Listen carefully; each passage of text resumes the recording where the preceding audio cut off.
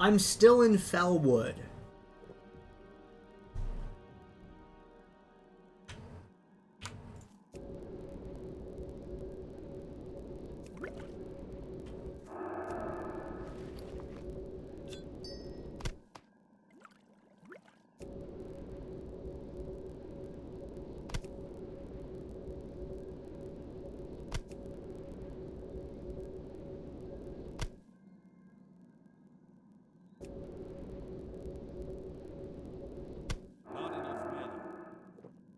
Why is there a hunter here?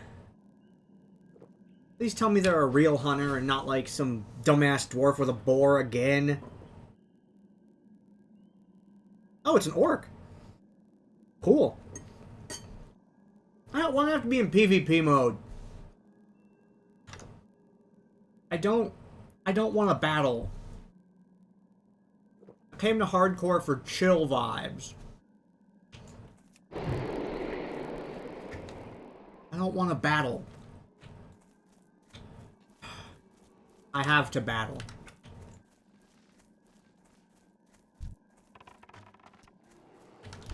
Alright, here we go.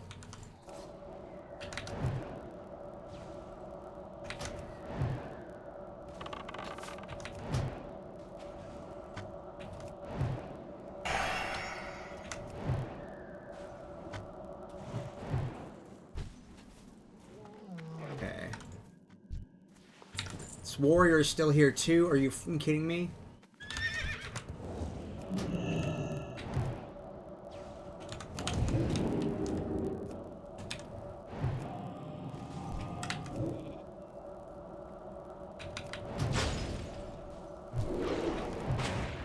I bet it's gonna be worse at the other camp. At least the other camp doesn't have that giant tree in the middle. Took a break, visited the girlfriend, come back, camped. What is it about the weekend? All week long, empty. Saturday and Sunday, people all over the place.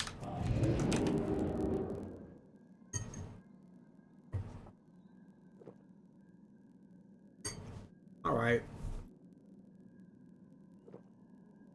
I'll wake up.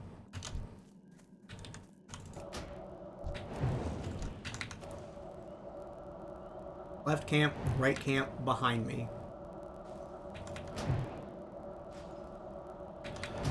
My wrist hurts already. Maybe that was from some other stuff.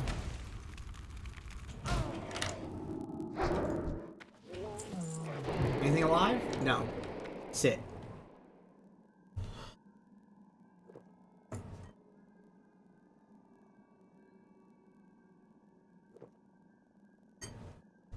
Oh, there's a mob.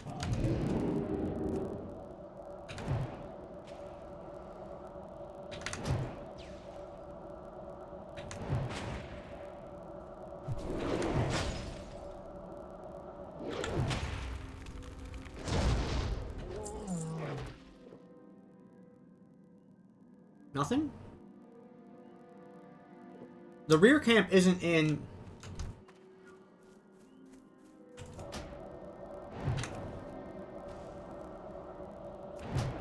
I really like to sit around here where I can see all three camps from one location.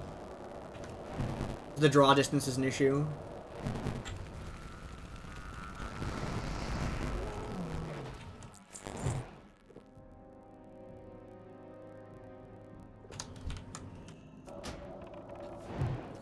Fuck! I spent too long sitting.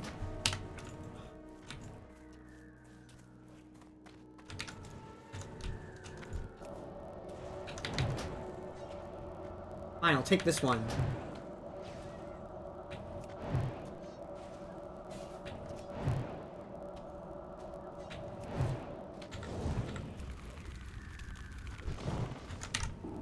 How are you a higher level than me and you can't put down your target faster?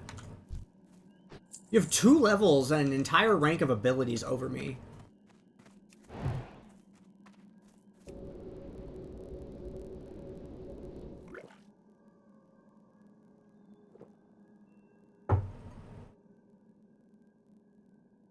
Where did all these people come from? don't have enough mana for this kill, I don't think.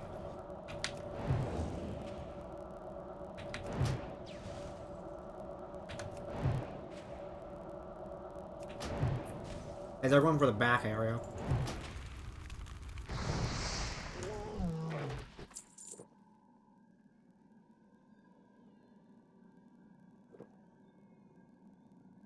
So they have Aspect if they choose to use it. So they have increased run speed. That's the thing that makes it the most difficult to compete with a Hunter. It's not their instant shot. Because travel time is still a thing. Their instant shot's not the thing that makes it difficult to pull against them. It's that they can run plus 30% speed. Unmounted. Because of Aspect. That's what makes Hunters the worst to deal with. In situations like this. But these people don't fucking look behind them. Because they're not good at the game. They're new. They're learning.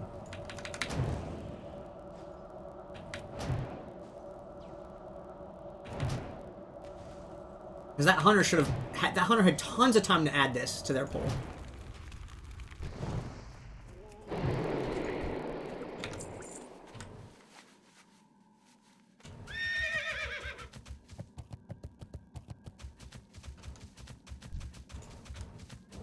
It's a Pathfinder?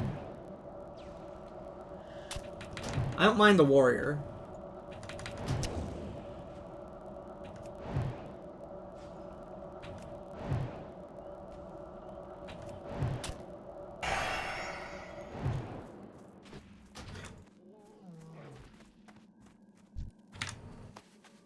There might not be time for mana, there isn't.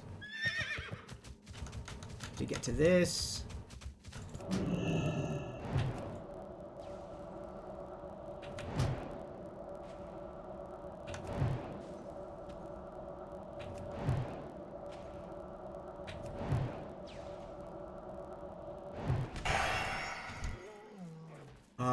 Anything in range?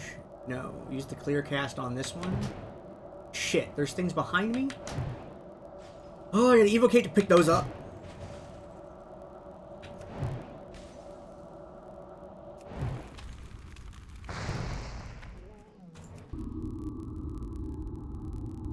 Ooh, I don't think that channel's gonna... Is that gonna fill? Not quite. Okay. Okay, so first thing first, get that one. Second thing, get this one. Sheep that one after tagging it. Start casting on this one. I have to find time to loot.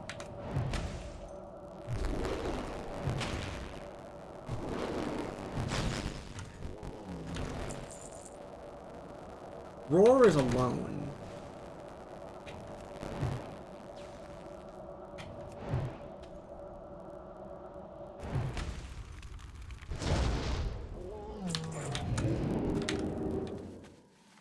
What? Didn't pick up.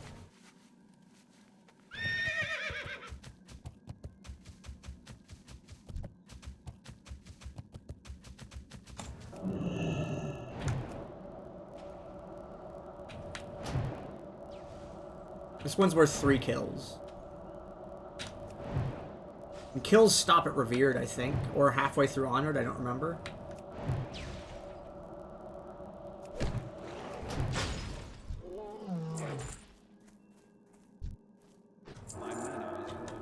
I'm out of tricks. I have to hard sit. Damn it.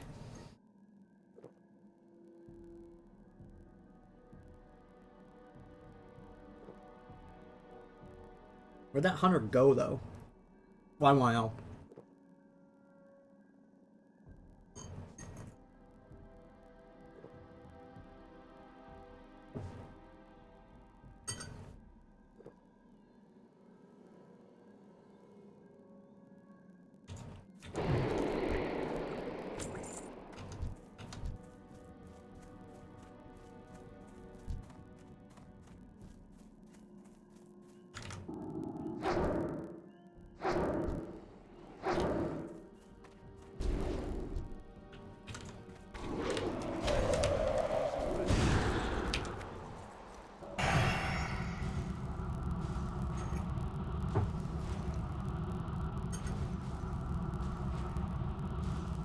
It's a very helpful clear cast.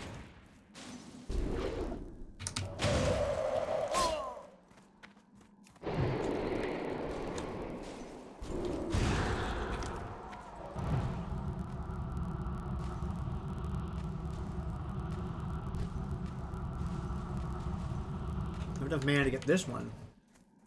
I don't see anyone around me.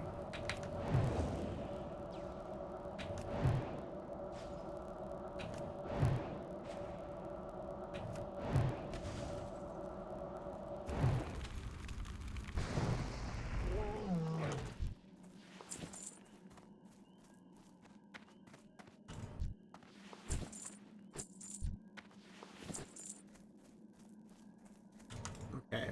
Maybe I can hard sit. Maybe that hunter wasn't going to be here full time. Copium.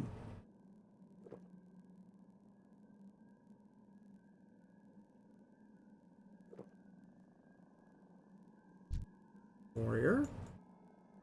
Warrior.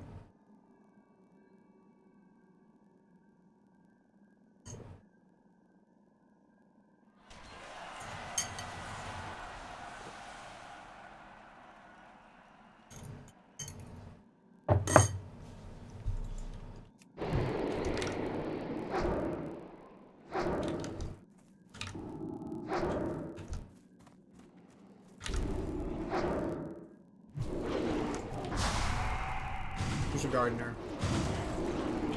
Damn it. Fucking cluster, please. Really? Okay, well.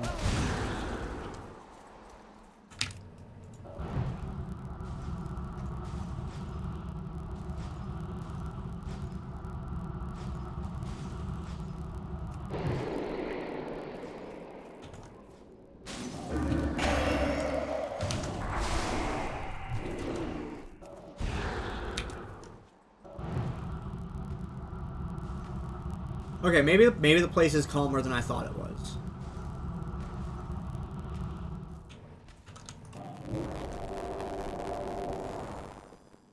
Maybe I don't need to be full on.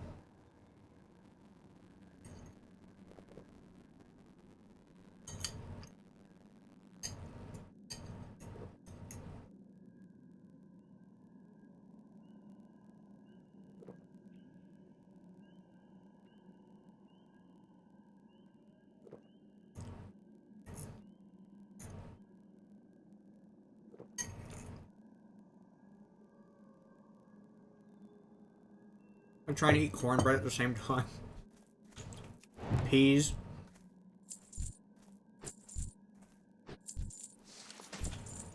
That's still recharging.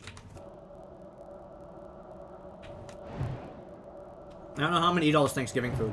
It's Monday.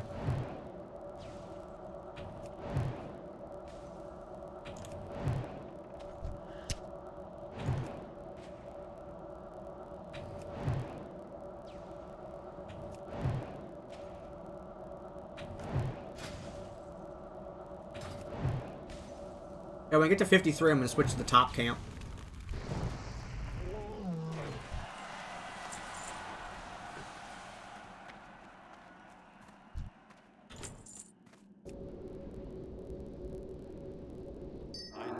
Damn it.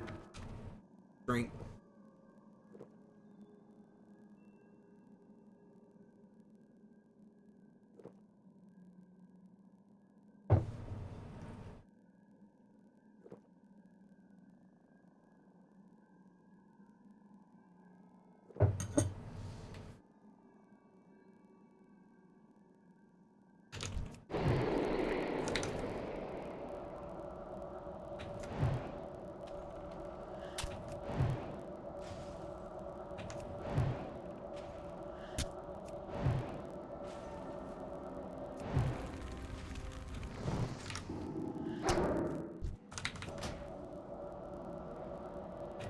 That Scorch didn't deal enough damage and aggroed the Gardener when I would have rather had this Gardener sit for a little bit.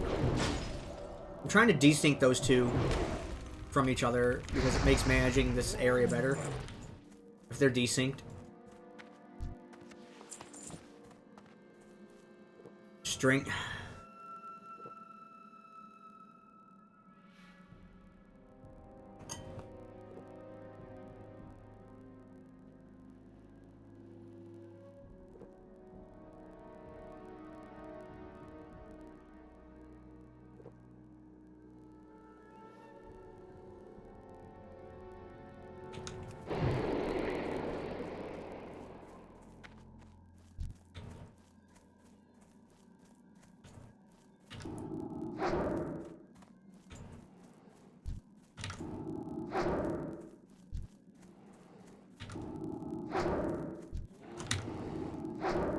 The reason I use my wand here is so that I have mana.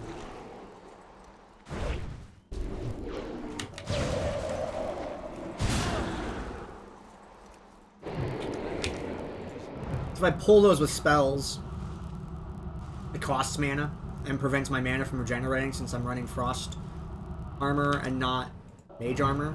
I forgot to kick that while I was talking. Bad. Whoops. Just really tiring sometimes playing the old World of Warcraft. I need mana before I can kill this.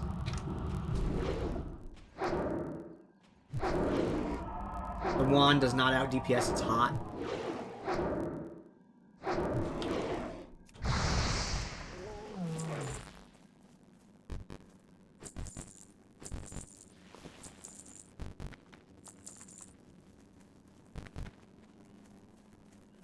Yeah, we can probably do this.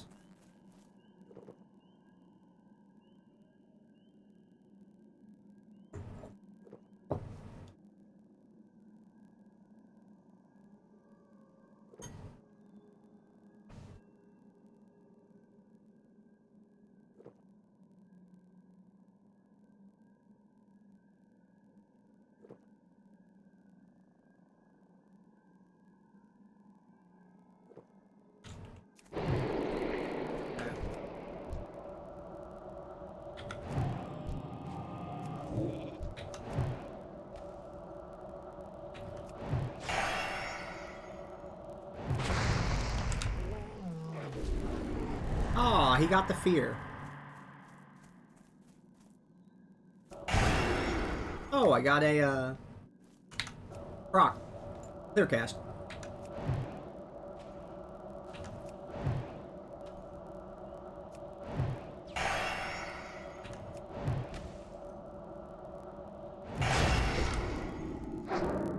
You little skank.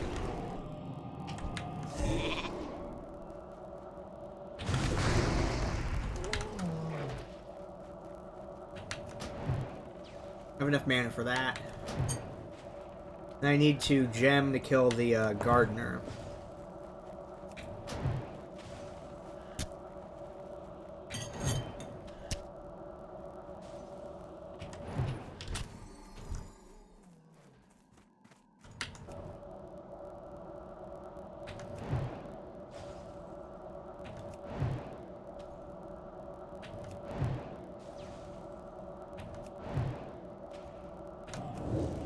I know, small one.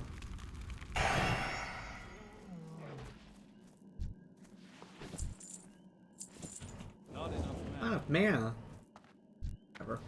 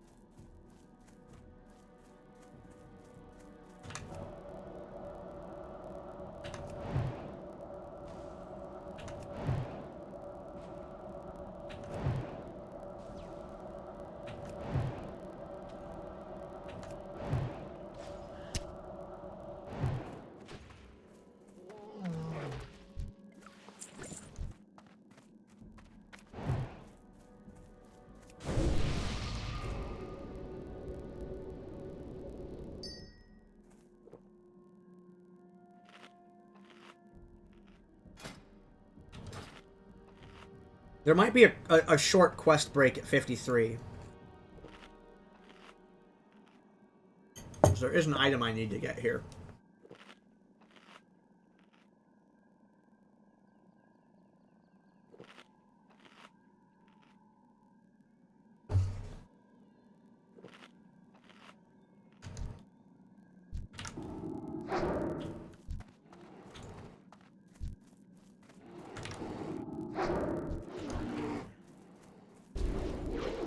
Pathfinder over there. I need to go left pretty hard.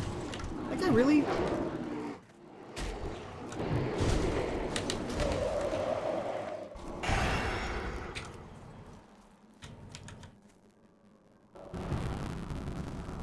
Oh no.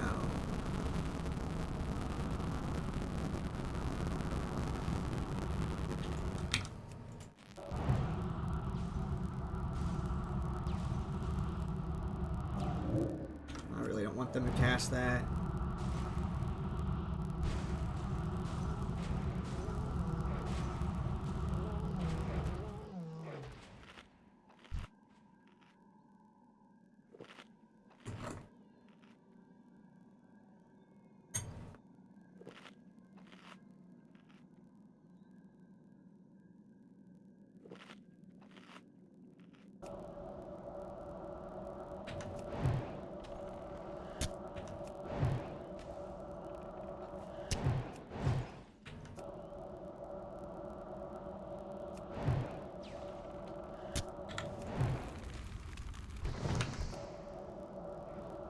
Oh, I might have wasted too much time on this Pathfinder.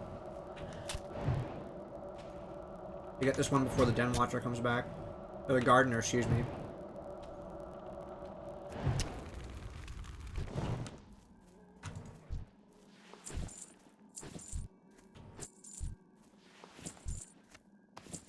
Okay, there's the Gardener.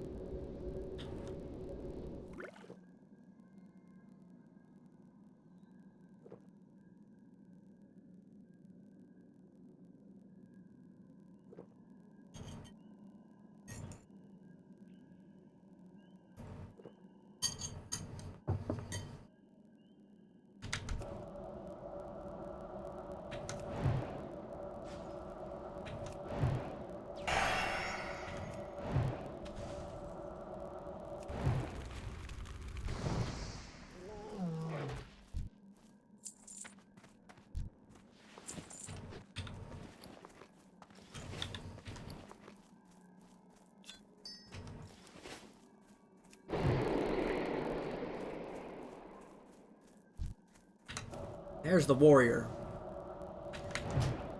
That warrior over there has been on the other side doing the camp in the back curve of the tree. It's been really nice to share the area with them because they're sharing it really well. I haven't really done anything with that camp or this whole back or front section technically.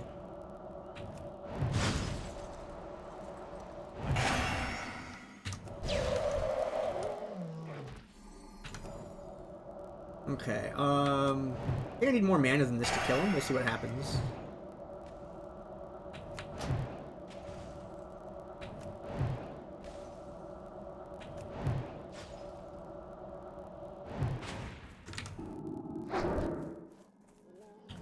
Oh, nice. I got him before this warrior started checking for aggro.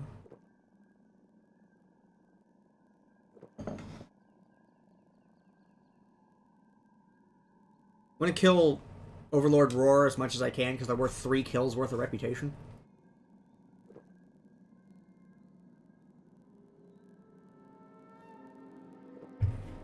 And like, what's 12,000?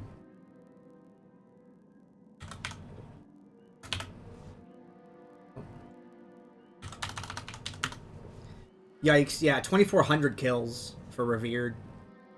I think the rep stops halfway. Even so, literal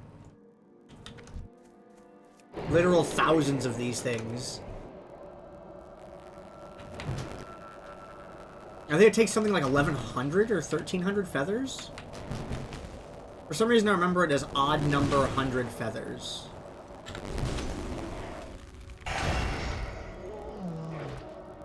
I could have triple pulled this.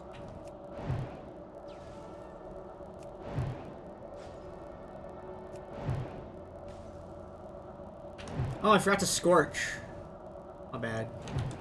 I'll do it this time. Okay, and then we'll do this over here.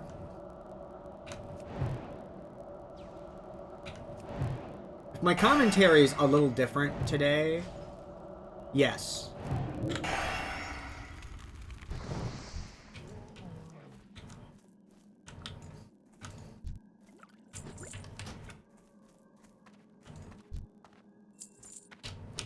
I'm on an over-the-counter thing for my anxiety. So on work days, I have that.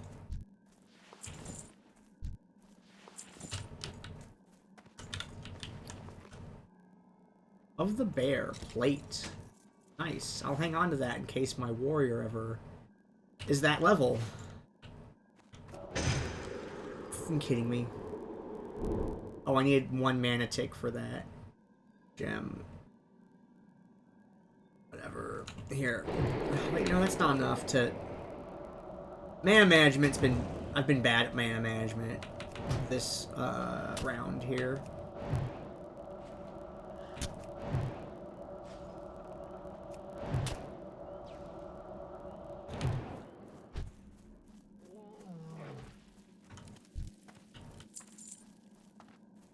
Okay.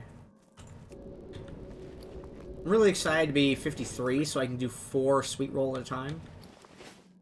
Very helpful.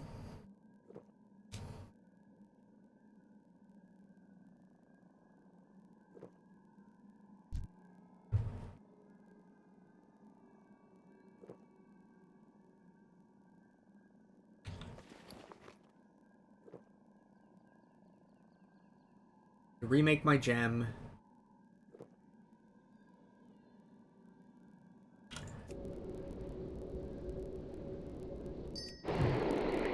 I get the mana back and then I go to a pull. I have my gem back now. Keep the resources topped up.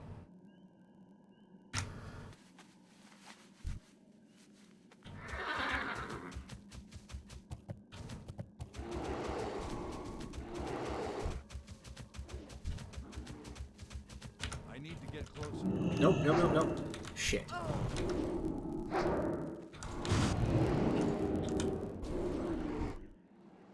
Nope, I got them. I can sheep the 1 Pathfinder.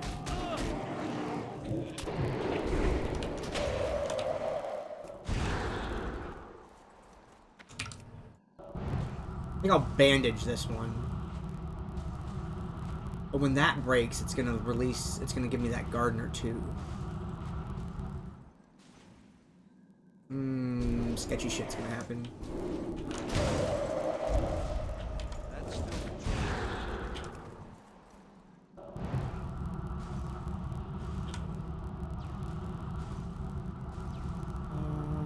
What do I want to do here? Just evocate?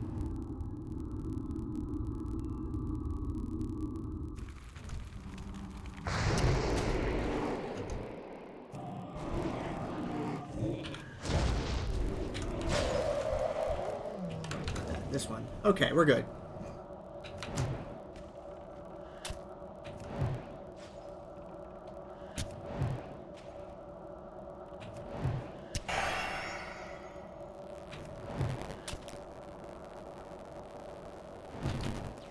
We're good. Yeah, I think Evo was the right play there.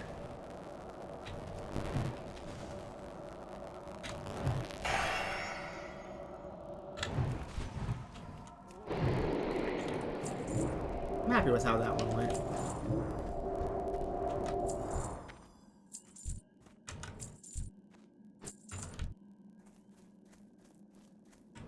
Okay.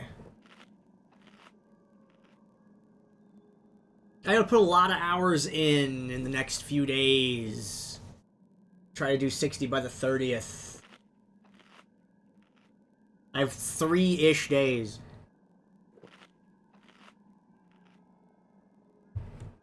Hey, congratulations! Yeah, I was wondering about that, but I really had to clock out. That's great news. I'm happy for you. You did it!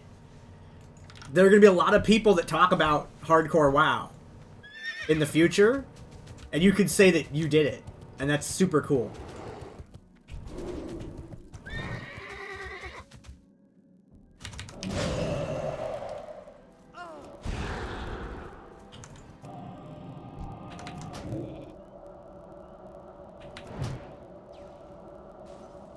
Yo, that would have been so sad if that was what got you.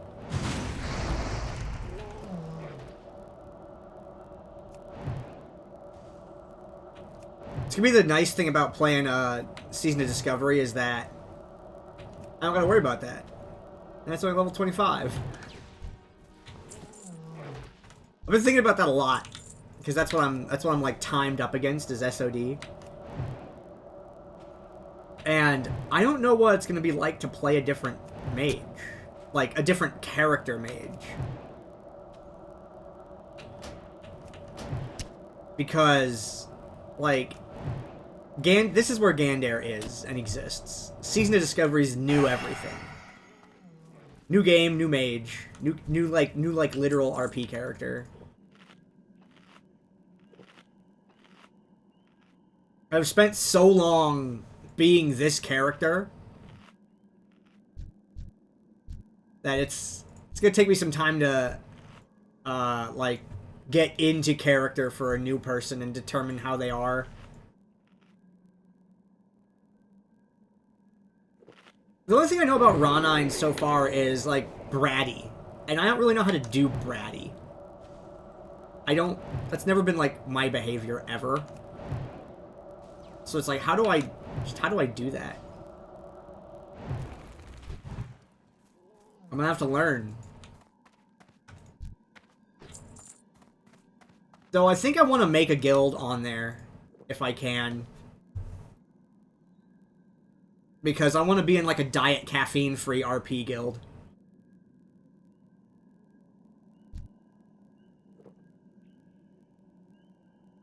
Because a lot of RP guilds are, like, too heavy for me. I like comic book style. Like, we all know we're in on the joke. We all know that we're playing World of Warcraft. You know, kind of like that. Like, it's like we're in a sketch show, kind of. That's the type of RP I want.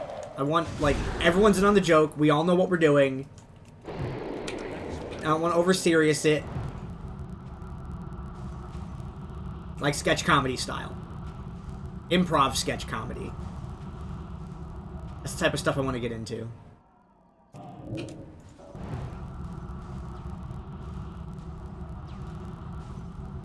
You know, you say that's kind of boring, but stoic characters can be really funny. And I want you to think about that for a moment if you haven't already.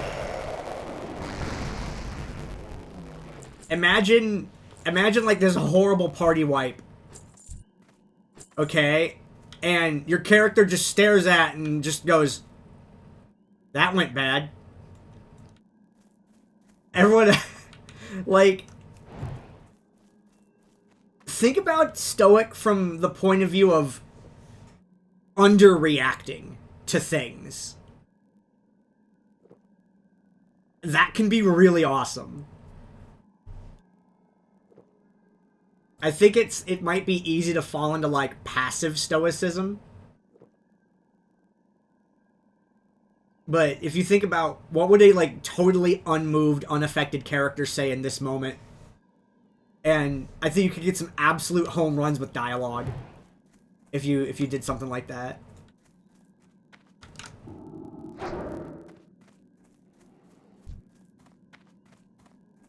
It's too far away.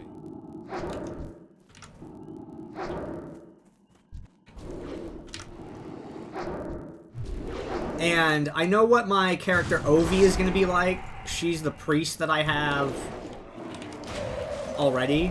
I know what she's going to be like. She is going to be incredibly nervous all the time. Helpful and nervous.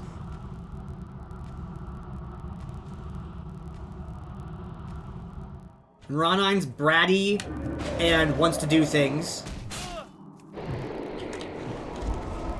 Like, he wants to do new stuff. That's his whole lore.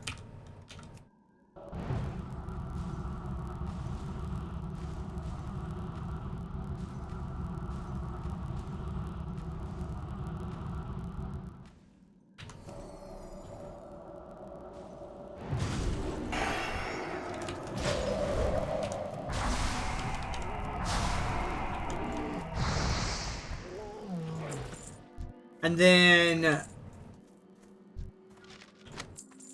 Sari is a Horde character, and I'm going to be playing Alliance, so I can't really be her.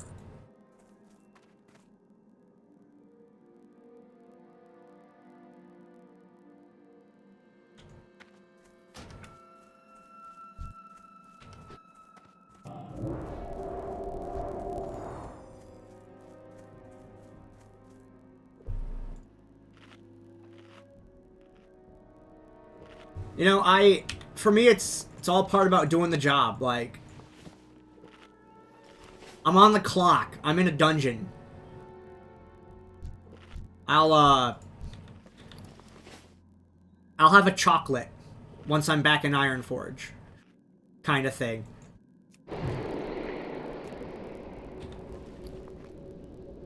Get back to Ironforge and have a slice of pizza or something.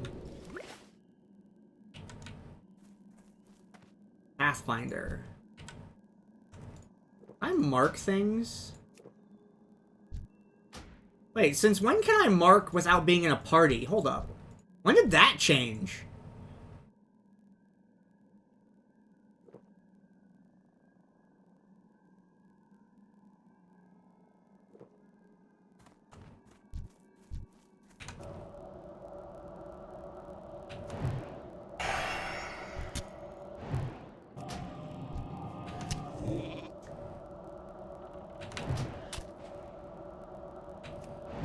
Ovi's job is help people.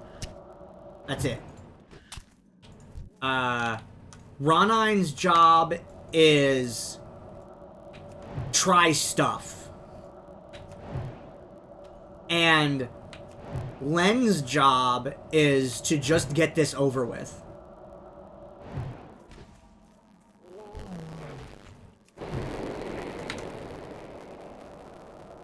These are characters I use in, like, D&D. These are, like, NPCs that I've used. But I'm thinking about, you know, just running them as actual characters. Also, I don't know how I'm gonna name Ovi on the RP server. Ovi's lore is, inappropriate. I think I talked about it a while back. I named my priest because a lot of people name priests, like, really, like, lewd, submissive type usernames. It's like a running joke in it's like a running joke in healing as, like, a community. And I gave her one of those names, and I'm like, well, that's obviously not the character's actual name. And then I came up with Ovi for her actual name. But without, like, the lore implication behind it, it's, like, she's very different. Out of range.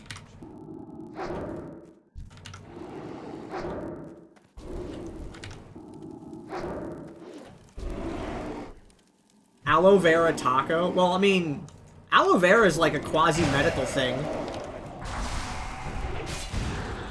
You know, for, like, burns or whatever. Healthy snack? Oh, man. That's a good one, actually. It also loosely follows the lewd healer name rules, depending upon how you spell snack, or what's implied with it. That might be me overthinking it, but I come from some, weird communities. I like that you have, like, creative names, though, for your characters.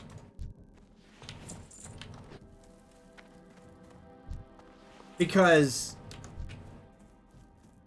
like, Deadly Potato, what even? It's a name that makes me think about it. Aloe vera taco. I stop and think about it when I read it.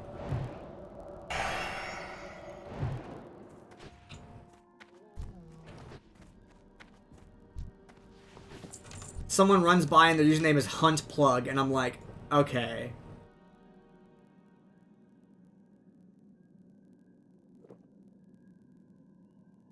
Oh, that's funny. I like that.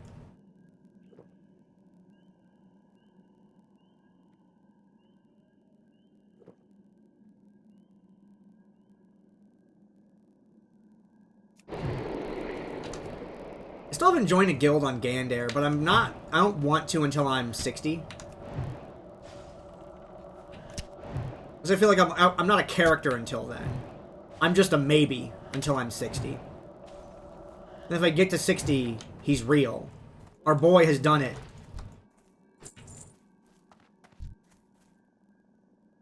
It's like a lore thing, too.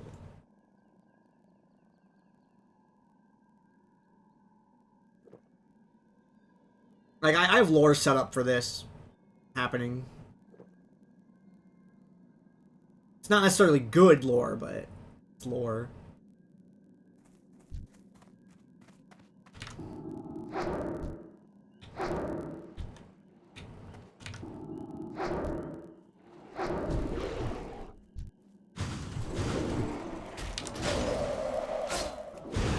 Okay. There's 3 gardeners here. That's still recharging.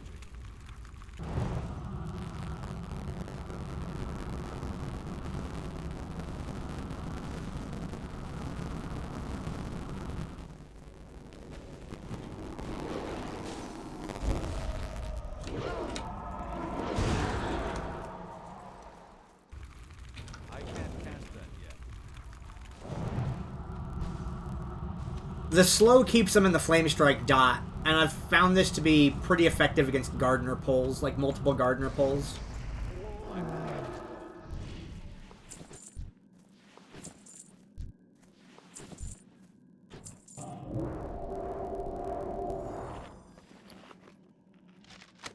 This zone is peaceful now, but all day, like before this, like I started playing at 11, which was 4 hours ago. And this place was like aggressively camped by a hunter. And I had to compete with them for pulls. And I felt like I was doing PvP again. Half drink, drink walk, blink rank 1 frostbolt. Rank 1 frostbolt, a recently spawned target, polymorph it and save it for later because now it's tapped to me. Like, lots of whack shit.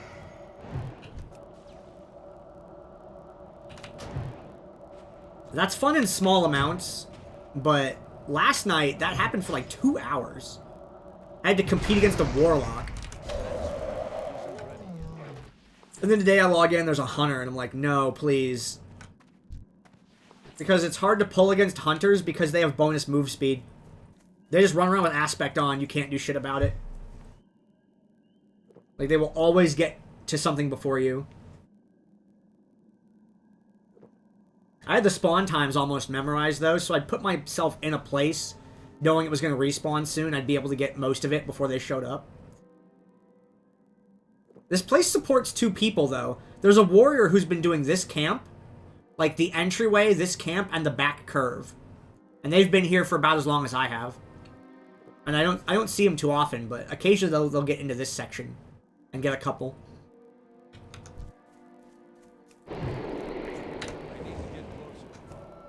And then I've been doing these 2 camps plus the 5 in front of Roar.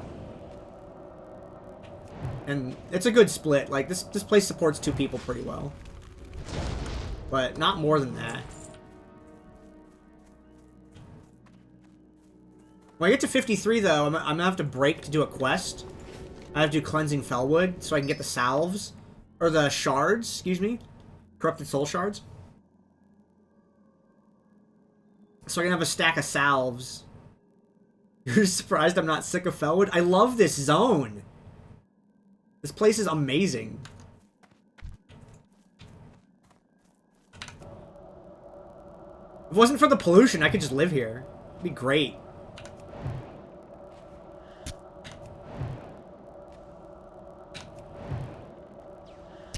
I'm the same way about Silithus.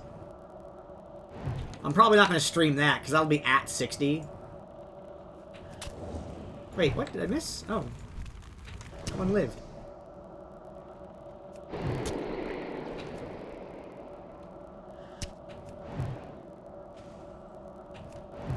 It's okay, I balance out the universe then. Because, yeah, anything, like, I'm a goth kid. You know, when I was a teenager, I was out there listening to Nightwish and things like that.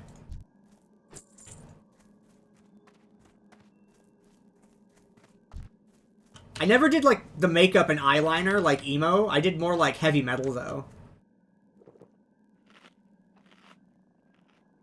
Like, I went more that direction than the emo direction. I went more, like, thrash rather than, like, emo.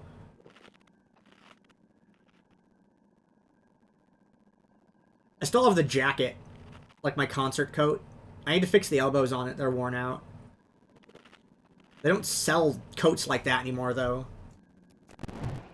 Hey, what's good, Lunar Panther? Hope you're doing well. Made it to level 52. Played a little off stream. Not off of a recording, though. I still record when I'm off stream, in case something interesting happens.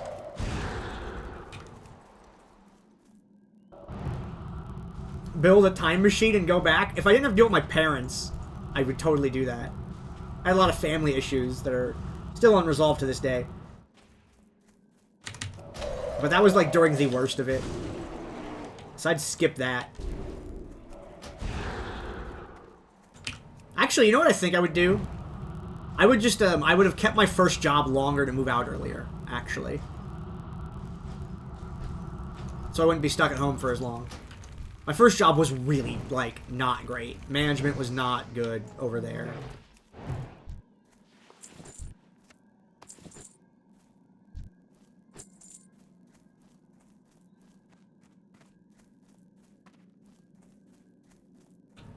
Ooh, you'd go pick up rare cars? Yo, I would get, like, 3 Ford Pintos.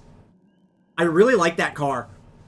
But now they are so much money. And in the early 2000s, those things were, like, a couple $100. They were, like, less than $1,000. No one wanted them, and now they're, like, a classic, cool car. But I didn't have money back then. I really, really like them.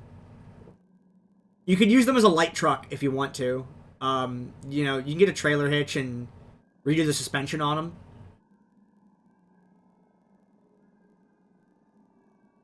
Because I know someone that did exactly that. For anyone not familiar with what the Ford Pinto, or not the Ford Pinto, the, not the Pinto, the, what's the other one? What am I thinking of? The one with the truck back, not the Pinto. The Pinto was like the hatchback. The, what the hell? They're in, like, all those gangster movies from Mexico. I can't remember the name of it.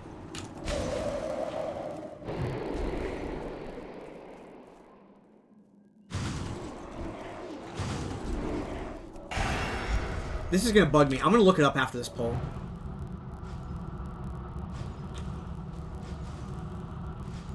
Yeah, the Pinto... also, the other thing about the Pinto was, like, memed on for exploding. Because of a design flaw in it. So if it got into crashes, there was a certain component of it that could puncture the fuel tank. So there were a lot of memes about Pintos exploding. But that was actually fixed really quickly once the problem was discovered. So later model Pintos are pretty good cars, but no one fucking drove them because they all associated Pintos with exploding, and it killed the entire product line. Like, they weren't great cars either, but they were just fine, the later model ones.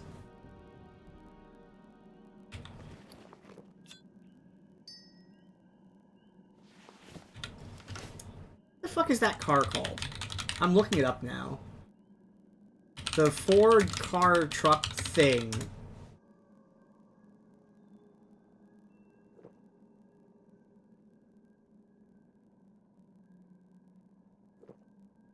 The car with the truck back.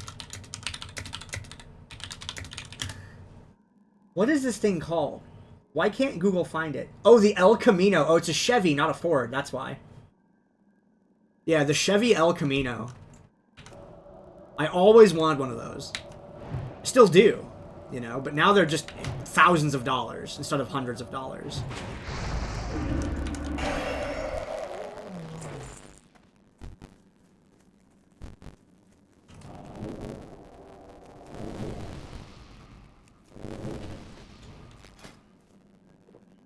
Oh. Oh.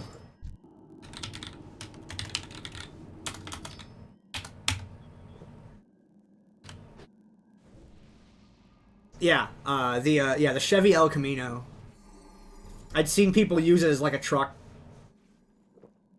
It's not really like for like real hauling. That would you'd want an actual truck for that, right? But it can do really light work, like pull a small trailer or something like that, or a small boat.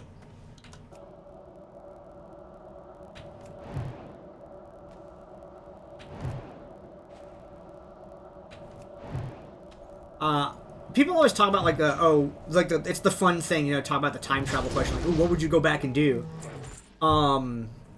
Yeah, I would have kept my first job a little bit longer, even though it was absolutely miserable, just to move out sooner. And then I would have not done any college at all, and I would have gotten into esports way earlier.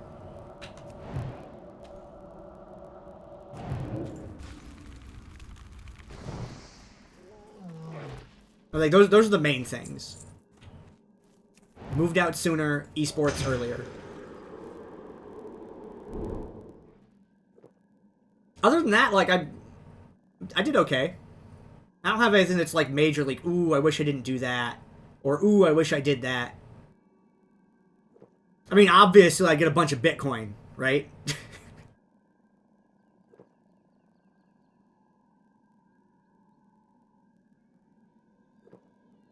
Oh, Lunar Panther, there's definitely two girls I'd hook up with. Because, I was, like, one of them, I was, like, too polite to. She had a boyfriend, and I wasn't about that. But it turned out that their relationship was actually really bad, and they ended up breaking up anyway.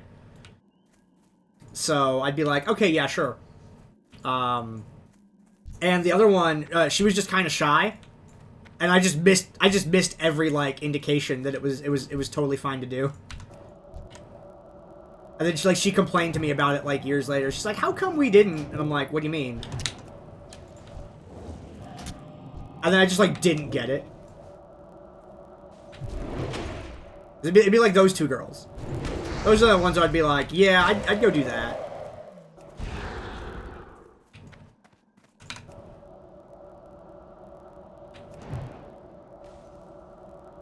I would definitely still ask out my current girlfriend the same time that I did, though. She's great. And we just, like, met at work, right? So I would just, you know, get that same job because they hire pretty much everyone, which is why I got it in the first place.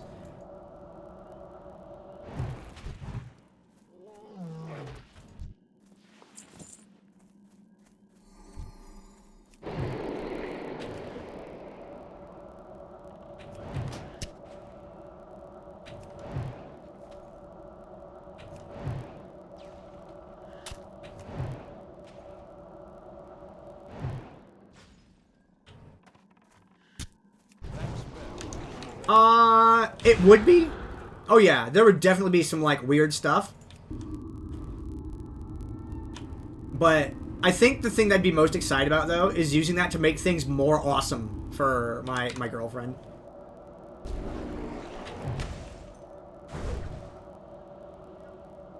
Like, because knowing from the beginning that she didn't like certain things would be nice.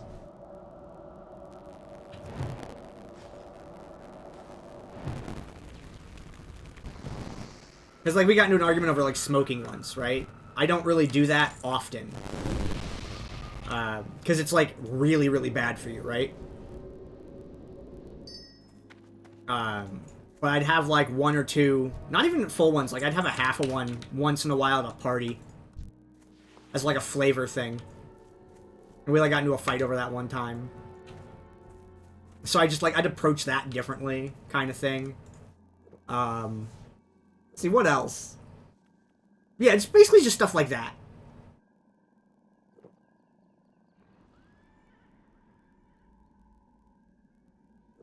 I would just be able to treat everyone so much better. Like, because I've never really had, like, any major fuck-ups with people I know.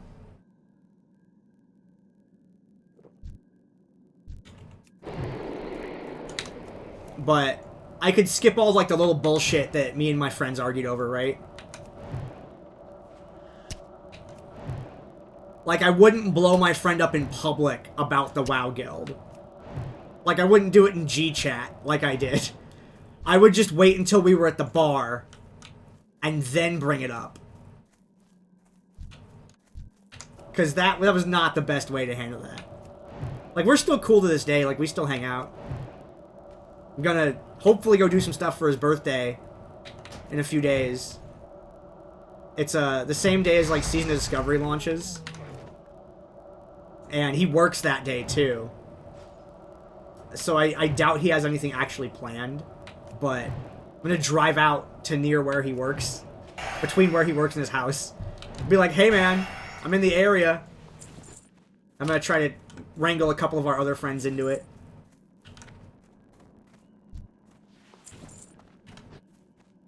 But there's stuff I would do different, but for the most part, I'd do everything pretty much the same. Except Bitcoin and esports. Like, the esports thing, like, I lost my computer for a while at a time when I was doing a lot of esports stuff. And I didn't get it back for months, because, like, I had to buy a new one. And in that time that the computer was down, there were some changes with the roster. And, like, the casting and things like that. And it was just really not good for the show. I'd do something to find a way to avoid that. So I would do more shows. I would have done more shows in Europe time zone, on Europe server. That's another thing I would have done more of. Would have done more stuff with the Europe community. But yeah, it's really just like... Yeah, it'd be like New Game Plus. Treat the crew better. Do even more esports. Get some Bitcoin. I'd work the same jobs, actually, because my managers were really good.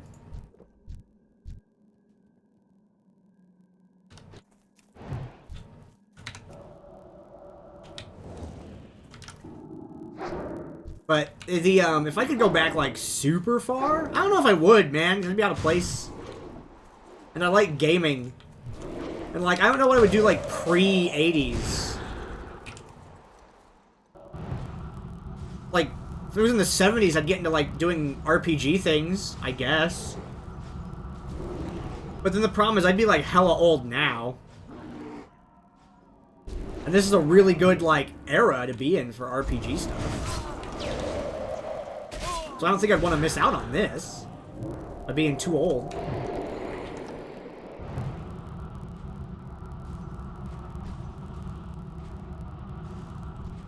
You would have such a cool museum, Lunar. That sounds so awesome.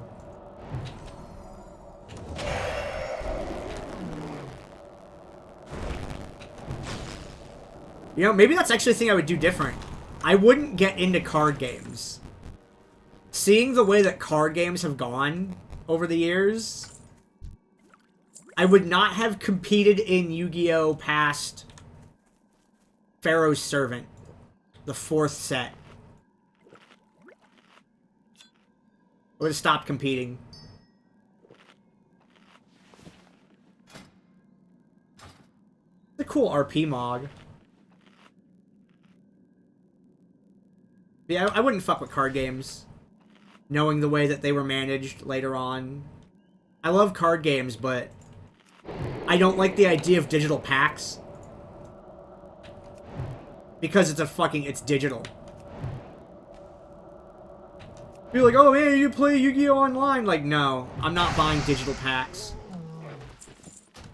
Buying physical packs is cool, because I can have a big-ass binder of cards and a display case and stuff like that, and a shelf full of decks. So it's like a display thing for like my hobbies, which is I like that. But I can't do that with digital cards.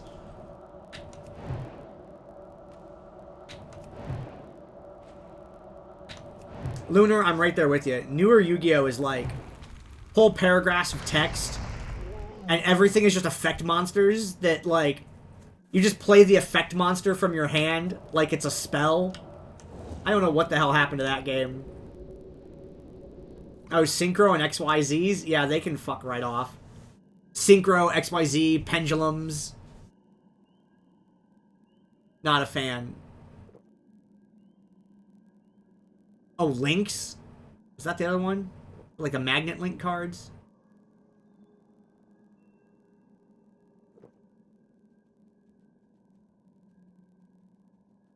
Yeah, I don't really like what modern Yu-Gi-Oh has become. However, I would 100% play it if Master Duel would do the following. If they said, hey, give us $300 and you get one copy of every card. But if you want duplicates, you gotta pull packs digitally. You might get me on that. Same thing with Magic the Gathering Arena.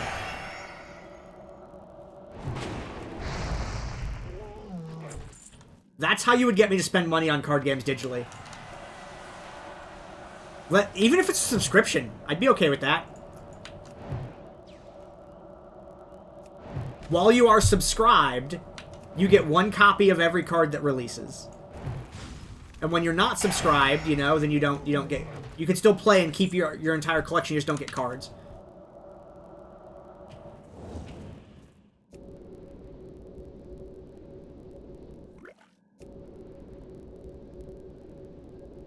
I need more mana.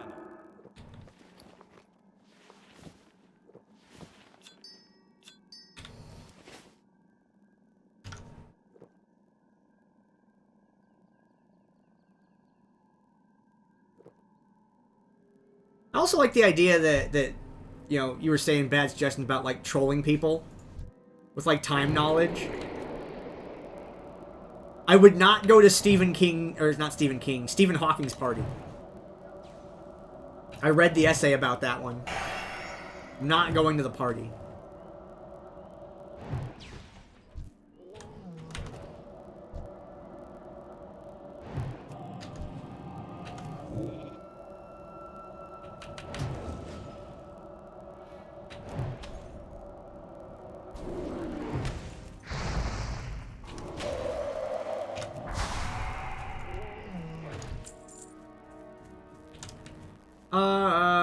I just Evo here. In a pretty safe environment. I think the best thing about that era would be the gas prices. Because the gas price to income back then was really good. You could drive a lot.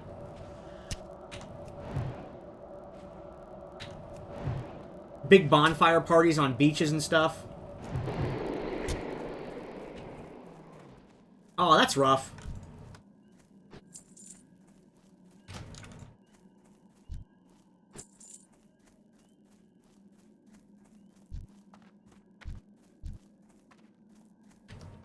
That spell isn't ready yet.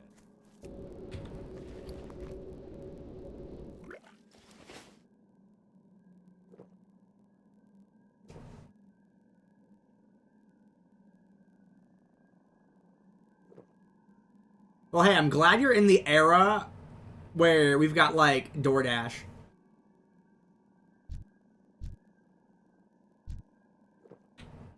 Because for people that have, like, issues with travel, we're in a great timeline. There's so many options now. Depending upon what city you're in, you know, state, country, etc., you know. Some places have really good, like, public infrastructure, too. But mostly it's just DoorDash. DoorDash is so good.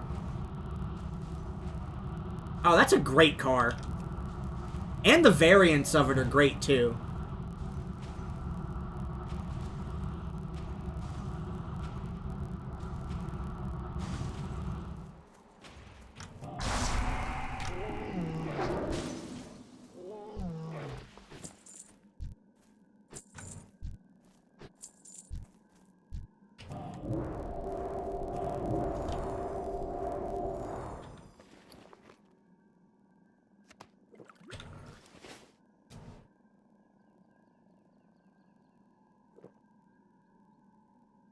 Holy shit, did you? That's freaking awesome. Congrats. That's a big project.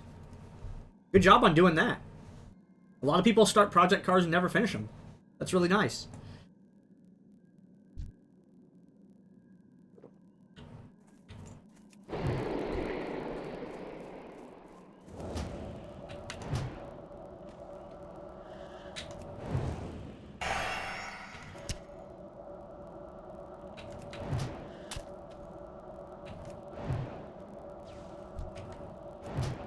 I don't want that Pathfinder to walk over to that other one, so I'm pulling it early because this one's almost dead.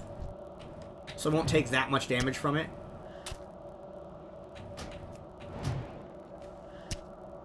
Get my shield back after this.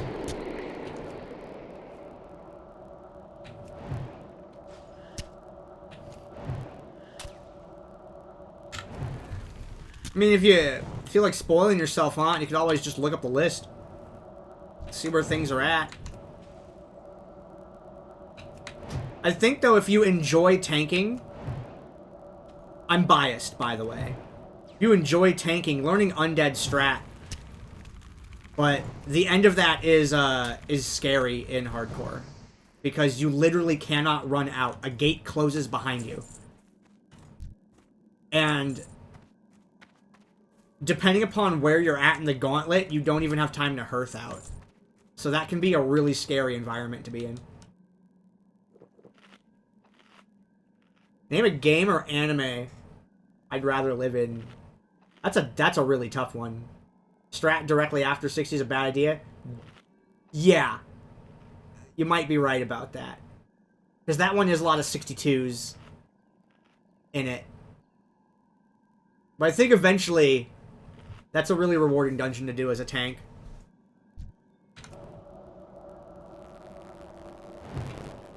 Oh shit, I could have multi-pulled this. Okay, I'll do this one, then I'll do it 4.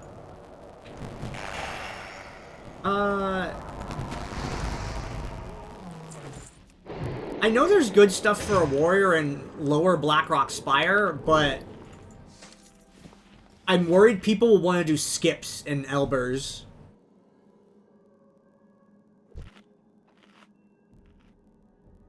Yeah, no, the idea of, like, what fictional setting would I like to chill in, I can't think of very many. It's too far away. Like, game or anime? I just like esports too much. And I'm like, where can I go that I still have esports? But most of the sci-fi settings are absolute hellholes.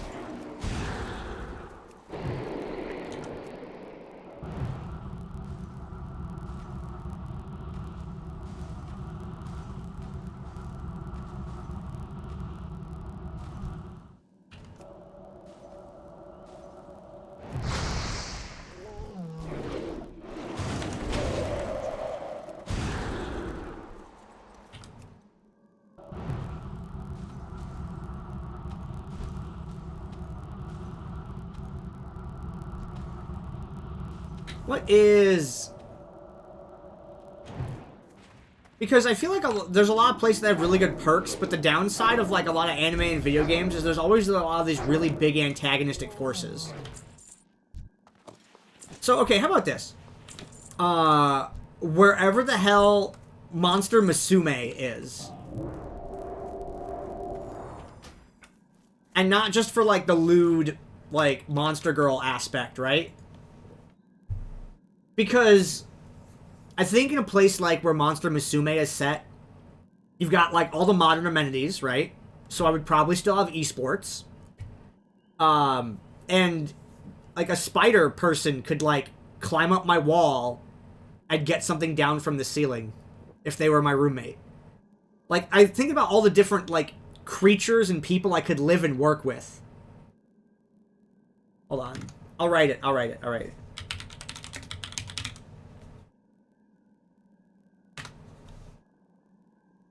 The anime is very much... the anime is very much like the lewd snake girl and, like, sort of a harem anime. But we're talking about just, like, the setting. I think that setting would be really cool. Lots of really interesting biologies of people to live and work with. You have all sorts of wild stories about roommates. And I still get esports.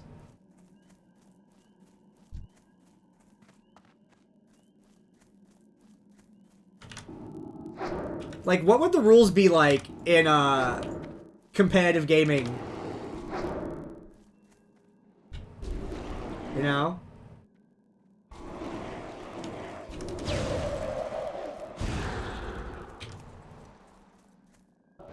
And then there are some other ones that's like, how loose can we be with the timeline, right? Because like XCOM, okay? And it might be like, whoa, that's awful, that's horrible. Like, well, not really. XCOM after you beat the game. Like XCOM 2 War of the Chosen after the Chosen are defeated. I don't know, that's a pretty cool place too. You got tech. There's like aliens, there's like interesting people. I think that one, I think XCOM 2 after it's been completed. Maybe that's a cool place to be. Lots of work to do in the rebuild. I like colony management type games with a mix of strategy. I don't like Civilization style games very much. They're okay, but I generally don't play those. What's another thing? Like, the city builder survival game Frostpunk, I really enjoyed, but I think that that's kind of like an anomaly for me. I don't like the strategic RTS games like Total War Warhammer. Like, they're really cool, but I just don't end up playing them a lot. Like, there's some games that are really interesting, like Stellaris. Really cool. Not for me.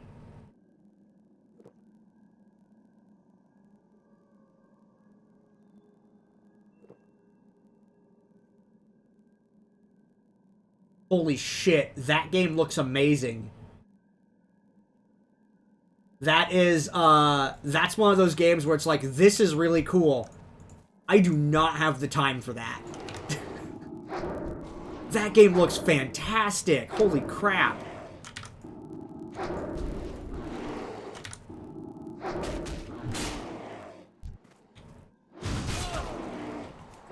Reminds me of like a Dwarf Fortress, in a way.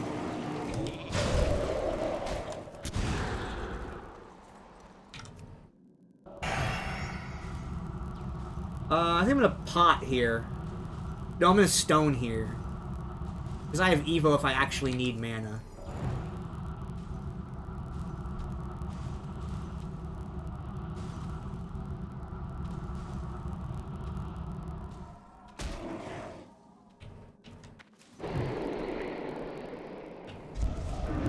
Ooh, I counterspelled the wrong thing.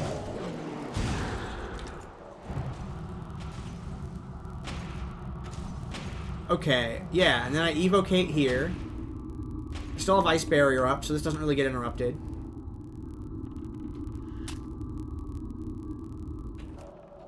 Yeah, like, I got Dwarf Fortress for Christmas last year. I traded a friend a graphics card that I had for gas money, a burger, and Dwarf Fortress. He's like, hey man, do you still have an extra graphics card? I'm like, yeah. He's like, how much you want for it? And I'm like, whatever the cost of gas, Dwarf Fortress, and a burger is.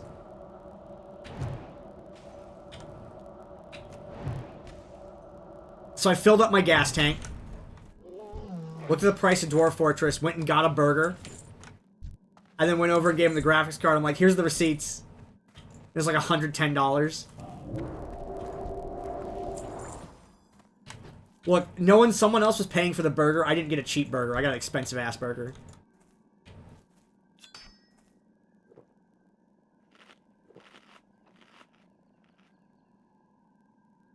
You know, I want to say I like the original Warcraft games, but I didn't, because I didn't like Upkeep. Upkeep was shitty and I hated it. And that's why I didn't like Warcraft. The story was cool, and I played through the games once was cool, but Upkeep sucked. And made me not like it. I was way more into StarCraft's, how StarCraft handled it.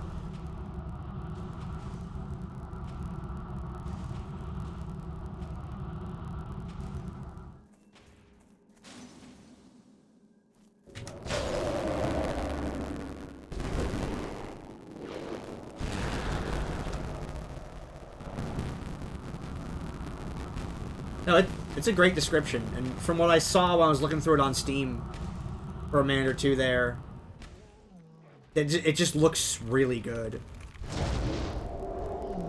But it's like, to play one of those games is a lot. Like, I spent like a month on Dwarf Fortress, and I'm like, I don't have time to learn this. That's the like the problem I had with it. And lately I've like really liked games I can like. Lately I've really liked games I can share with other people. So like co-op multiplayer stuff. Survival, like open world survival stuff like Valheim. Stuff I can play with like multiple people. I've really been to like trying to like share the gaming experience with other people in some way. In a like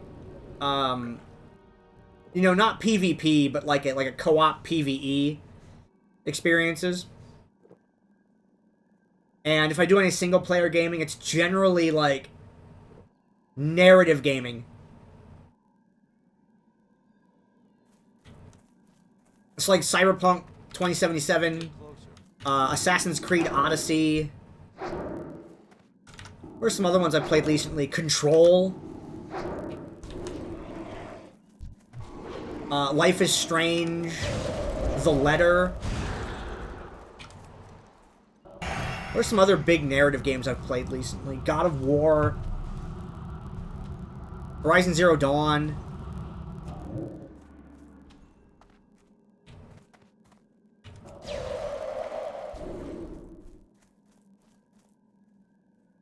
No, I have not. Well, out of combat, I'll click that link. You've had some really good game suggestions, by the way. Starting with Pillars of the Earth. You're into some really good stuff. Not all of it's stuff I'm going to be able to, like, play, but it's adding to my, like, list of things to look for on a sale. Because games will be out theoretically forever, right? I don't mind building up a to-buy list.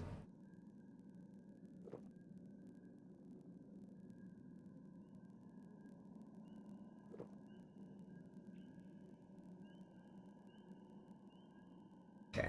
I'll have to look at that one. I'm going to open that link, too.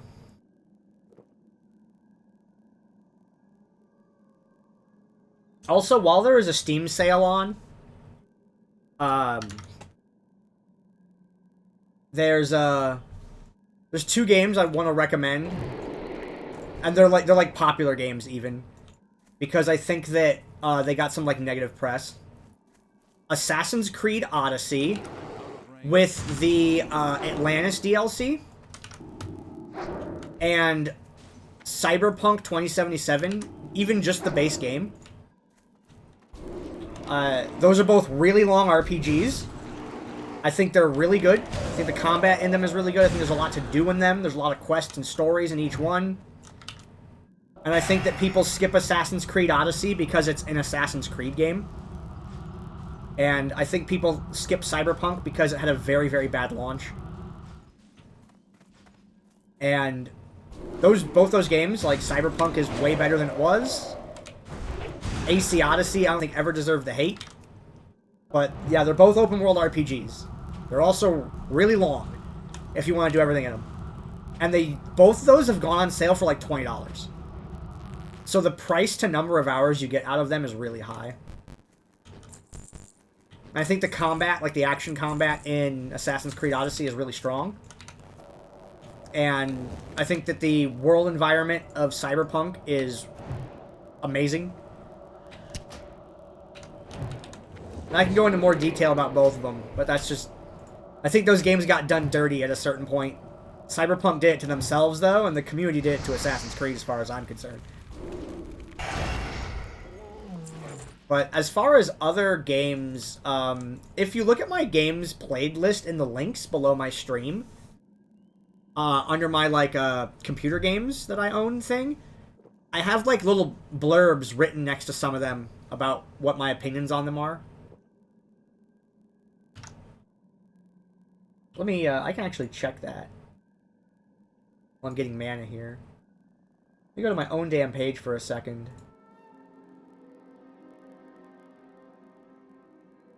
Yeah, computer games. There's a link. The paste bin. It has all my computer games in it.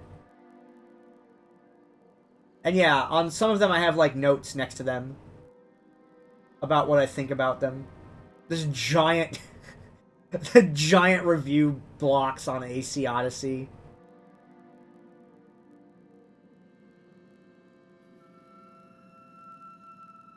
But yeah, I could sit and recommend, like, stuff for a while, but I think those two people don't think about them. And I wish they both got a little bit more attention than they did. I wish I, like, had money, right? I would just buy those for people. Because they go down to, like, $20 regularly.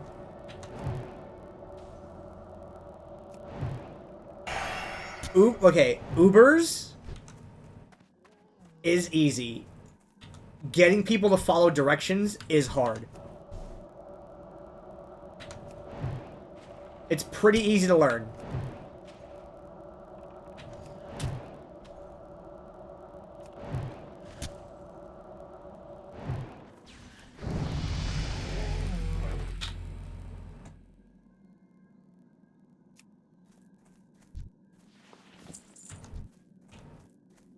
The main thing about Ubers that will wipe parties is people fucking up the Rend event. And Rend event and the Rookery, which are in the first half of the dungeon, that shit will wipe groups if people don't know how those work. If you do know how those work, you can pretty much breeze through the place. Knowing what to CC is important. You can look up, like, a guide for that. Okay, so I'm done in Arcane. Go back to Frost, and we're picking up Ice Shards now. Yeah, we'll pick up Ice Shards now. We'll do Shatter last.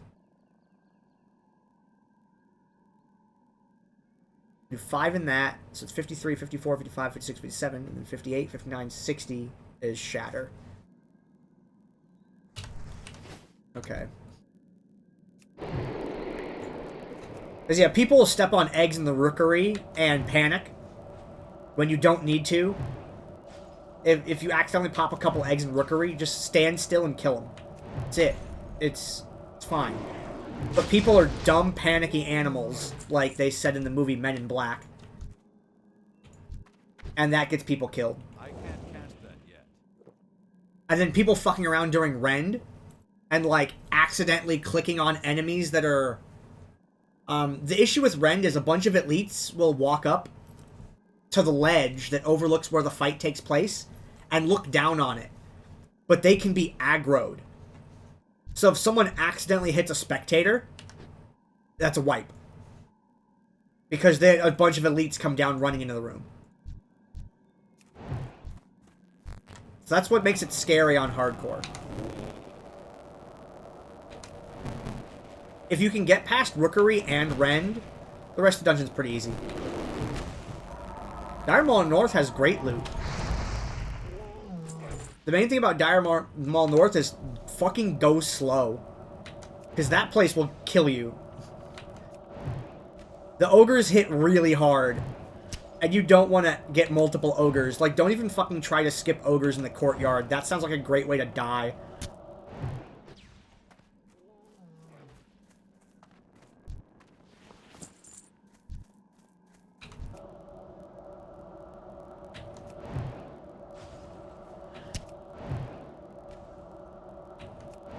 There's... yeah, Dire Maul North, there's a lot of knowledge checks involved. I think that's really the case with all the dungeons. But I think the thing that Dire Maul North makes me the most afraid of is just how much damage stuff in there deals. That's what worries me.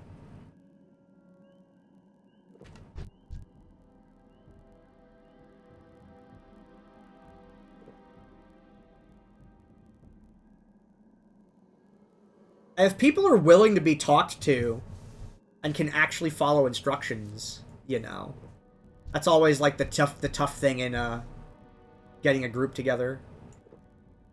Wait, is that quest yellow now? Hold on. It is. Okay, I think we're gonna take a quest break for the first time in a while.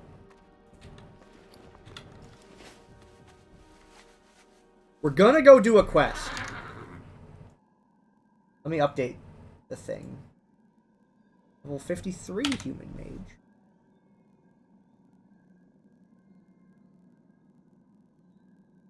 Okay. I want to go get the Cenarian Beacon so I can get a stack of Cenarian plant salves so I can start cleansing Songflowers for the buff. So we're gonna do a quest here.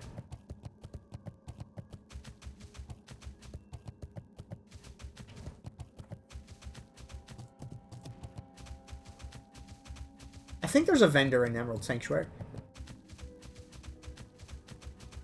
This zone's really bad for Alliance.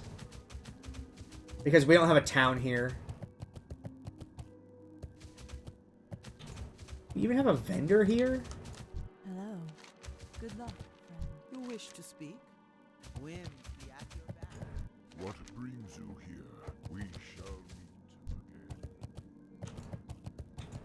meet again. I am honored. Illumined by Is there literally no vendor here? I mean, I knew this place sucked for the Alliance, but I didn't think it sucked this bad. Whatever, I can use the vendor later. It's about XP, not loot. I mean, it's a little bit about loot, but... Okay, Iron Tree. Yeah. This is up by the lake.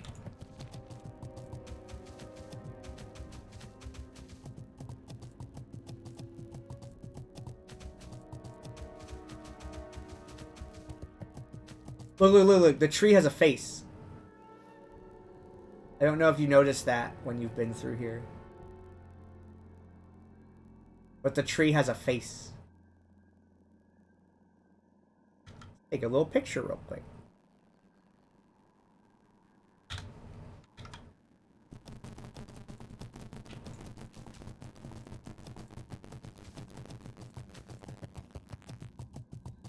Well, the difference, I think, is that you can outlevel Bard. Most of it, anyway. You can't outlevel the other stuff. You're gonna get parried more. Like, things will hit you more.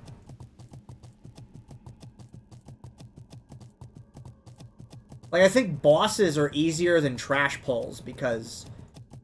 At least you can keep shield block up consistently against most bosses, but trash pulls just eat both your block charges immediately.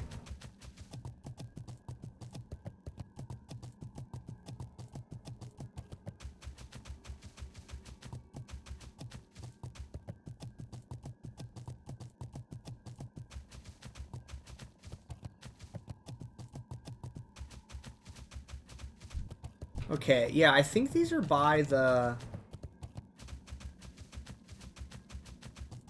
Warpwood Elementals. I'm pretty sure it's up by the lake.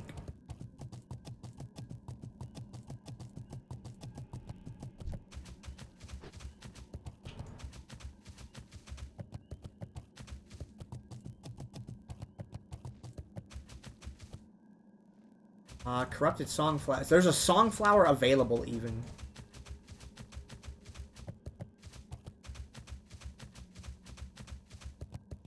That's one of the things I've enjoyed about hardcore so far, is that there are things in the world, and you can actually get them, because they're not camped by people who have an alt that they log into. Like, people have alts parked at certain spawn locations for things, and, like, every hour they'll log into each one once for a couple seconds to see if it's there, and if it is, then they, like, have 3 of their friends log in a Warlock that's next to it, and all summon people, and it's, like, it's actually insane. Like, there is a certain amount of, like, that's not okay behavior. At a certain point.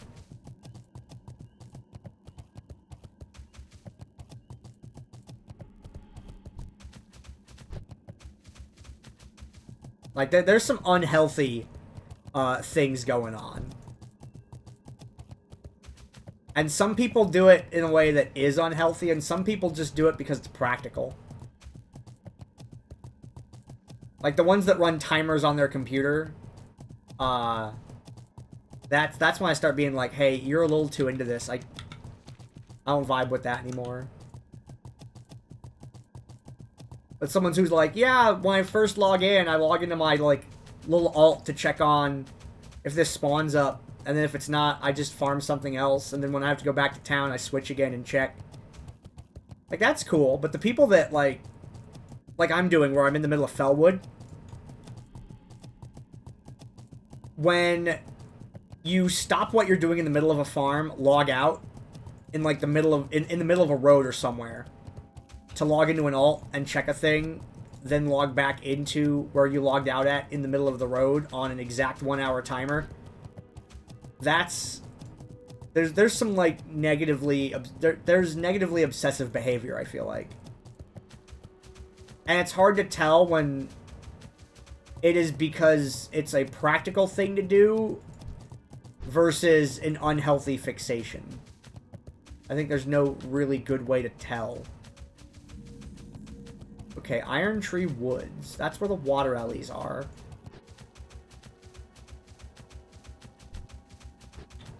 Can I get down here?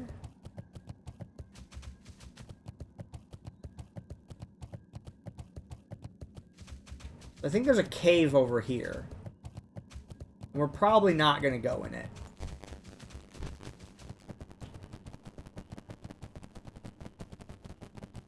I don't remember if it's low or high. It might be up on the ledge.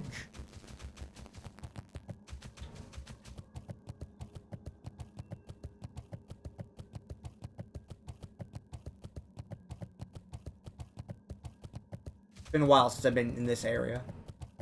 Even though I used to farm the water essences here. Rend runs. Rend is when you just do half of Ubers. You just go to the Rend event, and then that's it. And it seems like a waste when you're doing, you know, when there's a lockout, right? Like, why do a Rend run when you can do Drac, too? People really want the weapons from Rend. They want Dalrends. There's other good drops from them, too. I think the Dragon Rider boots that casters use come from Rend. Yeah, lots of good loot on Rend. And then after Rend is just Beast and Drac and the tier 1.5 boss, which not a lot of people do.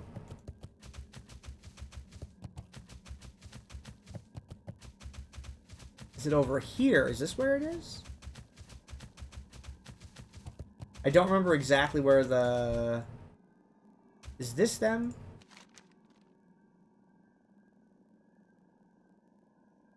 The Warp Woods. Yep, it's these. I was right. It was on the upper part. Took me a minute to remember. Okay. Yeah, there is a cave here, but you can do most of this outside.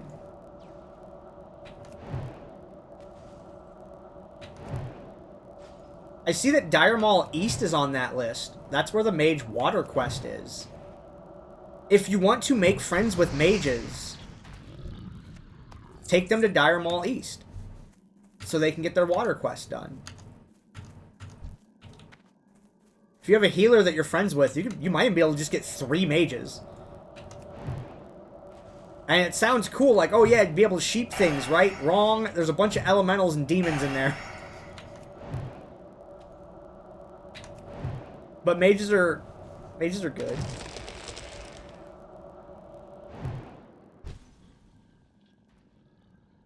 Okay, does this interrupt me?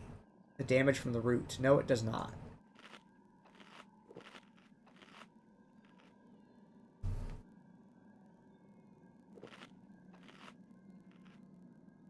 Dire Maul East, I think, is also the one with the Arcanite at the end. For anyone that does mining. I think you get 1 to 3 rich thorium nodes in it. It's the one that got incredibly botted.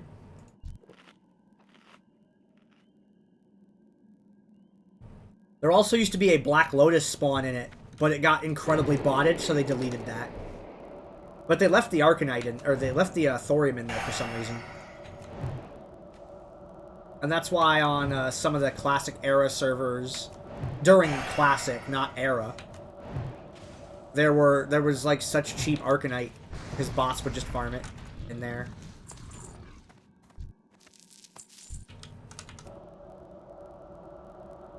It's too far away. The Uber's key quest is a bitch, though. Fair warning. That, like, takes an organized party.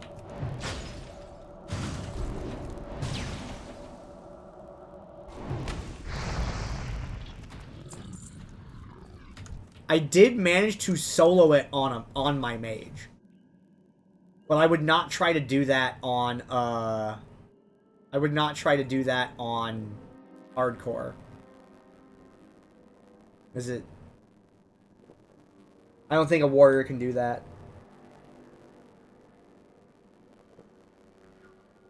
The end of the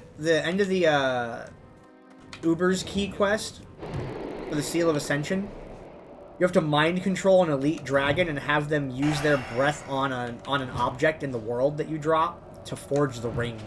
The quest chain's pretty cool. But if things go wrong when you're trying to do that elite, it's bad for you. And a warrior doesn't really have a way to get away.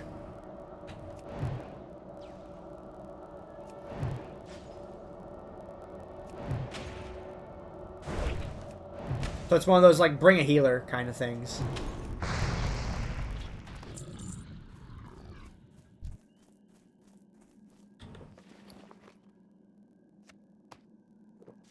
Okay, I'm excited about this quest. If you're not familiar with how Fellwood works, after you complete this quest, the Cenarian people at the Emerald Circle, they give you an item called the Cenarian Beacon that allows you to, like, capture corruption. And you turn those in to get Cenarian plant salves, which you then use to cleanse the plants, and that's how you get Whipperroot tubers, Night Dragon's Breath, Songflower, and I forget what the fourth thing is. So after completing this quest, you get to click on the Wind Blossom berries. After you complete this quest, you get the ability to unlock a bunch of buffs in this zone. The most important one of which is Songflower, which gives you, I think, 3% spell crit and some other bullshit. It's really powerful. It's one of those world buffs that people take to raid. It has an hour duration.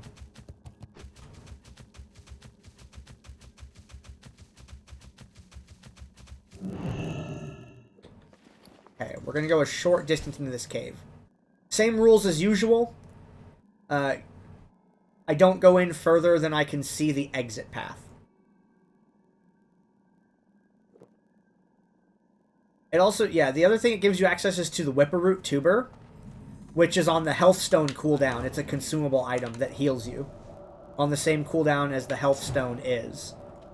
Night Dragon's Breath is the same cooldown, but it does health and mana. And then Wind Blossom berries are just berries you can eat that I think give you a stamina buff. Each one costs a different amount of Cenarian plant salves to be able to cure. I need to get closer. And it's unlocked once you do this quest.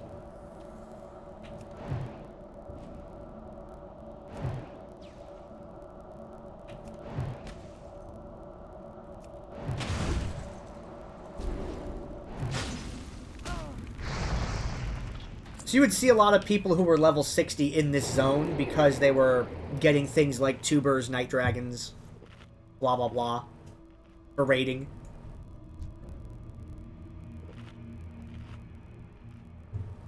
Night Dragon's Breath fell out of popularity because people started using dark runes instead that you could just simply buy off the auction house. Because in a raid, people would just heal you after you took the damage from the dark rune, so it didn't matter that it dealt damage to you. You can still see the entrance. I think I only get one more pull after this, and I gotta wait for respawns outside. And people generally don't need health in raids, so people didn't really have Whipperroot tubers. Everyone wants Songflower, though. Okay, I can still see the exit. Is there one I can pull after this? It doesn't look like it.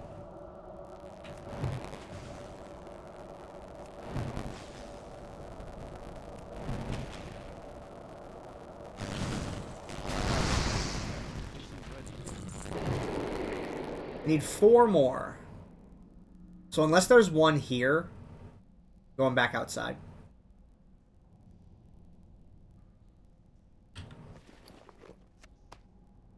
Oh, I got a good mana pot. Hell yeah. Heart of the Wild and the Sungrass. That's right, these can drop herbs. Which is why, I don't know why these aren't, like, farmed. But maybe the herbs aren't that great. Yeah, I can't get any more. Oh, I'll tell you, I'll take that one. We're out.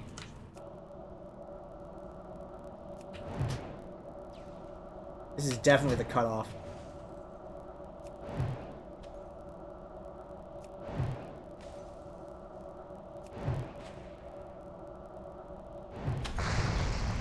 Yeah, look back, can't see the exit, time to go. And then look at the other ones from respawns outside.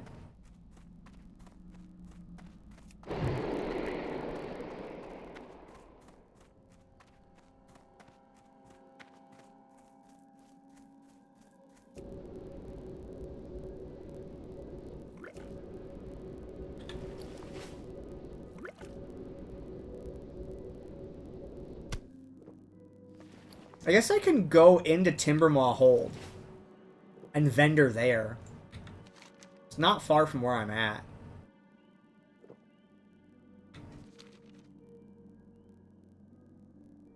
Oh, also, if you like the map design of the game, someone on the internet makes maps of the United States in the style of World of Warcraft.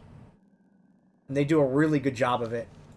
I think they have like a Patreon, or they sell prints individually on like Etsy or something like that. I don't remember what the hell their username is. But if you type something in like World of Warcraft map of Utah or New York or Texas or something, you'll probably be able to find it if you're interested in stuff like that.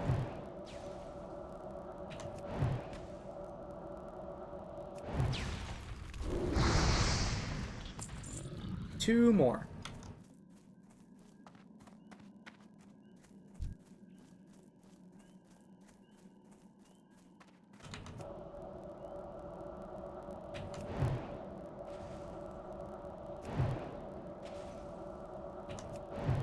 Yeah, like if I had gone further into the cave, I'd face respawns on the way out, and that shit gets you. Because then if you're trying to run away from something, you run right into things that kill you.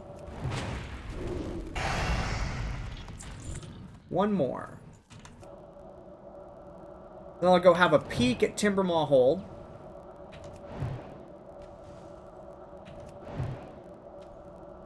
Actually, maybe I go to Winter Spring while I'm here. To get the flight path.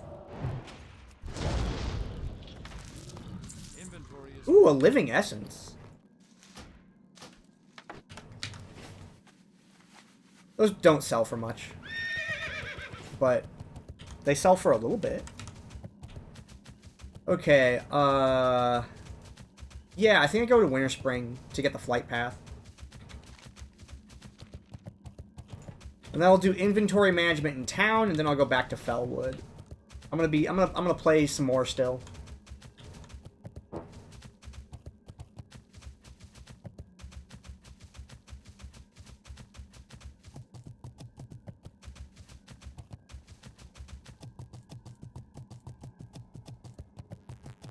Because I can theoretically make it to 60 by sod.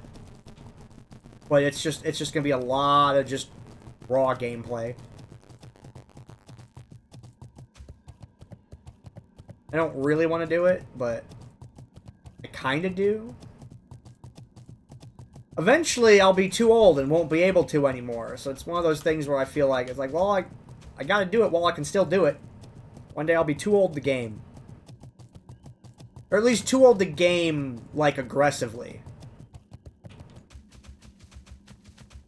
Why my hair is really long. People keep telling me, one day you won't have it.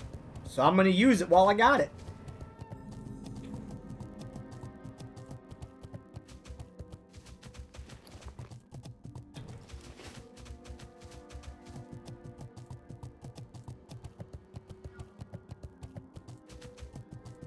What? Why do you have a quest? Oh, this is Speak to Nalfian.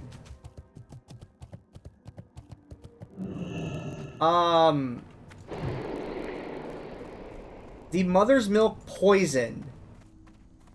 Okay. You are meant to get poisoned and then fly somewhere to have the poison cleansed from you. I don't think it kills you, but I don't know. Grab a jungle remedy off the auction house, and if it seems sketchy, chug it.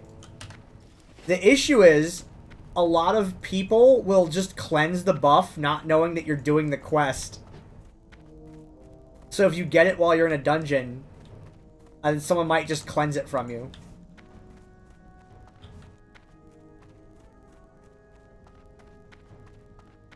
Hey there. Oh geez, that's right. Alright. What can I get from you so far? It's not all revered, is it? Oh no, I just can't use it because my enchanting's not high enough. That's why it doesn't show up. Okay, I can vendor things.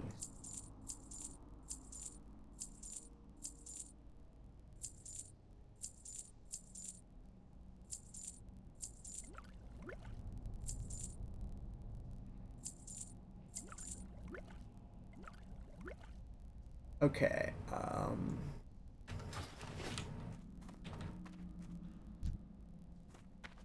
oh, Moonglade's up there, too. I guess I'll go get that flight path. Okay.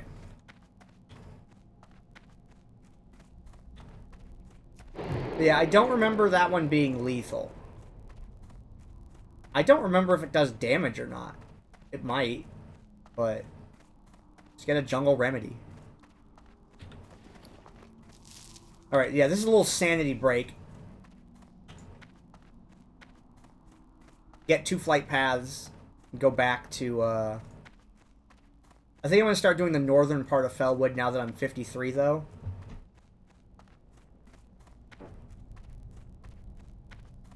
I'm not sure. The XP seemed okay where I was at. Maybe I'll go to 54 down at the bottom before I switch. Okay. Moonglade. There's not a lot to do here.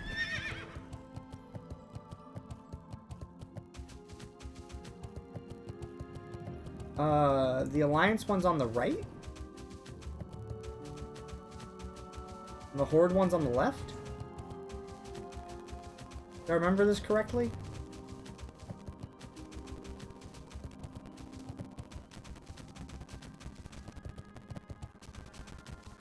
Yes.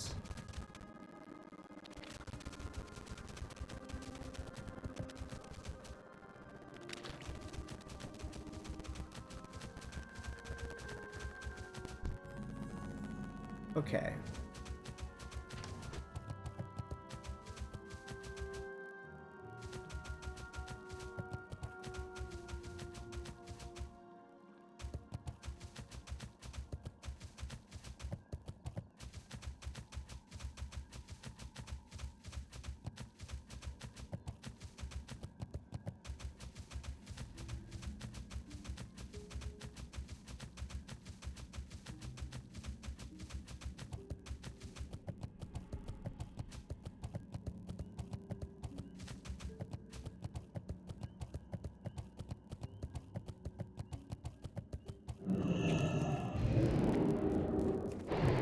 Okay, now I'm gonna go to Everlook in Winter Spring. I'll do my banking and stuff there too.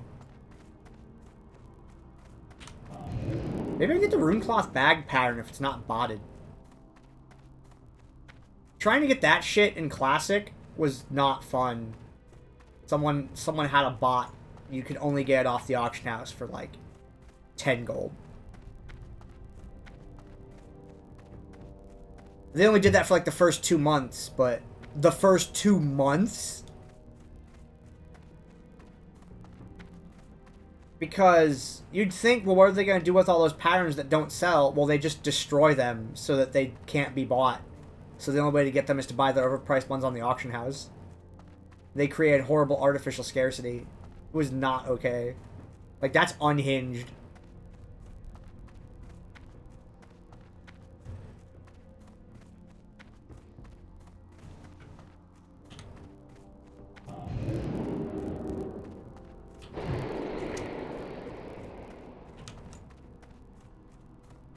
Yeah, I'm pretty sure I can get to Moonglade at this level. Or not Moonglade, Everlook.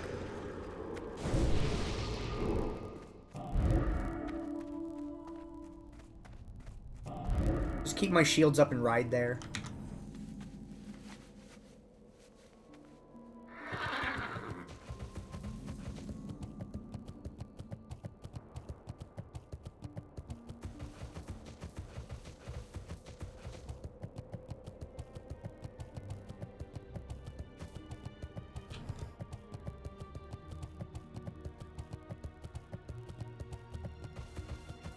Oh, I forgot to get the Fellwood flight path. Whoops.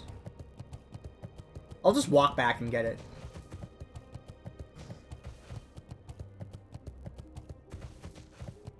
And then I can operate out of Everlook. Which will make things a lot easier for me.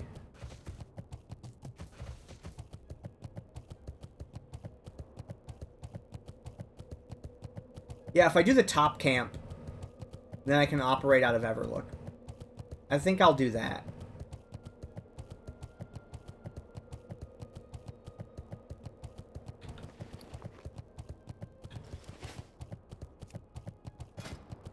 Gotta find some patterns, though. Well, my tailoring's almost capped.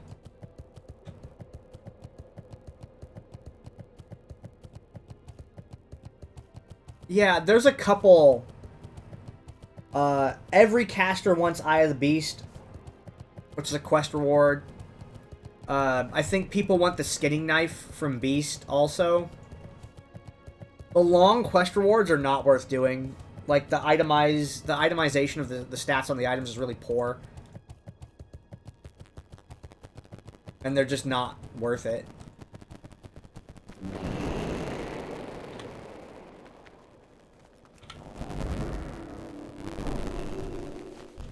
Oh, here, you can have int. Oh, I got kings. I love kings. I'm still not sure which is better, kings or wisdom, for, like, farming.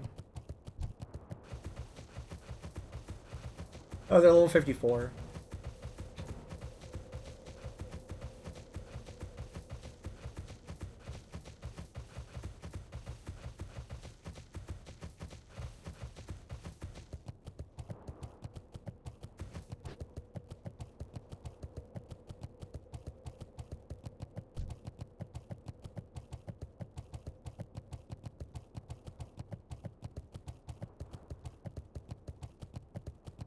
They're guild Gulch Trotters. There was a warrior named Reckless that threw a throwing knife at a sheep mid AoE pull I was doing.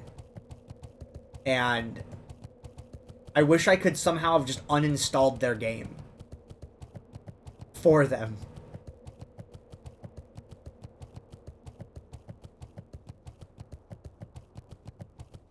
It was in a convenient enough place to add to the poll, but if that had happened when I didn't have Frost Nova available, that shit would have been a problem.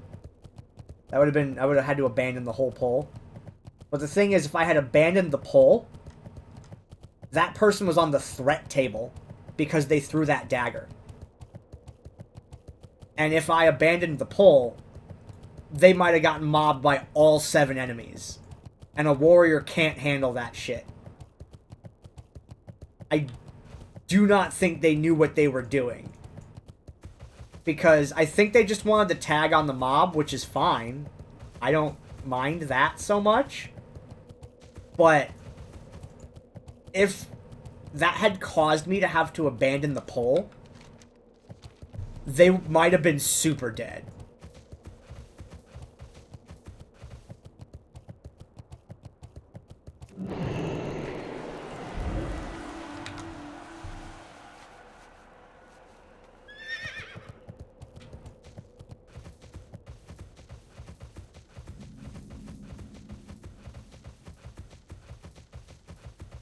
Oh, the Alliance one's on the back of the building, isn't it?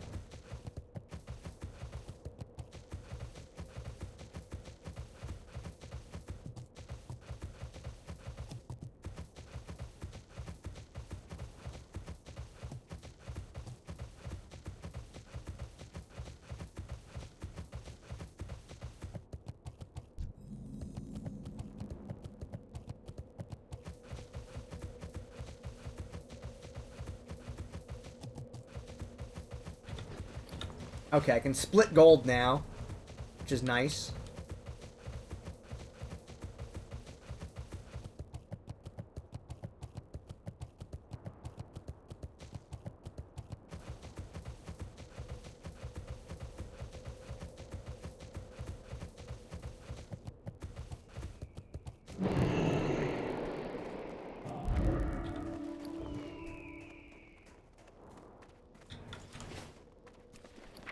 Okay,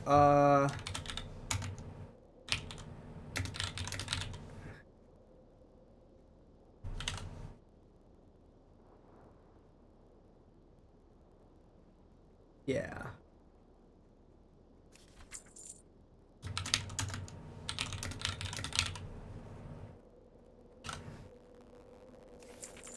Okay.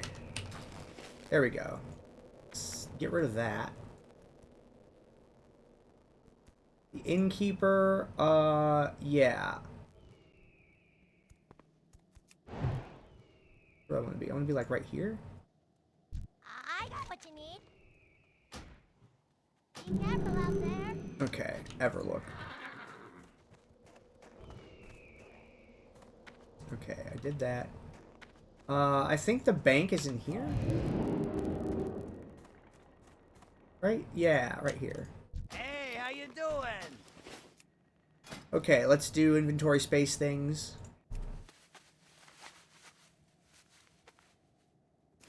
Actually, let's see if you have the bag pattern. Got the best deals anywhere. Oh, you do. It's not botted. And Mooncloth. Hurry back. Okay. I just need to start doing Mooncloth cooldowns. Now that I have it. Okay, I need rugged leathers. Excellent. All right. What up? Have a good one.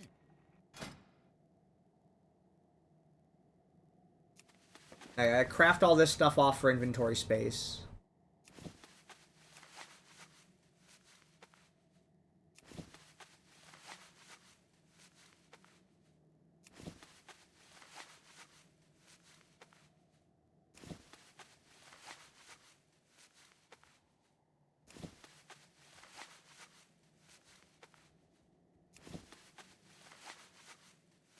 A lot of the rune cloth tailoring items use leather.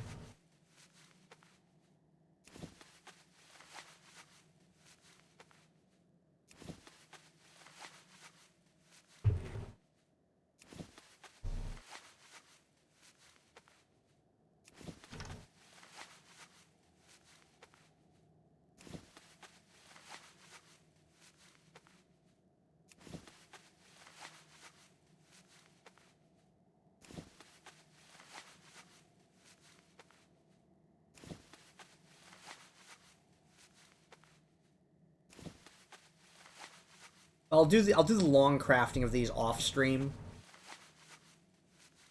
I guess I can split off pots too.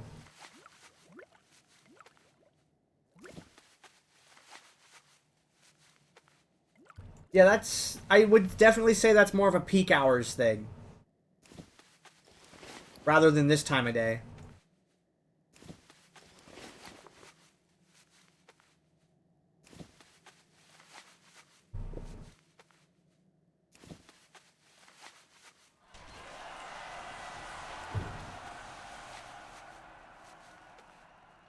If you're looking for things to do, I'd say work on the druid.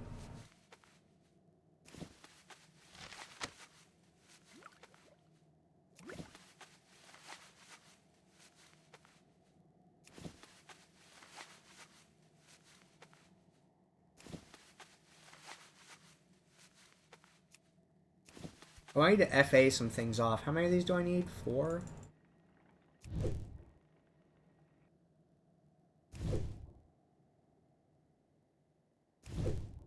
Actually, when do I get heavy mage weave?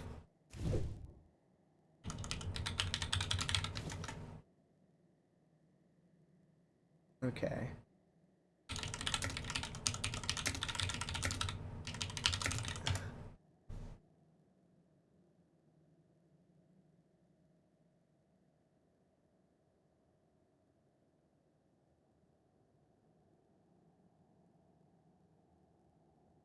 $240. Okay. So we're gonna do this till 240.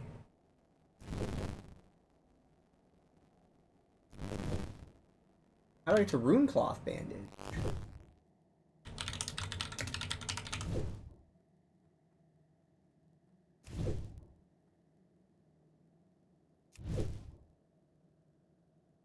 $260.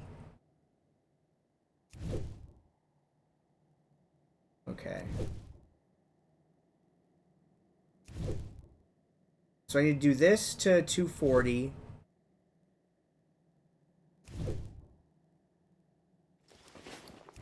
I need to get access to rune cloth bandages, because I'm not going to get mage weave anymore soon. Okay. I need to go to Theramore.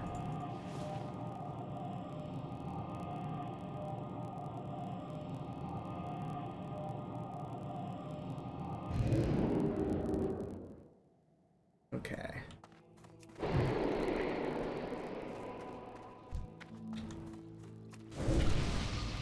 Oh, you already had... You're a mage, you already had int. Okay. So, mail these off.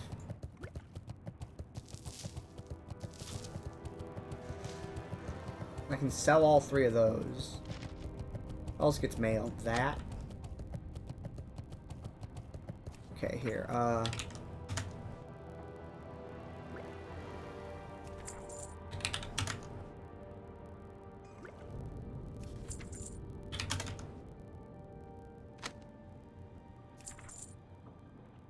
wait, you need to hold this bear pauldrons also.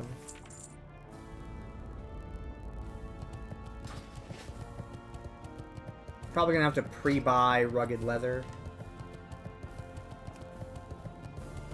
I'll just do that when I go to make it. Yeah.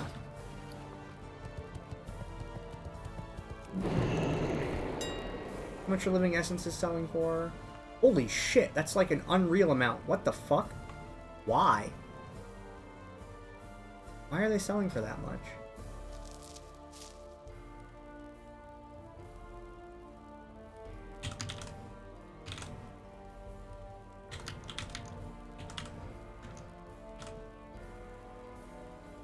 Whatever. So much money. They were like 80 silver. Okay, here, we'll just throw this one on for like 19.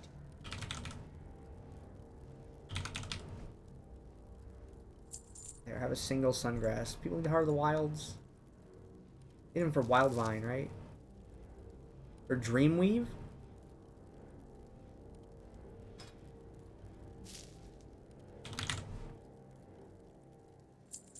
Wait, get those out of my inventory.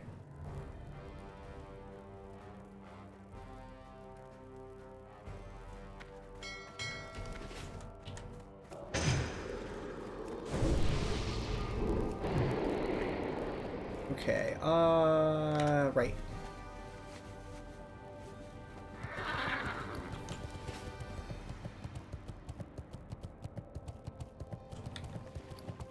The giant detour, but do that and never look. Yeah, I'm gonna be on Runecloth soon, so I need to finish up all my Mage Weave things and determine if I need to go farm any more of it or not. What can I do for you? See you soon.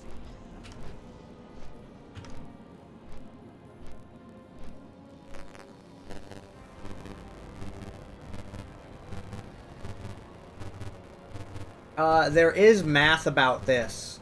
I don't know what it is.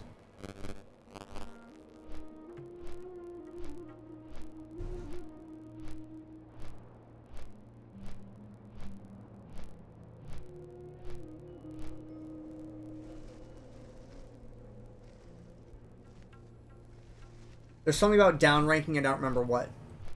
How the rules work for that.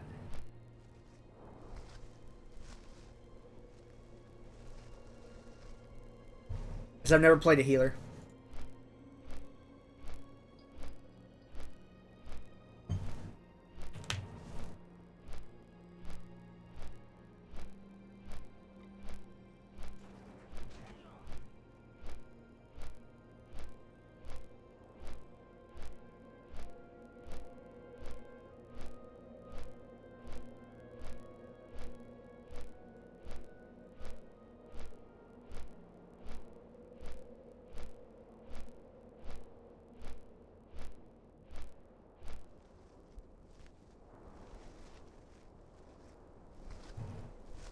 Mana management is probably the most complex part about being a healer. Until you know you're overgeared and can just do whatever you want. Or if you're dripping in world buffs and can do whatever you want.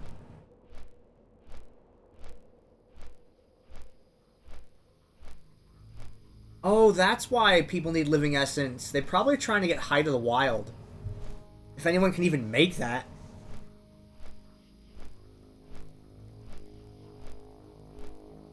I'm not making this boat. I have to get the next one.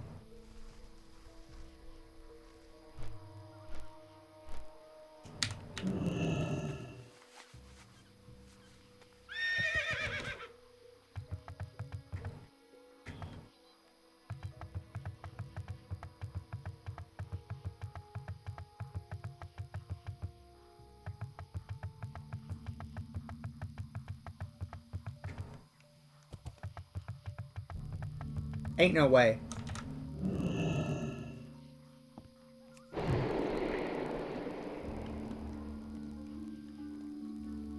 Yeah, mana reading by casting is helpful. Knowing how that works is another important part of being a healer.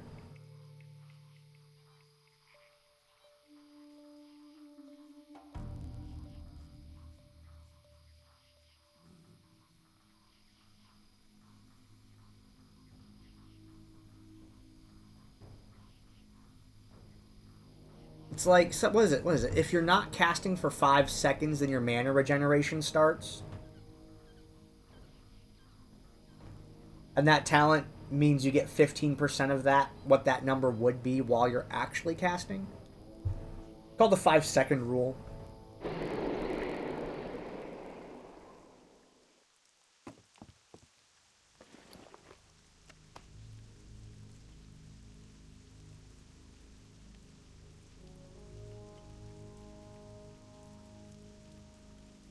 Oh yeah, that's a, yeah, you could pre-cast infinitely.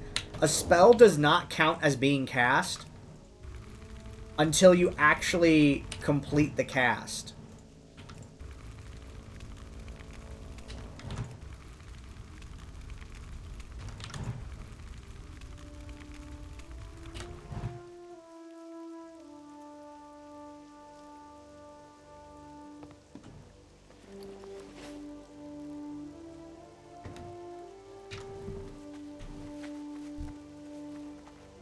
I need to target something first.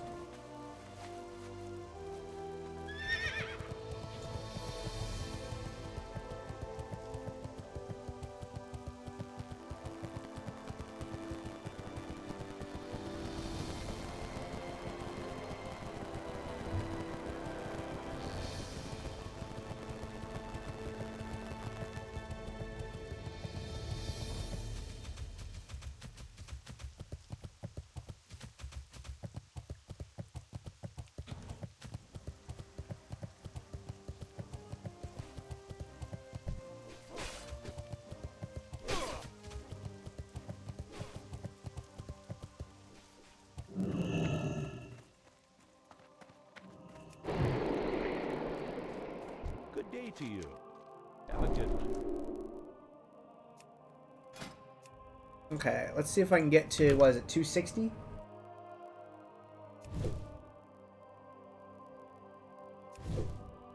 260.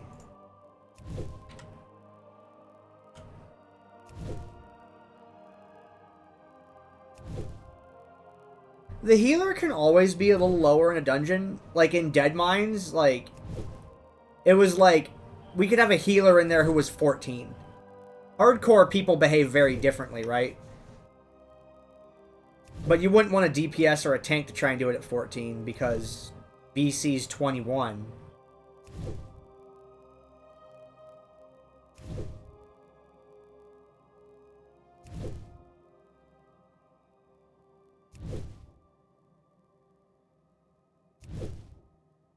The main thing is body pull, like proximity aggroing things. That's the hard part.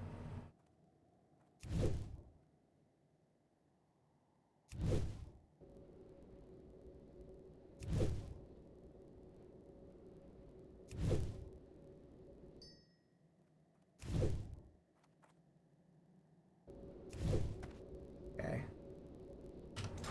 What can I do for you? All right, there we go. I got Rune Cloth unlocked.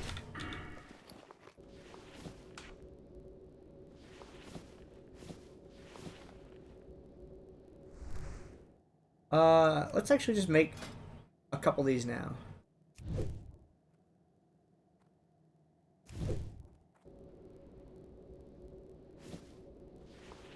Yeah, I'll use up all my Rune Cloth on that. Okay, I did that. I got Rune Cloth unlocked there. I got Rune Cloth bag unlocked. Okay, back to Everlook. Like, can burn all my Mage Weave now.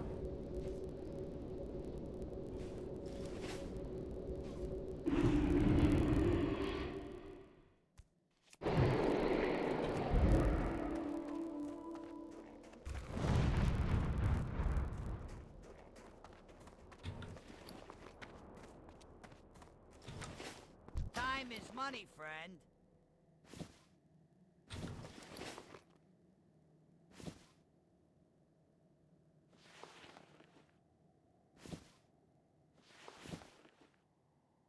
Be good.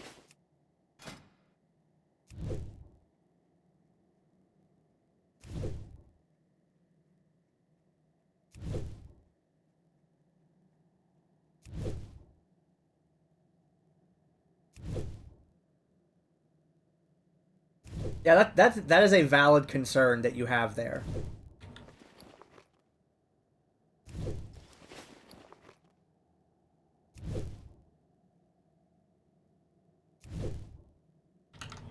What is it? 290 is the next one for first aid.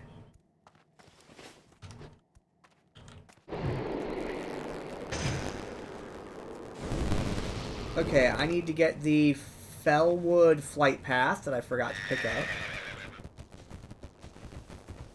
Where is my repair person here?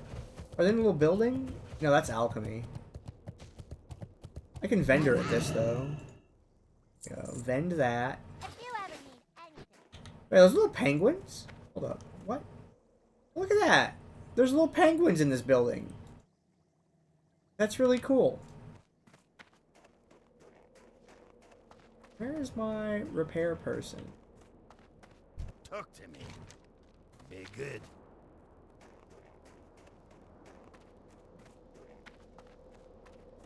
This building? It's this building. Keep it real. I got what you need. Okay. Yeah, there's... People are very moody, and it sucks.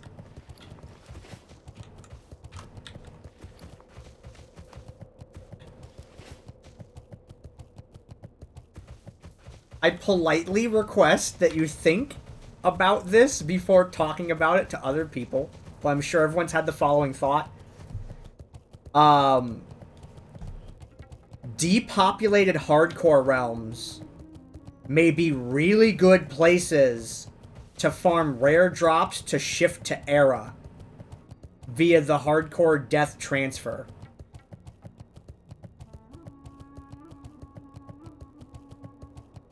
So I wonder how many people are going to take advantage of that, and if the absence of players will cause a rise in automated gameplay in a negative way.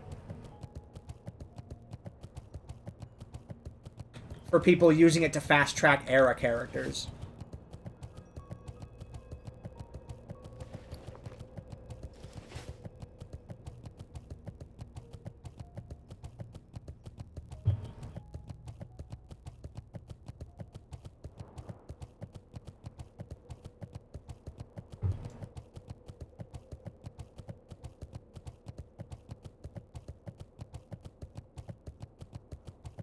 However, there's only 2 hardcore realms, though. There will still be a population, but I think it's going to drop a lot because there's a lot of people that just really follow... What's the popular game? I'm going to play the popular game.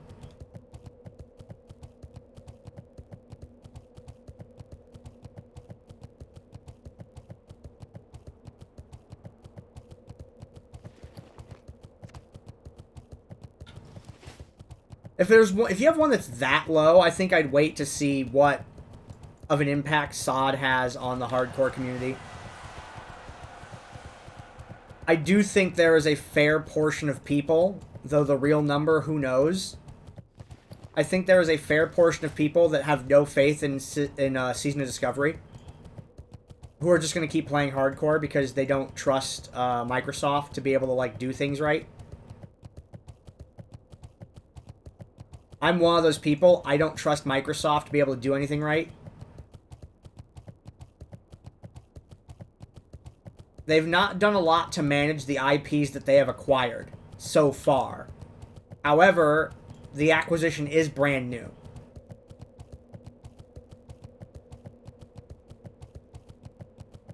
So I feel like it's one of those things that needs to be let cook for a year.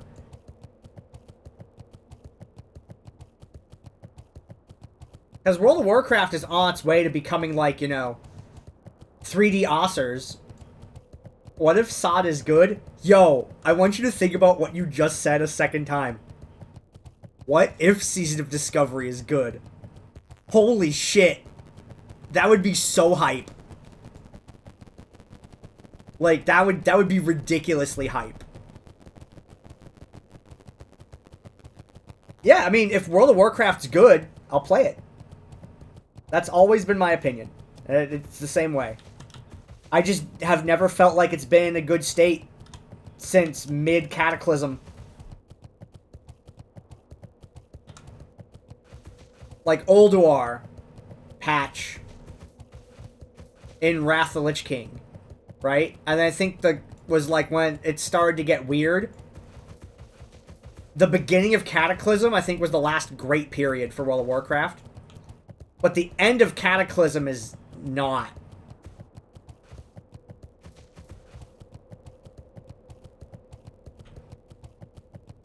You trust Activision less than Microsoft? Me too. And since it's so close to the acquisition point, I don't think that Microsoft's really had any oversight on what's been made already, which is part of why I have little faith in it. But even if, like, I don't think Microsoft's been asserting control over its IPs, as I mentioned. We're going to have to let it cook and see. But if a game's good, I'll play it.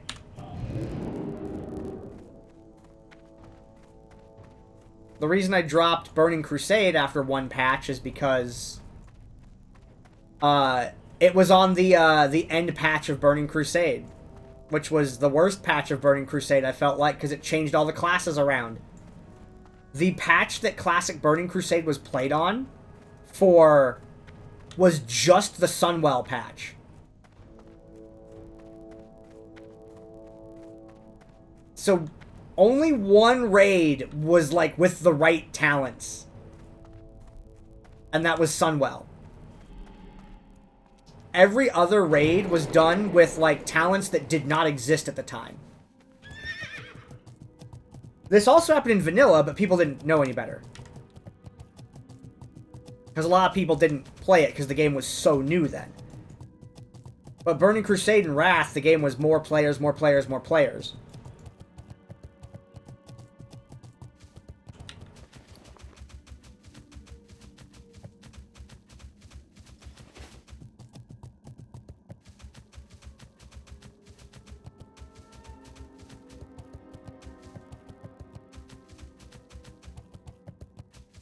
Yeah, if it's good, great. If it's not, oh well. $15 is not a lot of money in today's economy. Which is weird. I'm waiting for them to raise it. World of Warcraft subscription price has stayed the same for 15 years. That should have gone up to 20, technically.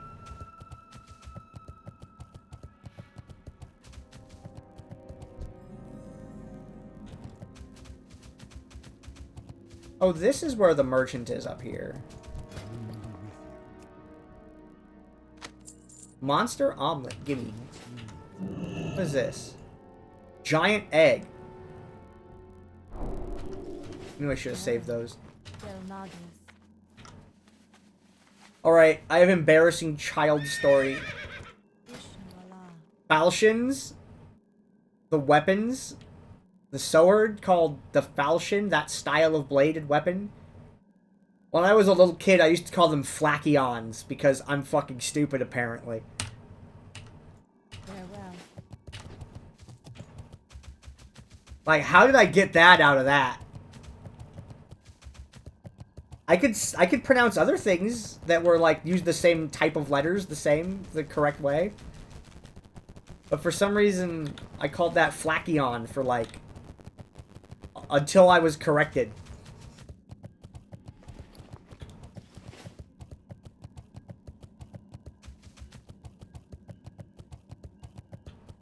Okay, go turn this quest in. Get my Cenarian bacon.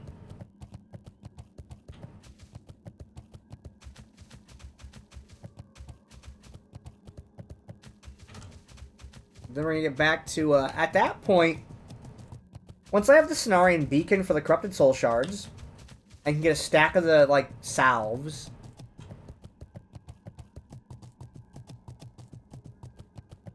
Then I'm kind of done with prep and can live in this North Camp for a really long time.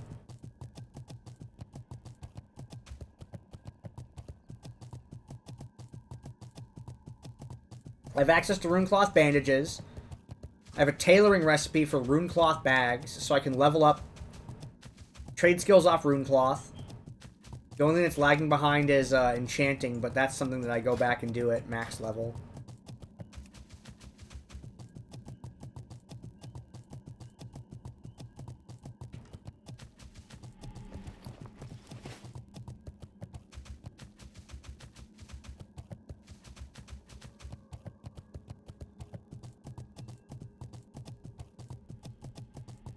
That happens when you hit 60. Unironically. It's one of those, well, now what?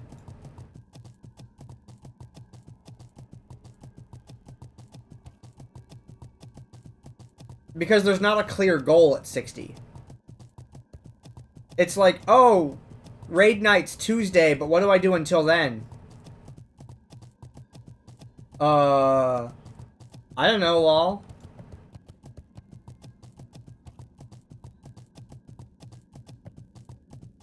I want to do a hardcore priest still. Like, I would like to get the 3 different 60s.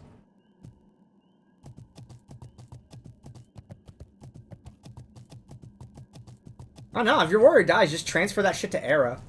Era's kind of a mess, but, you know, they can go PvP or spend a day farming and jump into the inflated economy and fucking do whatever you want. That's what I would do with Gandair if Gandair gets killed somehow. He's going to Eras, and it's like, maybe I spend 10 weeks and get another rank 14. I then go back to Arathi Basin. Because I don't have my rank 14 mage. They were like, hey, we're upgrading the game to Burning Crusade, and you can choose whether you're gonna go to Burning Crusade or whether you're gonna stay on Classic Era when you log into your character. I'm like, oh, okay, cool. Well, I'll play my warrior. I'm not playing my mage right now, so I'll figure that out later. So I log into my warrior. I tell the game that I want to go to Burning Crusade with the warrior, and it's like, okay, cool. And then while my account was down, like I didn't have time paid on it, they sent out, hey, we're changing how the system works, and we're automatically moving all characters where the choice hasn't been made onto the current patch, Wrath the Lich King. And I'm like, oh, so you're just gonna get us like that, make us pay $15 to log in, to hit the confirm button on all of the characters we want to save to Era, because we went by the previous post, which was, when you log in, you'll be prompted to choose. And then they just, you know, change it randomly, which they can do, right?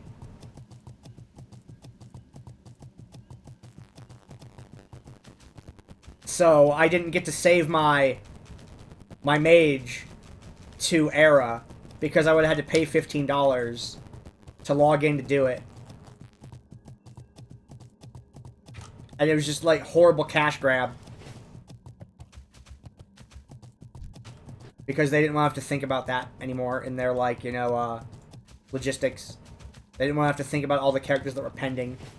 They're just like, oh, these players aren't coming back. Just throw them all into Wrath. They'll be fine. I would have isolated them on the game mode that they were leveled up in. That's where I would have locked them to. I would not have taken all of the people that quit during Classic and moved them out to Wrath. I would have kept all the people that quit during Classic on Classic. Like, that's just such a tone-deaf dick move that's out of touch. But they're like, oh, we'll just cash grab all these people by making them resub so they can save all their characters. I will send it to their 14-year-old emails that they barely check anymore because everyone's upgraded to Gmail since then.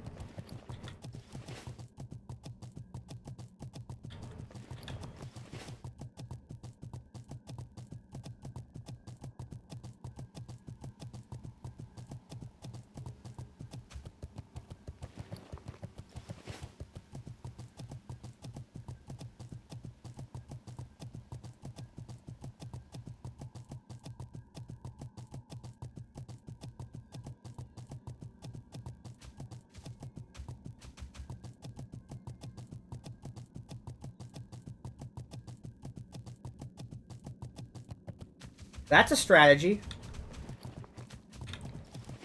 Yeah, part of the reason I want a 60 mage is just so I can keep up gear on my characters. Because gear is poorly itemized in the game. Like, warriors just don't get weapons on Alliance side. Horde side, there's a bunch of quests that give blue quality weapons throughout a warrior's leveling up process. So you can account for that when you're leveling up a warrior. Alliance don't. We get one blue weapon fairly early on, and then fucking nothing after that. Wait, what?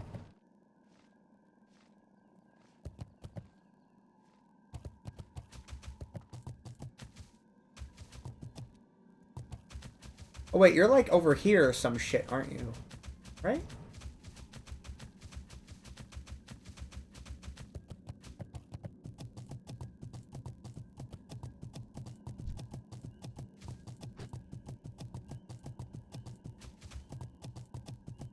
Yeah.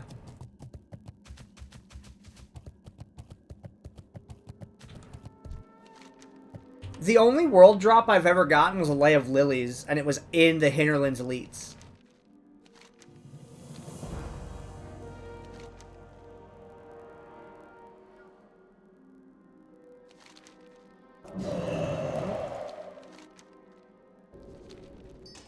Okay, so this beacon here gives me the ability to get corrupted soul shards.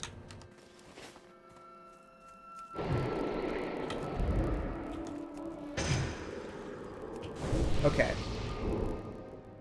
Alright, I'm gonna run AFK, I'm gonna reload the snacks and the drink and everything like that.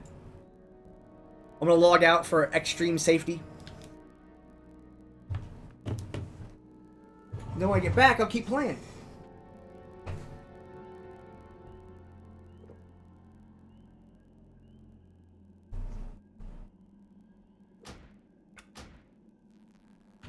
I wanted to wait till my mana was up before the logout.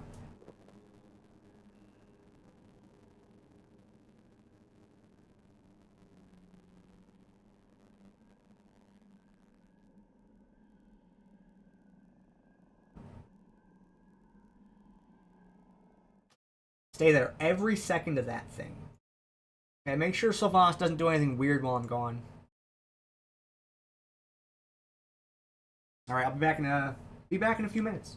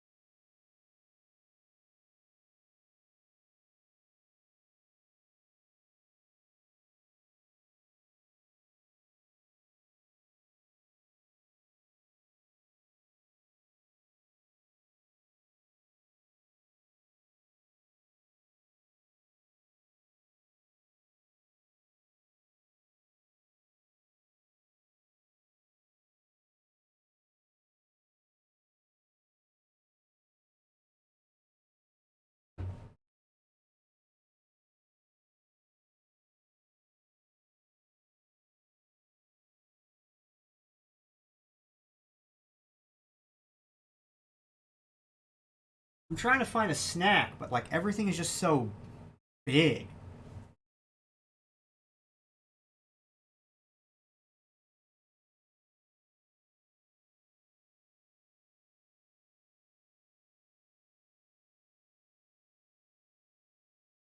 Like every snack I have is like a thing I gotta cook, or it's like a whole pack of something. And I'm like, what do I want to portion out? Hey, Beer Jesus. Beer Jesus, I have a story for you. I'm glad you're here. One, I hope you're doing good. It's good to see you. Two, I got a Black Tuesday by the brewery, and I never thought I'd see a bottle of that in person. It's an Imperial Stout made by the brewery.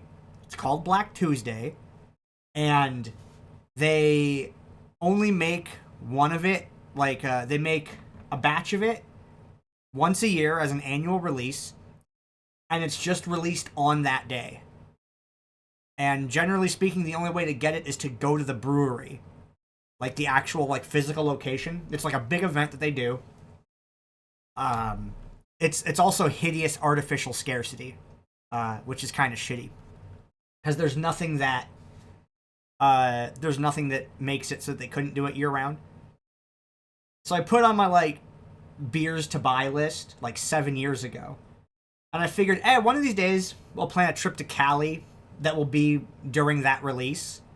So we'll go do the release thing there, maybe go to the beach, maybe go do something else. You know, I just was going to add it to a normal vacation one year. On Wednesday, the day before Thanksgiving, I'm out with some friends, doing the friend hangout pre-Thanksgiving, before everyone's busy with other family stuff, right? And I'm like, well, afterwards, I'm going to go to the bottle shop, and I'm gonna get something for Thanksgiving or Christmas or whatever. I'm just going to see what it has. And there's 3 of them on the shelf.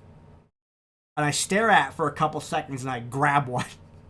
Didn't even know how much it was at the time. I had just gotten paid. So I was like, okay, I will figure this out while I'm holding it. And I look it up. I'm like, did they make it a wide release this year? I'm like, did they finally stop doing the stupid one-day release bullshit that they do? Which, as much as I like the company, it is complete, like, total, like, company revenue bullshit to do something like that. That's, like, single cask, like, whatever things, but it's, when you're making a thing to bottle and distribute, you know, I think there's a better way to go about it than just doing it in one day. Maybe a week. I don't know. But it makes sense, I suppose, to know you'll sell out the batch and make a profit on it. It's just shitty. I don't like it. It's my favorite type of beer, though, by a company I like. So I'm like, okay. I call like 3 of my friends, like, hey, they have this in stock. Do you want one? And they're like, holy shit, how much is it? 60 USD. And they're like, nah, I can't swing it right now. Too much for me. I'm like, all right, cool. Call the next person, same thing. And I hate it. It's way too expensive for a beer. I don't like to go over 30. I think if you're getting a cool, interesting thing to share, whether it's a wine or a beer or any kind of drink or even any kind of food item, a pie, a cake, I think at $30 is where I kind of cut it off. Maybe for inflation, we got to say 35 these days or something like that. But it's just been on the wish list for a long time. I'm really excited to try it. I don't know when I'm going to open it. I'm probably not going to pay that much for a beer again, because all the rest of the stuff that's on my like to drink list is not ridiculously like obscene markups like that. AleSmith has some things that are really good that I would love to try, but they want $55 for some of these quote-unquote vintage 22 ounces. And it's like, oh, here's the 2018 version of our beer. And I'm like, I like you guys, but no, that's $55. I'll just get yours, I'll just get your current year for 22. And so yeah, I've seen a lot of like beers that I think would be good that I just completely passed on. But you know, you do it once, you don't have to do it again. I think there's one other exception. There's a beer that's made in like Scotland or something. That's like the highest ABV beer or whatever. Which is hideously expensive, but I might get that one someday just for the story. But it's I think about like an event, right? $60 is too much for a that's too much for a drink. I'm sorry. It's just way too much for a drink. But $60 for an event where, you know, I go to my friend's house with it, open it up, we all like share it, everyone gets to try it, you know, kind of thing. Maybe that's not so bad. But as a single one, if I end up not being able to schedule it with my mates to go and like try that, then I just spent $60 on a beer for myself, which is possibly the most degenerate thing I've done when it comes to food and drink. I would be a little sad. But I think in December we're all supposed to go out shooting, and I might bring it with me, and we might go hang out at a friend's house afterwards and try it, which would be great because that's what I want to do with it. I don't want it to just be for me, since it's artificial scarcity. I want to be able to share it with my friends so that they get a chance to have it too. Then it's a fun party, and we can all talk about it, and we can hang out, and we can get nachos from DoorDash from wherever's close by. Or actually, no, fuck DoorDash. The markup's too fine. We'll get the nachos on the way there to go, and then we'll just eat the nachos. That's the plan. I couldn't decide on a snack, so I think I'm just gonna grab some Cheetos off the shelf. I'll be back in a couple seconds.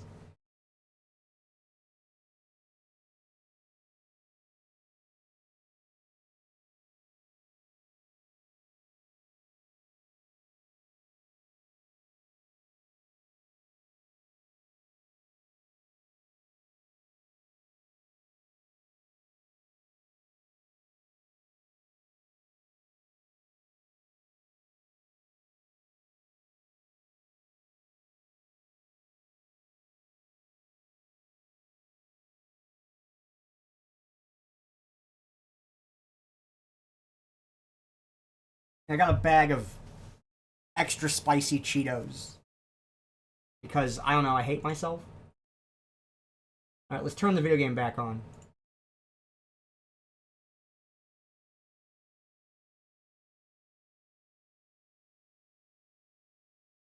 But that gets you caught up on where I am with the beer hobby, because I haven't really been doing much with it. Because that's always something I enjoy doing with other people as an event. I don't drink a lot solo, never really have. You know, if I'm doing multiplayer gaming with people, or when I was doing the reviews, right? Like we go out to a pub together. But since I've been doing a lot less multiplayer gaming, been going out to the pub a lot less, I've just had a lot less. What's news? Tell me the news, Beer Jesus. I got a pumpkin porter out of my fridge, too, while I was there for the Cheetos. Because I needed fridge space. Holy shit! That worked? I voted for that. I'm gonna be honest, I thought it was a little ridiculous. But I'm like, I'm gonna click the buttons for it anyway, because it would be so hype.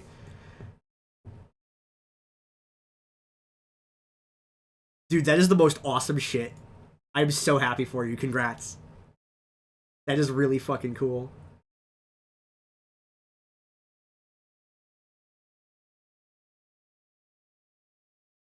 Hell yeah. I'm so glad that paid off. That is really exciting.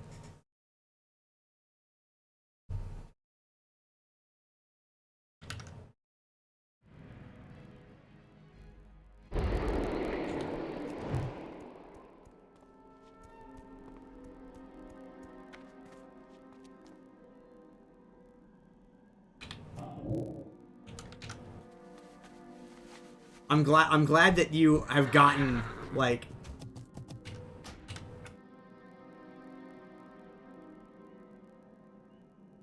Hold on. From Dark Tranquility?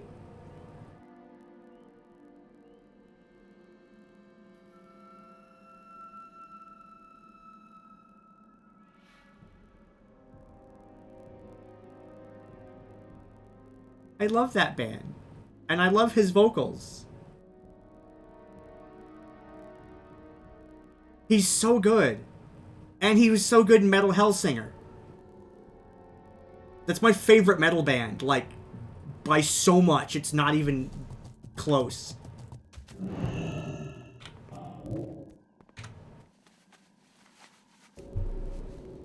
Yo, but, like, wow. Like, that's so... You're doing so good.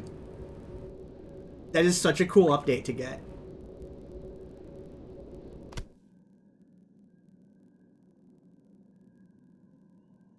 Yeah, I knew you were working on it. You know, when we talked when I was still doing the show. And, I've been really off Twitch and off everything.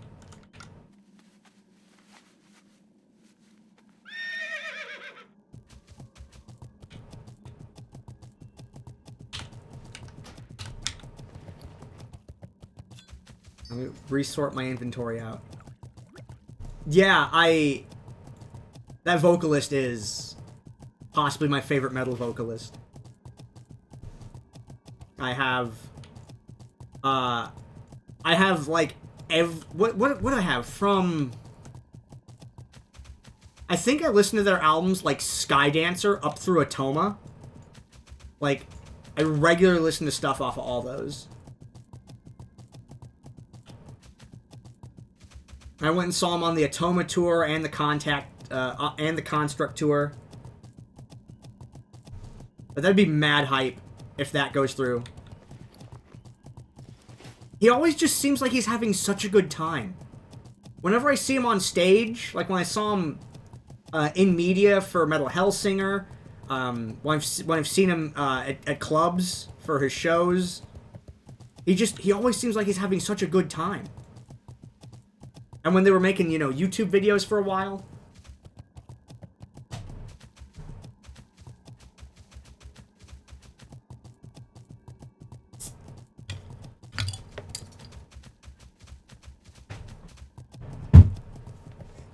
And watched a lot of behind-the-scenes stuff from Metal Hellsinger, and apparently he was really into that project.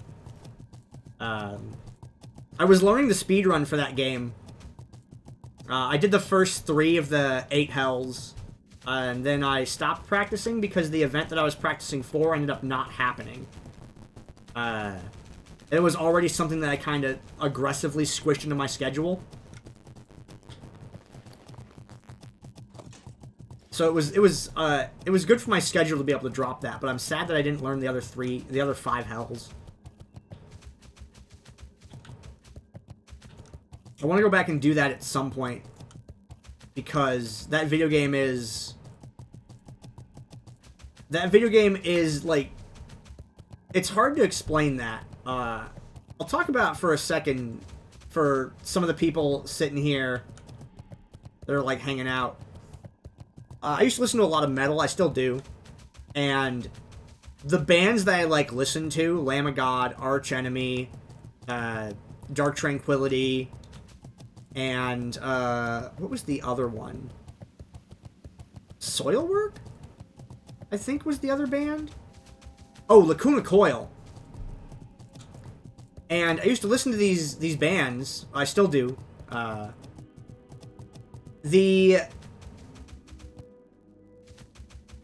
The vocalist for those went on to be vocalists doing songs in the video game Metal Hellsinger.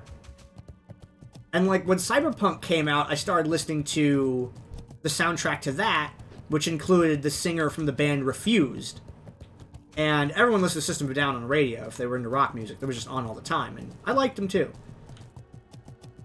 So when this game gets announced, Metal Hellsinger, and I'm looking at the list of people from it that are involved in this project, I'm like, how the fuck did you get all of these people in here? it's System of a Down, Dark Tranquility, Arch Enemy, Lamb of God, Ginger, Lacuna Coil, I can't remember all of them off the top of my head without looking at the soundtrack. And I'm like, holy shit. It's a rhythm shooter. And the vocalists that I used to listen to while playing video games... Oh yeah, Matt from Trivium. Matt Heffy's in there. Heffy or Hafey? I forget how it's pronounced. But yeah, Matt's in there too. And these are the people I used to listen to while playing the video game, and now these people are the video game. And it's so exciting that that game got made.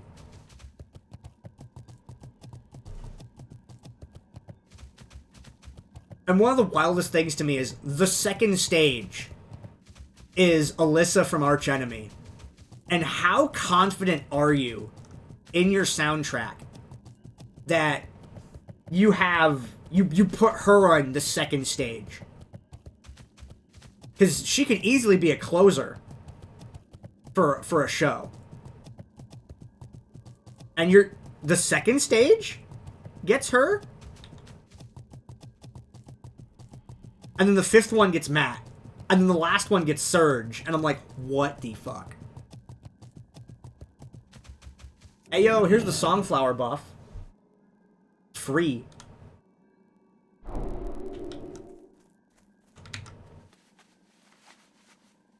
The 60-minute buff. Let's do it.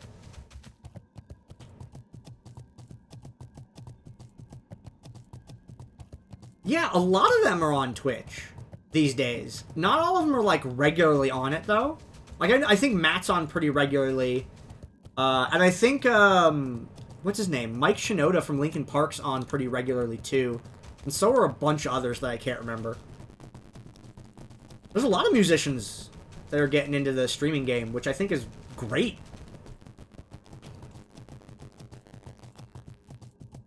I have some, you know, complaints about the industries and things. But when I stop and think about, like I am right now, we are in such a great timeline for the type of media that we're engaging in right now.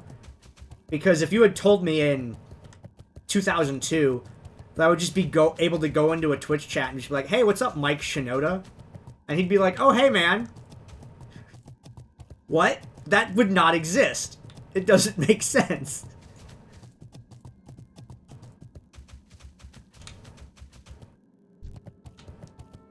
It's very exciting. It is so exciting to be where we're at with this stuff. And artists are like getting better contracts and shit now, because it's like, well, I could run a Twitch stream. Or do I get to stream my music on Twitch? Do I get to use my stuff in this location?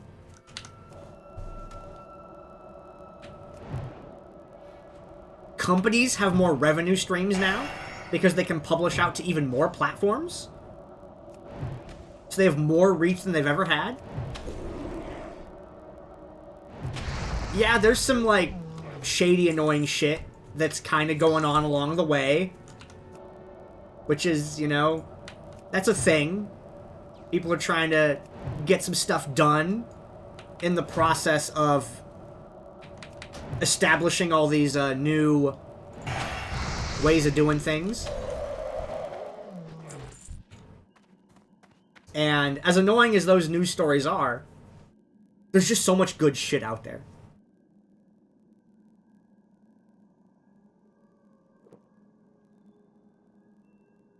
There's the thing I just wish we had more of is that there was a way to discover all these independent creators more easily.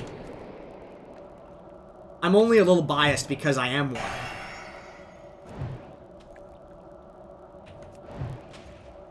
As whichever person solves that will make so much money. Whichever person is able to create a network. That's gonna be... Or not even a network, a directory whoever takes the time to make a directory, that's the person that's going to make so much money. Because if you could look up, you know, if there was a master list, like a phone book, right? And it's, it'd be great.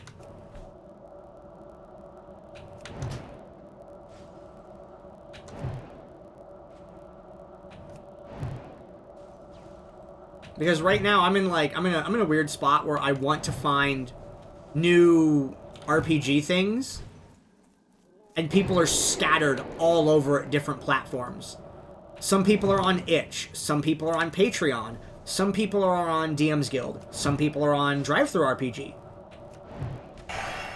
And there's not an easy way to find everyone.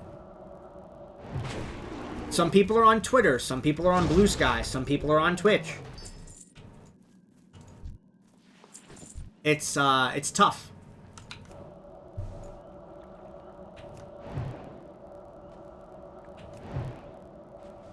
It's like Death Stranding out here a little bit.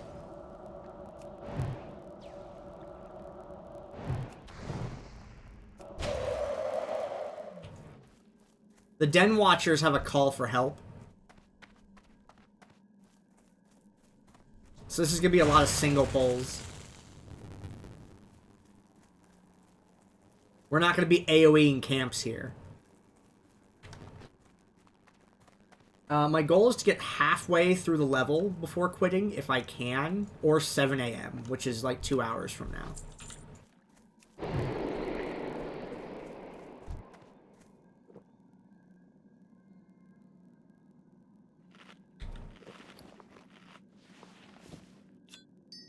So I need to F around with when I'm awake or to sleep for the weekend. For Season of Discovery launch.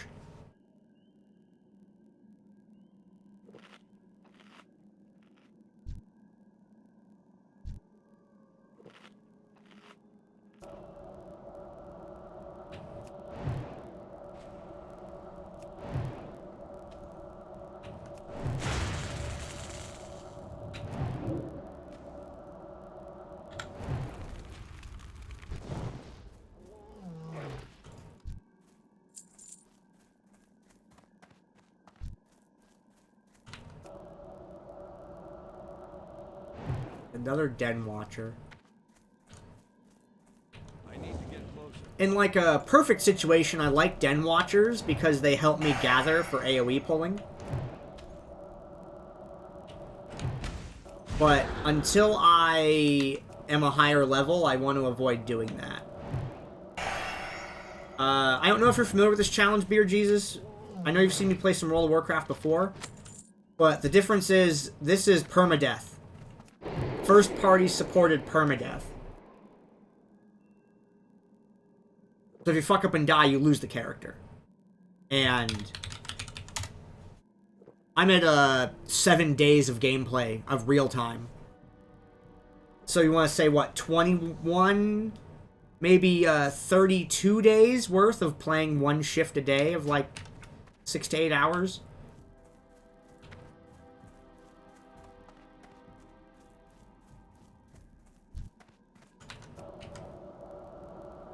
So the losses are pretty big if you lose a character. And all the gear and everything goes with it. And I wasn't planning on going back to World of Warcraft, but I had some time in my schedule. I pre-wrote all my Patreon stuff for the end of the year. Like, all my end of the year stuff is done. I don't have to like create new things until January. Wrapped all my projects at the beginning of October. Finished up D&D in the second week of November. And just schedule's clear. It was like, what am I gonna play over the break when people aren't playing D&D because the schedules don't work out? Because I've never had a game survive November, December. Because everyone's got, like, family and things like that.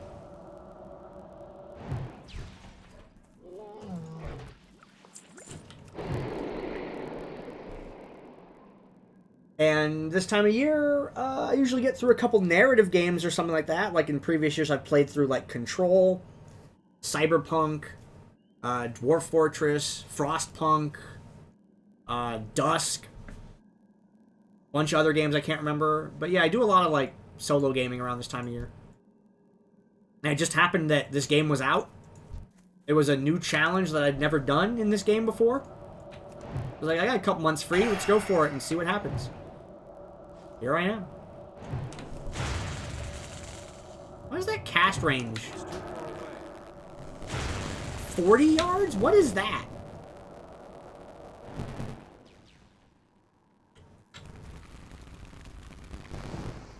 Will I stream Dwarf Fortress? No. Not even a little bit. Because I don't really know what I'm doing with it, and the backseating is extremely aggressive from random people. Like,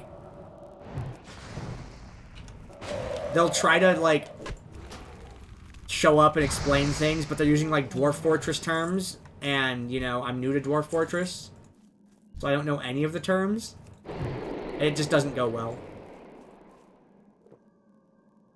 See this right here? There's 6 enemies down there. 1, 2, 3, 4, 5, 6, 7. That's an easy AoE pull. There's 1 caster. So you go down there, you group up all that, you counterspell that caster, you drop your spell, and you just kill them all. Well, I'm not powerful enough to do it yet.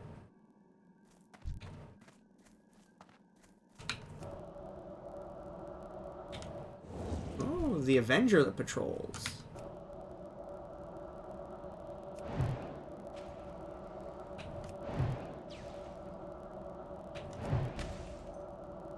Yeah, me streaming is a lot of World of Warcraft, and then when I have players, it's Dungeons and Dragons. I don't stream a lot of games normally, because when I'm doing a story game, I feel like there's like nothing interesting about it. Like when I stream like a multiplayer game, there's like unpredictable hype things that can happen. But when I'm streaming a solo story game, like, I don't know. I just, it's React content in a way, and I'm not really into that. So I don't stream a lot of my solo playthrough stuff. Especially not anymore, since there's no, like, there's no incentive for me to do it, because Twitch won't monetize my channel. There's no reason to put all the hours and stuff in for that. Because there's some management time to starting and stopping each stream. I'd say like a half an hour. And I just save that by not streaming it. And this is a multiplayer game that's like a unique situation. It's very unpredictable. So this is like obvious thing to stream. If something cool is going to happen, I want to get it caught on camera. But when I'm playing through like a visual novel or a, you know, heavy narrative game like Control, I don't know, that's just not a lot going on there.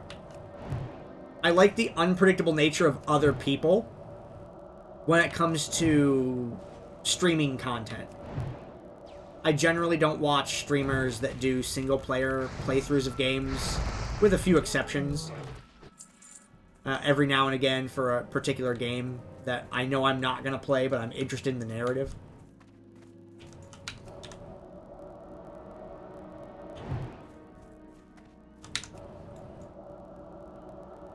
And I like the inherently chaotic, unpredictable nature of a bunch of streamers all playing a game. Whether it's a co-op game or it's like even something like Among Us. That was really cool to watch. Right now, Lethal Company has been a lot of fun to watch. What are some other ones that people have been playing lately that I've been watching? When Valheim was out, there were a lot of like multiplayer servers of Valheim. When people group up and do 7 Days to Die, Grand Theft Auto 5 RP, Red Dead Redemption RP. What are some other ones that people have done? Yeah, stuff like that. Anything that's like heavily multiplayer improv is my favorite stuff to watch, and I also really love to create that stuff. It's just I can't really find people that want to play. Because I stream, people just think I'm trying to get viewers and make money, not realizing that I can't make money off my stream because it's not monetized, and my YouTube's not monetized, and none of it's monetized. And I just want to play video games with some people on the internet. And the reason I want to record it is so we can look at it later and show our friends the goofy shit that we did.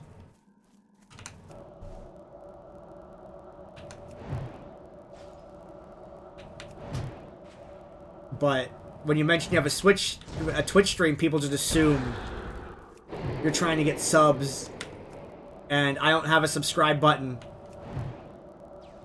I don't know what to tell people. It's that's the part that's not been fun about, you know, I was talking about how there's a lot of really good stuff going on in this like industry. That's one of the things that's not fun, is everyone just assumes you're trying to hustle and make money. And I do have a thing I'm trying to make money off of. It's not my stream. I sell D&D things on Patreon. But there's no reason to talk about it unless I'm doing a D&D thing, or someone else brings it up.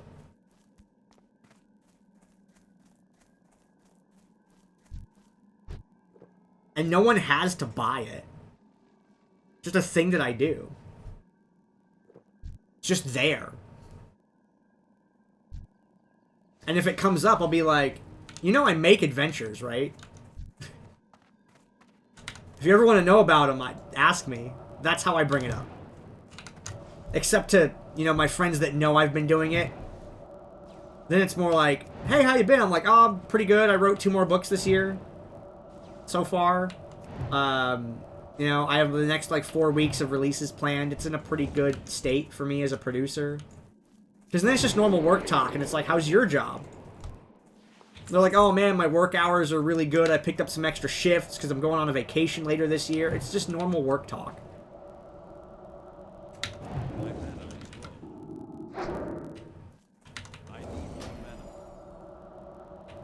That's my, I think, that's it. That's in the top group of big gripes I have with the state of things. There's never been better access to cool and interesting media and entertainment content. Like, people that do crafts and things like that, they have Etsy stores, and they make cute videos and shorts on YouTube, Instagram, TikTok, and Twitter. And you can go there and see little videos of them doing things with their little products and doing, like, little mini ads and finding entertaining ways to market and stuff. And it's all, not all, but a lot of it's, like, self-produced. Even if they have a team, it's, like, self-directed kind of stuff. It's really cool to watch people get creative in how they build their shorts and things like that they use to announce their product releases. It's great.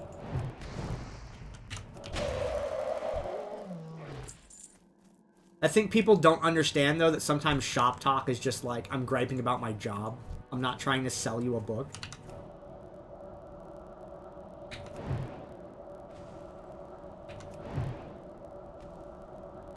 I'm trying to sell other people a book.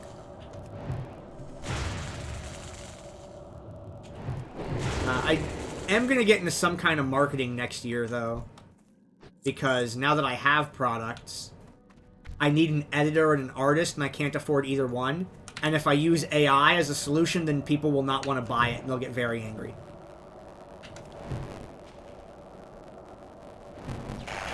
Even though AI is the solution for someone who has no budget. It's like literally the solution. I have no budget and I need art. The solution is get an AI subscription. And get stuff to use as concept art. And then say, this is the concept generated by AI. And then, you know, I would like to crowdfund a real artist. But it makes people very angry. And it makes me sad. Because people are using AI for bad shit, and it's given the entire technology a bad view on it. There's a lot of very good things it can be used for.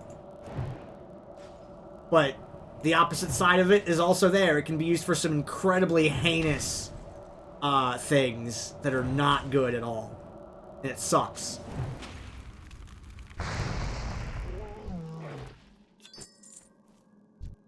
I just want to use it to make concepts.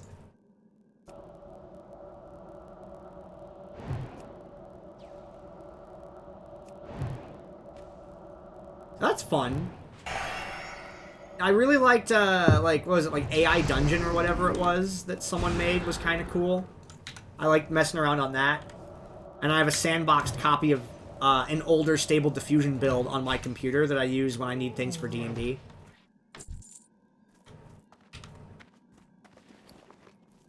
Ah, the Deadwood Ritual Totem. That's for a quest.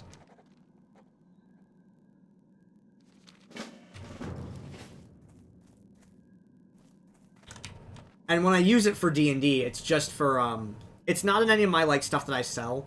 It's just, like, I need a token for that session. Yeah, that kind of got me out of using AI Dungeon. I do hope AI Dungeon keeps going, though. I think it's a very interesting project. I'm really excited to see where it goes. Because I would love to get into doing iterative prompts with it to help me world build.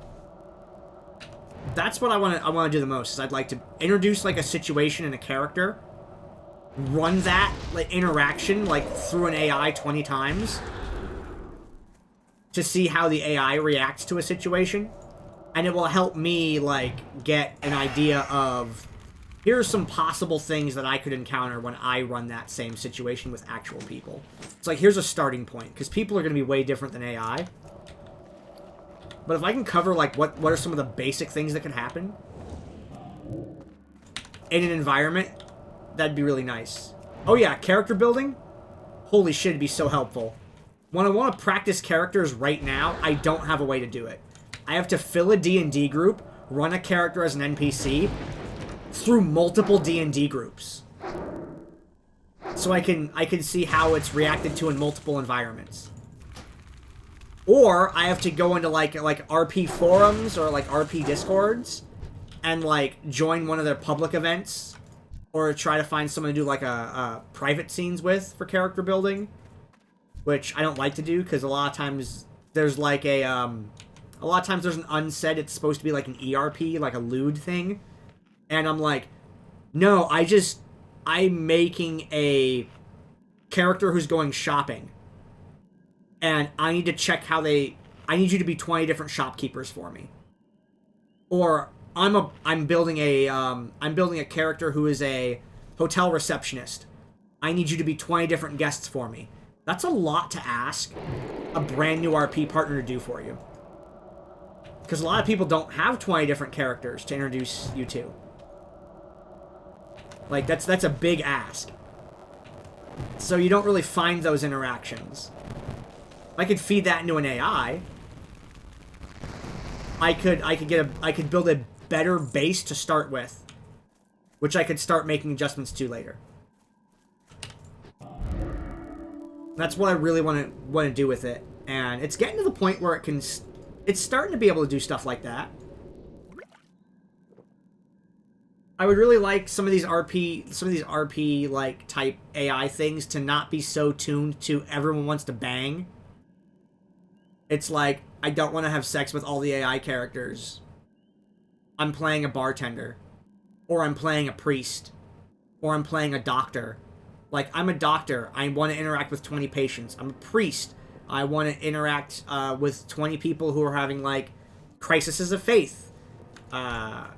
Or need counseling. I'm playing a bartender, I need 20 customers. Things like that. I'm playing an inquisitor, I need 20 prisoners to ask questions to.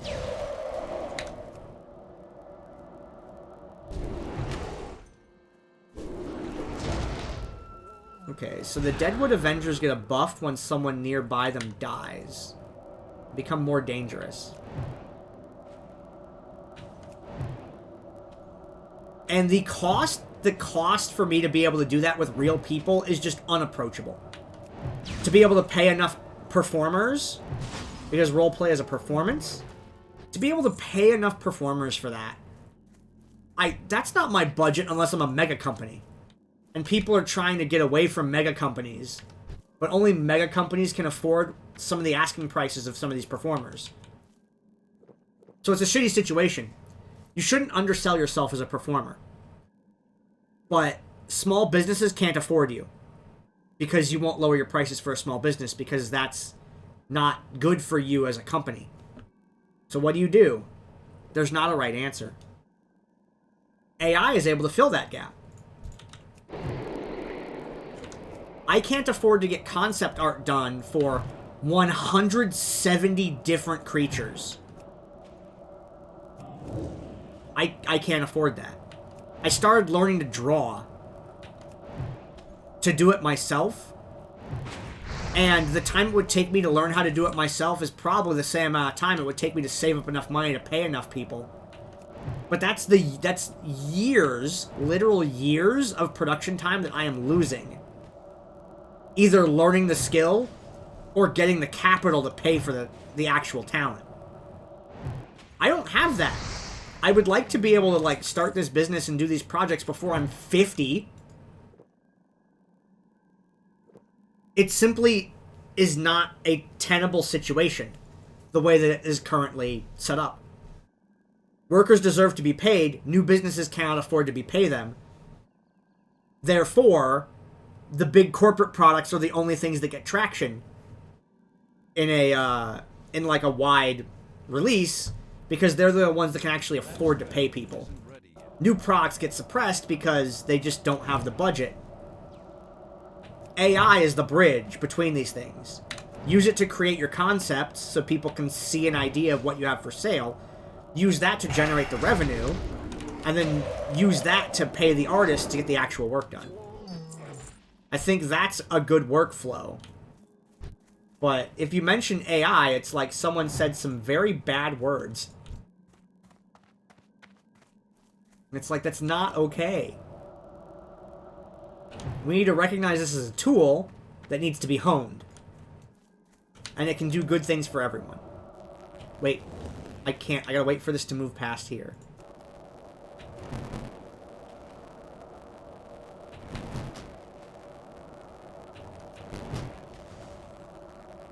I've never heard of either of those. Which means they might be good.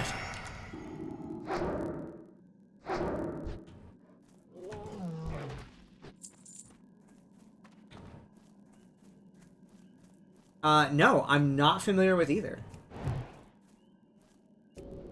Might be a portion of the hobby that I just haven't interacted with.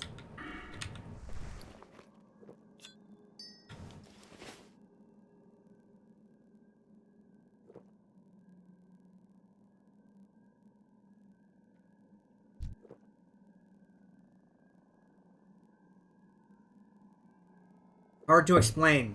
Anything like roleplay adjacent, yes. I'm in this picture and I don't like it.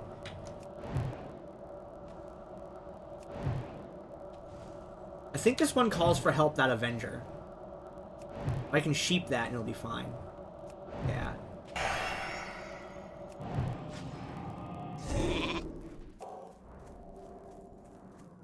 Damage dealt increased by 55. What the fuck? That debuff is awful. Or that buff it gets is plus 30% attack speed, damage increased by 55. The heinous enrage.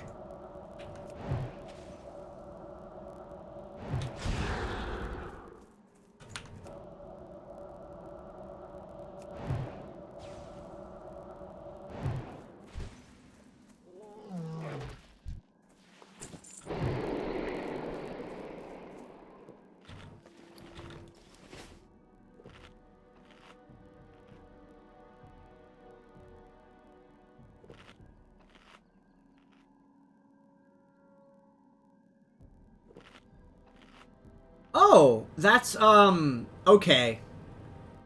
That's a form of play-by-post. which is a little different than what you're talking about. That's still recharging. Yeah. Okay, I just knew that by something completely different. I've seen that before.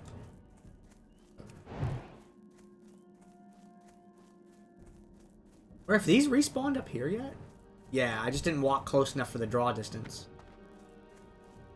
I need to get closer.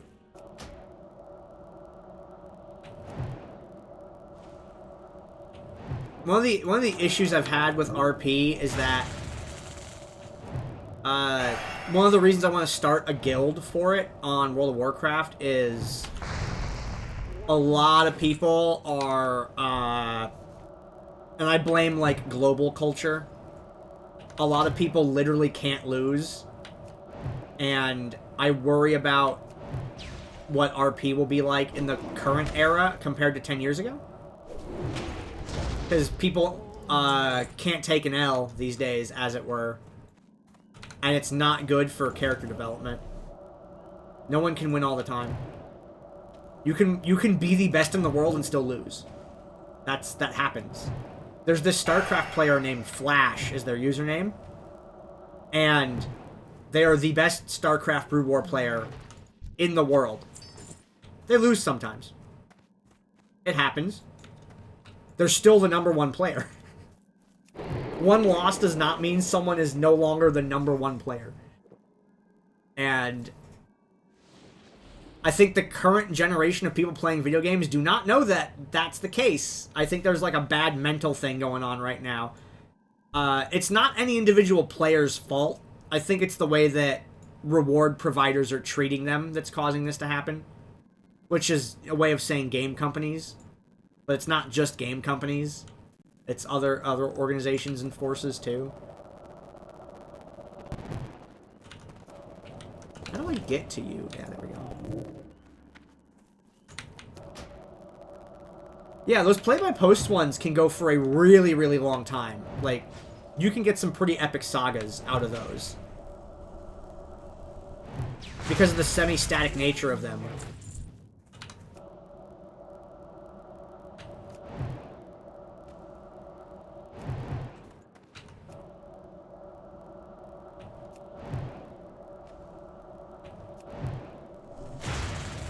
That one's almost dead, so I'm going to save the counterspell for the next one.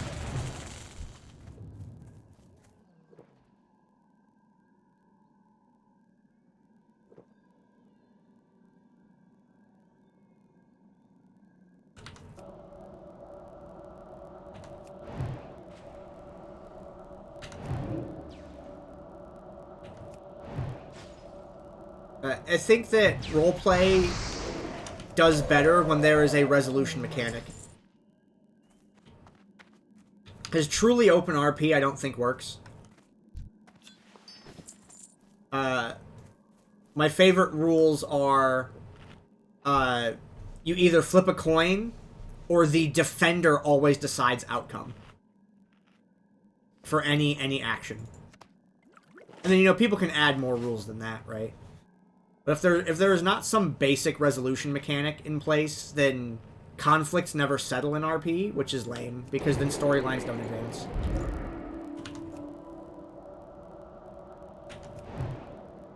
This is a problem that I have with World of Warcraft's writing, where no one's dead or retired, really. It's also happening in, like, the Marvel Cinematic Universe. Like, the superheroes can't lose, so there is no advancement. And maybe that's part of a reason that the activity surrounding all those things is dropping off steadily more every year. Because, yeah, you know the superheroes win, but how they win is important.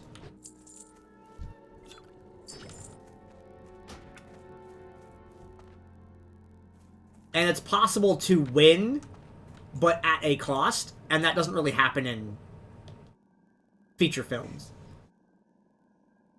But there have been some lately that have really shown the audience can handle nuance. Just wish they would lean into that a little bit more.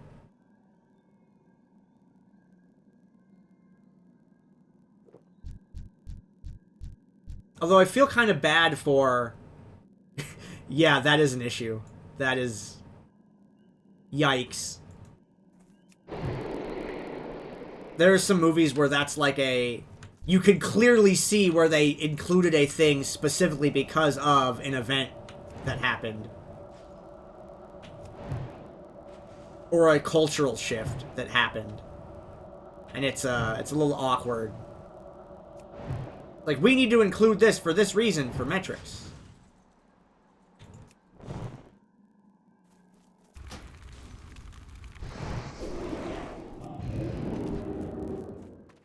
Oh, there's some mage coming in here doing the AoE. I'm very sorry that I just abandoned a pull right in their face.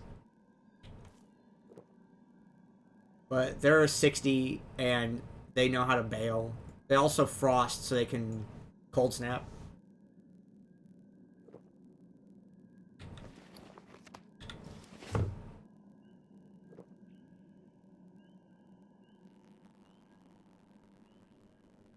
Yeah, I don't watch a lot of movies now because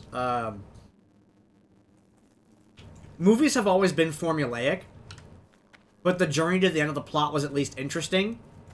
And now I feel like they're not even really trying anymore. They just cram a bunch of buzzwords in to check boxes and then move on. Like, alright, we did the thing that we need to do to advance the plot.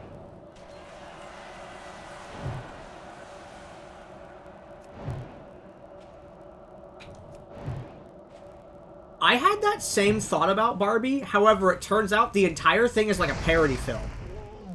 And that movie's actually really funny.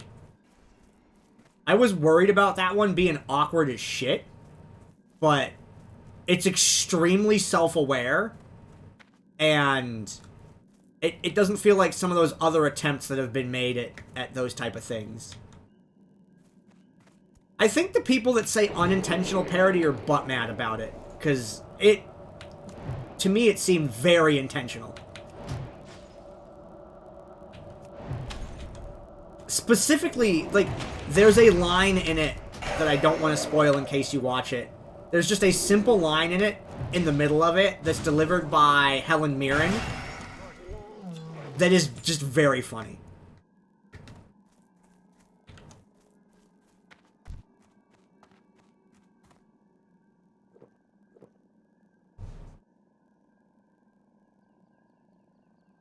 Like, it does the political comedy pretty well in it. It's very, like, satirical, and I think they did a good job with that film, with the writing in it. I'm also really into satire, so it's possible that I saw things in it that the average person who's not into political satire may have missed. I don't think so. I felt like they were pretty obvious with it all the way through, but I can't confirm or deny that. Because yeah, I thought it was gonna be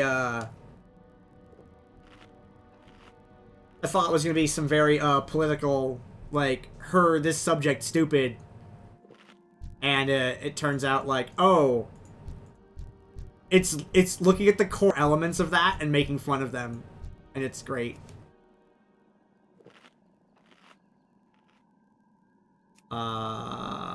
I'm too suspicious to answer that question.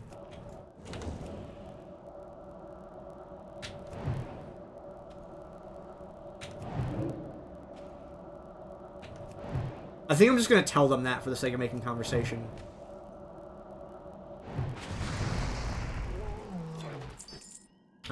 Why? Sorry.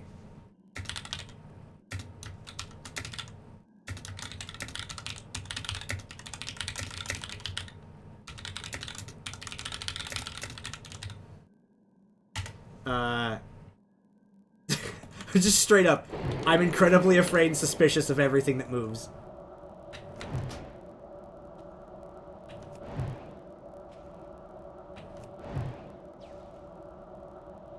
That spell isn't ready. Just doing rep and XP at the same time.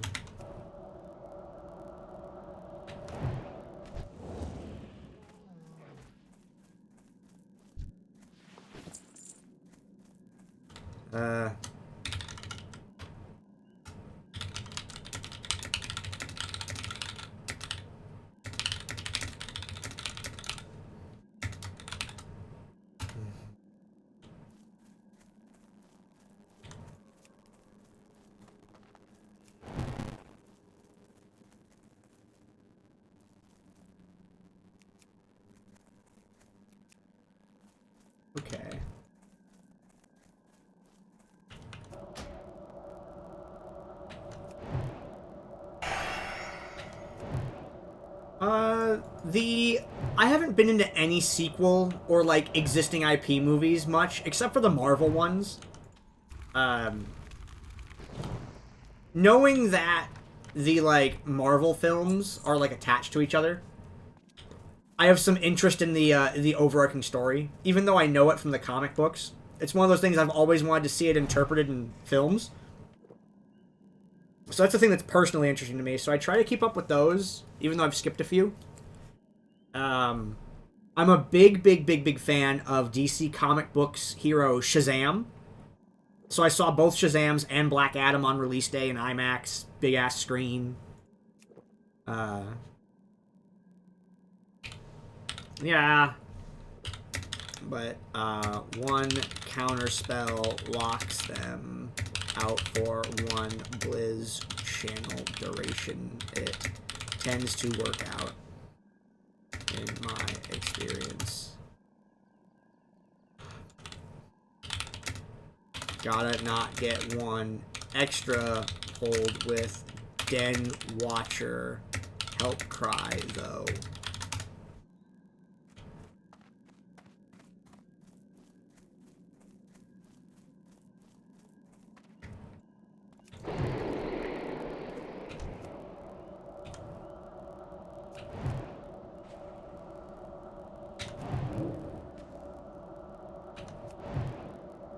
Oh, it's evading? Really? It can't... It's a cast... Oh, because I counterspelled it.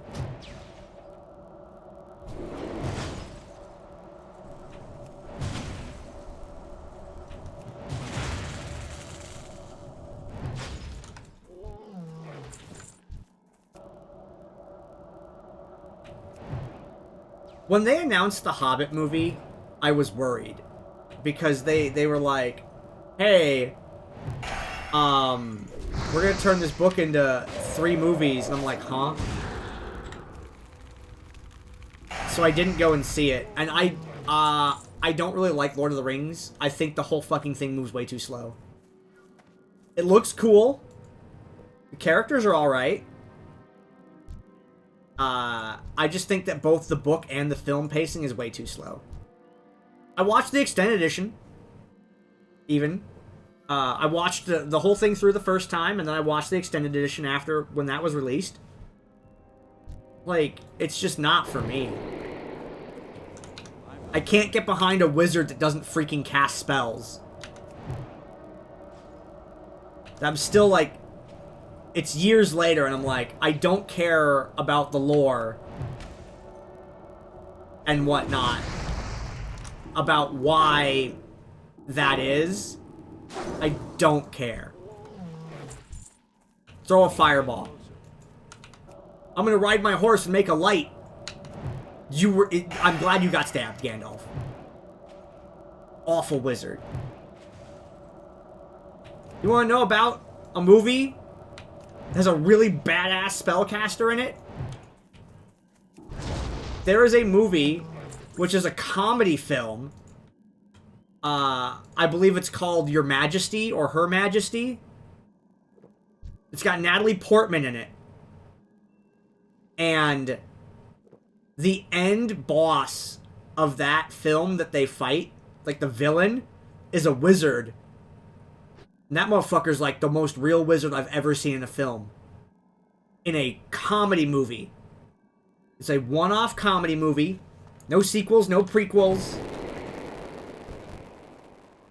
And that has the best wizard fight I think I've ever seen in a film. At the end of the movie, this dude is just... He's teleporting around the room. You try to swing at him, he vanishes. He's on the stairs above you. He fills the entire fucking place with lightning. He's grabbing people and throwing them out windows.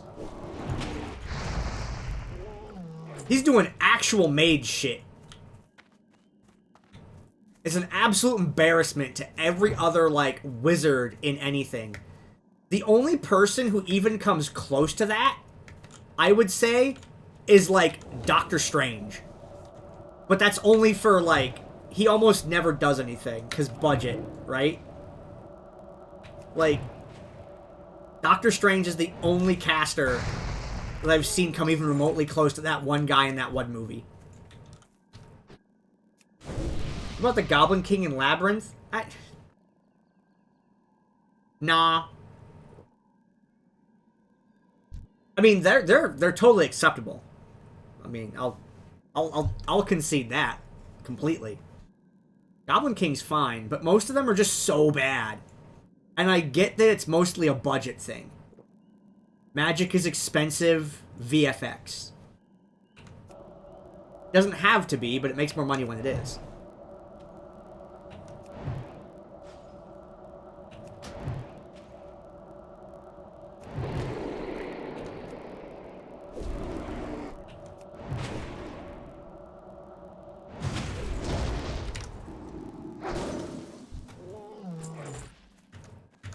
I still think about that movie from time to time. I went and saw it with some friends of mine. And the movie was meh, but the ending was so good. I think about that wizard battle a lot. Spiderwick Chronicles? No, I never saw that one. Never did that one.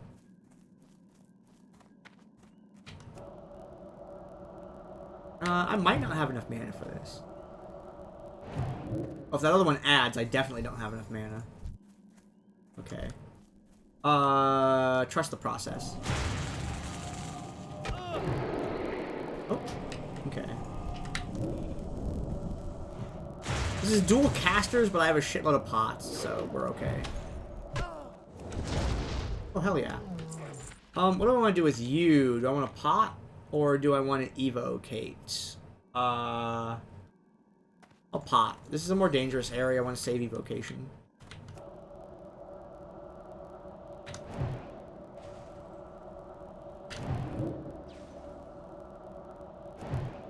I don't want to go down into the camps.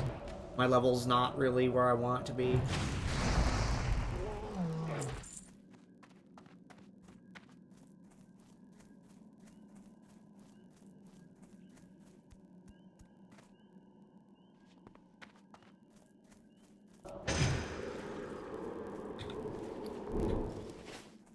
Loot's not really going in my favor. I got a med.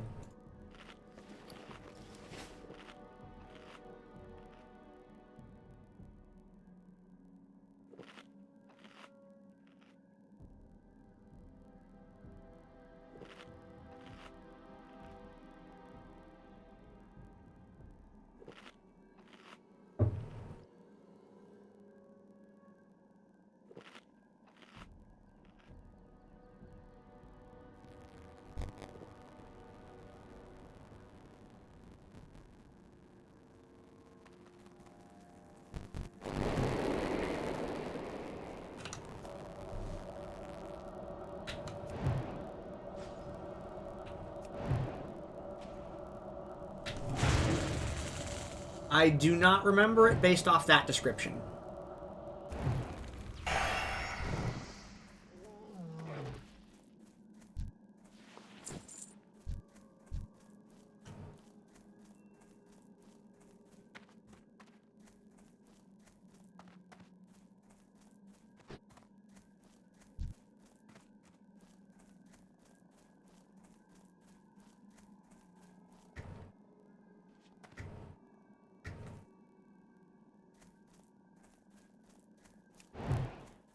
Yeah, I don't know that one. Can't help you figure that movie out.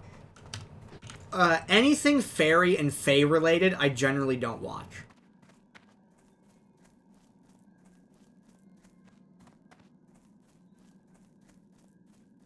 I usually skip all of those.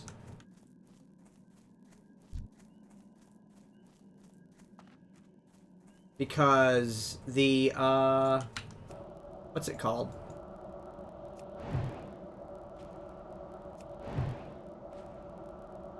I'm over the, I'm over having to relearn the rules of the Feywild every single time. That's why. It's the same reason I stopped reading fantasy novels. Like, I don't give a shit about dragons anymore either. because every writer does these things differently, which is great. The problem is I have to relearn how the fairy rules work and how the dragon rules work every single time. And after reading enough novels, the shit starts to get mixed up and I get them confused. And it's not good.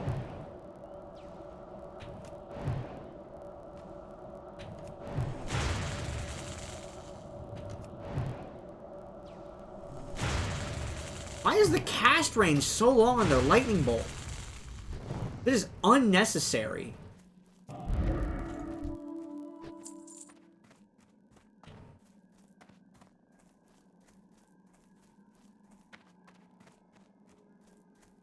Into med.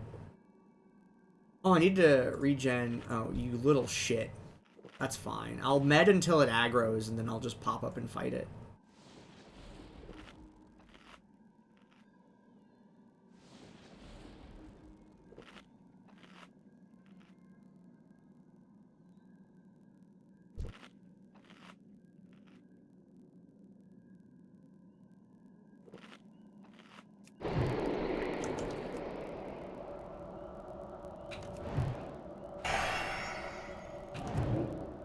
Once I got into Dungeons and Dragons, I like largely abandoned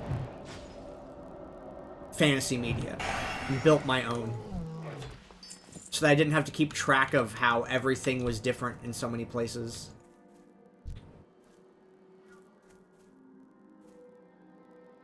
That's how I got into doing what I do, where I make like RPG things. I can just do this as a duel. Oh, I'm at full mana.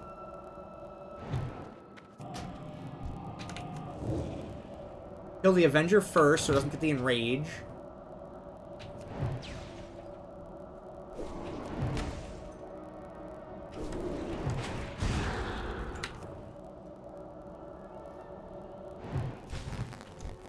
Okay, now make sure I'm in counterspell range of this. Wait, put my shield up first.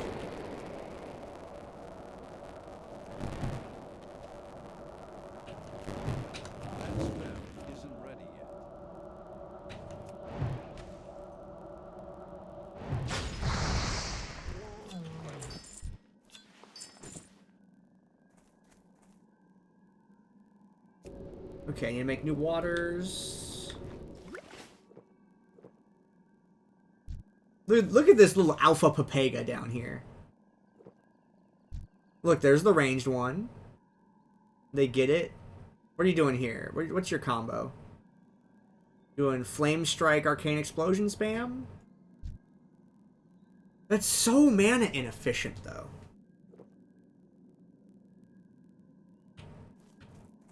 Oh, they potted. I think I saw them pot there. They got an ad.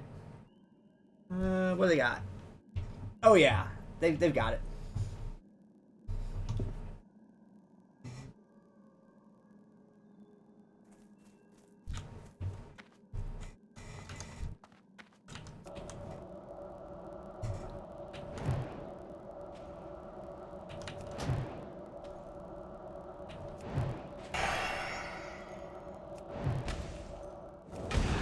Should've ran back faster.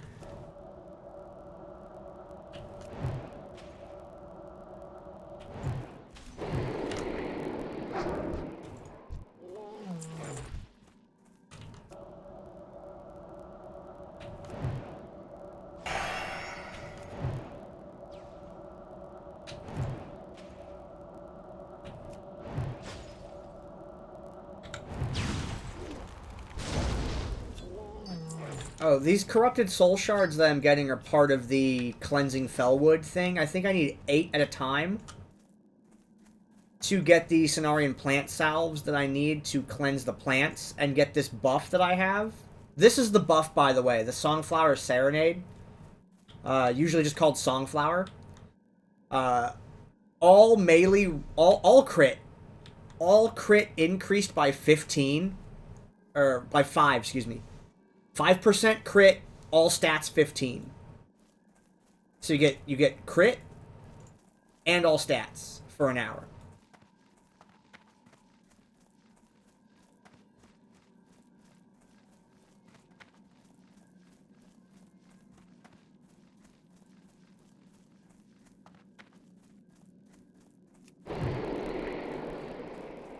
Yeah, you got nothing here.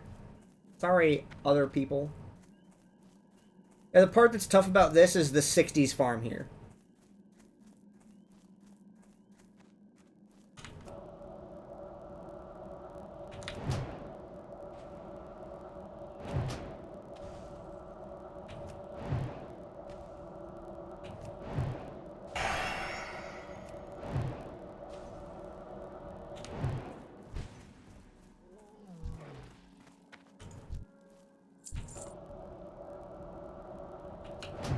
Gotta watch this in case it respawns on me.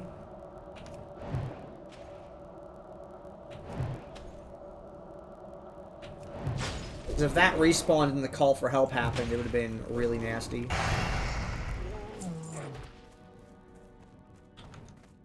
Shaman up here I can get.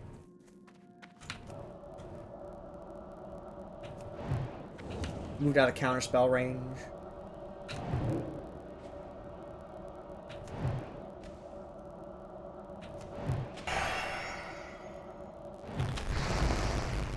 Ow, it still hit me. I'm gonna have this Deadwood Ritual Totem in my inventory for a while. Because I'm not gonna do quests. Except for the first one. Like, you need to do one quest to get the quest for Deadwood Headdress Feathers. And then after you unlock the Deadwood Headdress Feather drop from completing that quest, which gives you access to the repeatable quest turn-in for it, then you don't do any quests until you stop gaining reputation from kills. Are we doing this? Are we competing for tags? You're a 60. What are you doing here? There's an Alpha Papega here.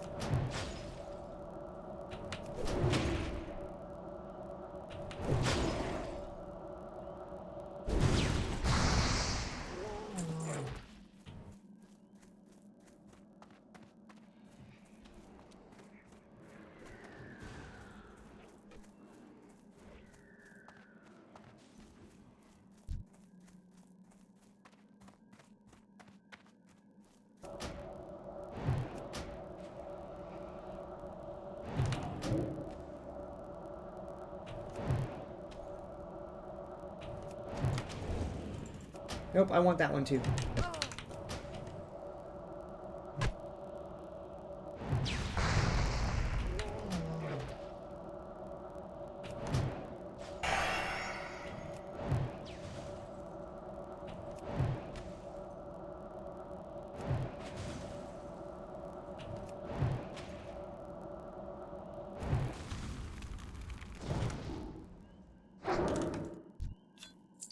Only 29? Ew. The resist. Because of its level, probably. I need to, I'm trying to keep this desynced over here.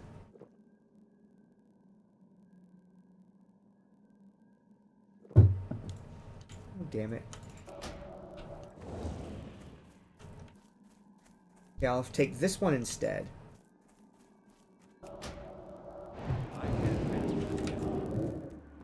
Oh, I got the interrupt? No, I didn't.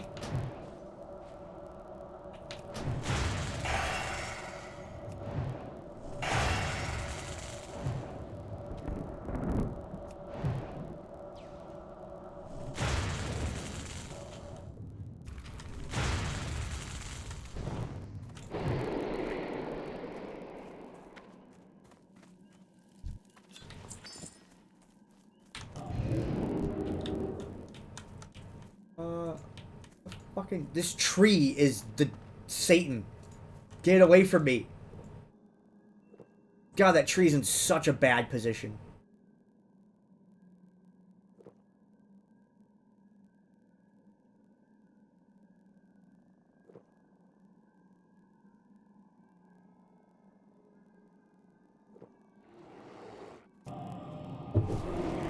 Chill. For a moment.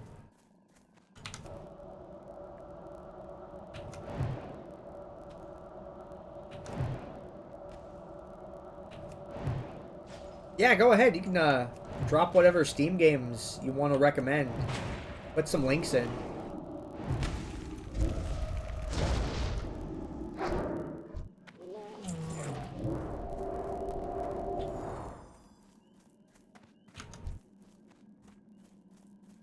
So far, Pillars of the Earth has a spot in my list of things to keep looking at for the future.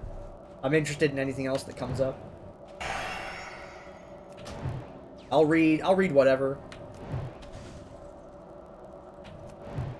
The only thing you can't get me to do is watch videos. That shit takes forever. Like not even like shorts. I can read way faster than a video can play.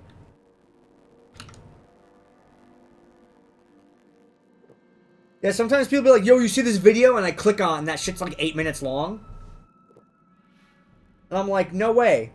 I'm not.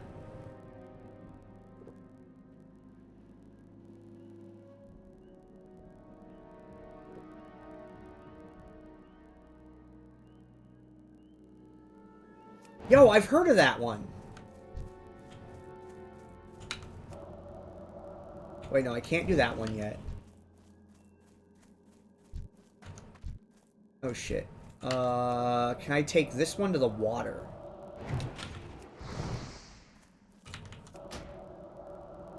I need to get this one away from other things.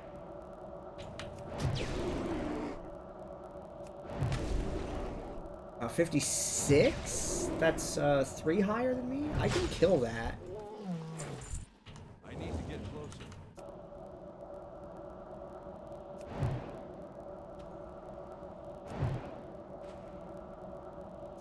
I'm gonna click that one to see if it's the one that I think it is.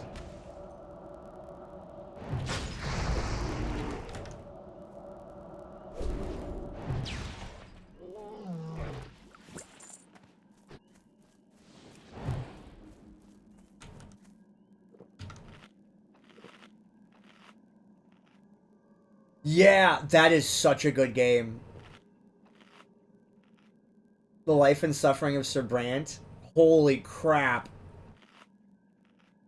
That one's really good. I went and watched the first, like, hour and a half of that, and I'm like, damn. Okay, and I stopped there, and I'm like, I'm getting around to that one eventually.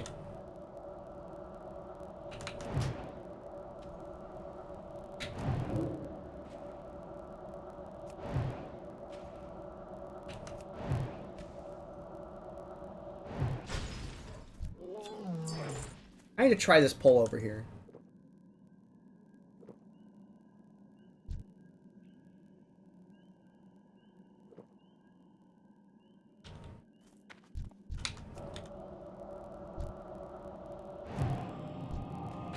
Okay, hit it.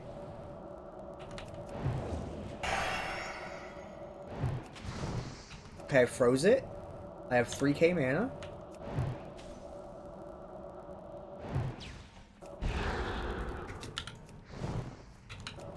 Oh, the shaman got pulled.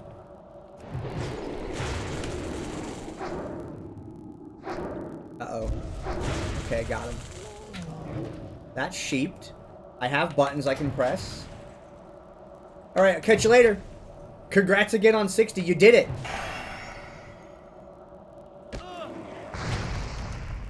Okay.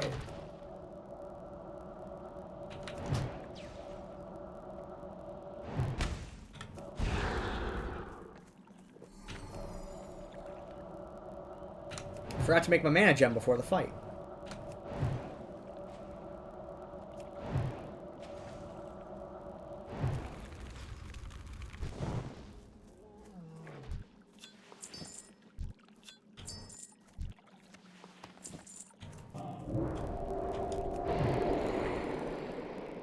I better redo all my conjures now, and I'm out of foods.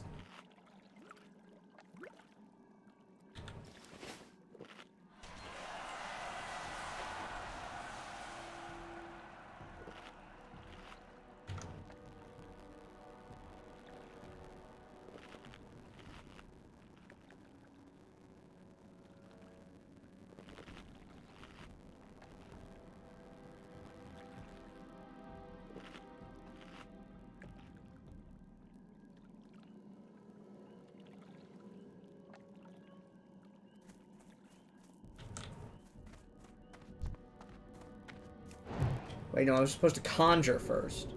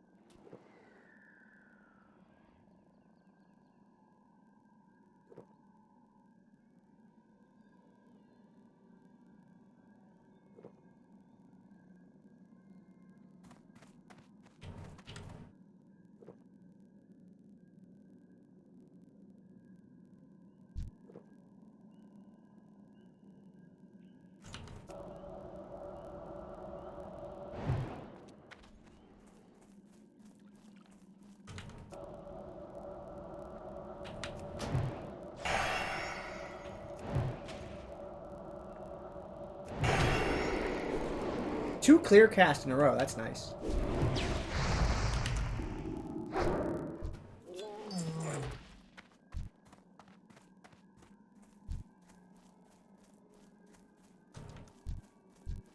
Oh, there's two there now. I can't do that one.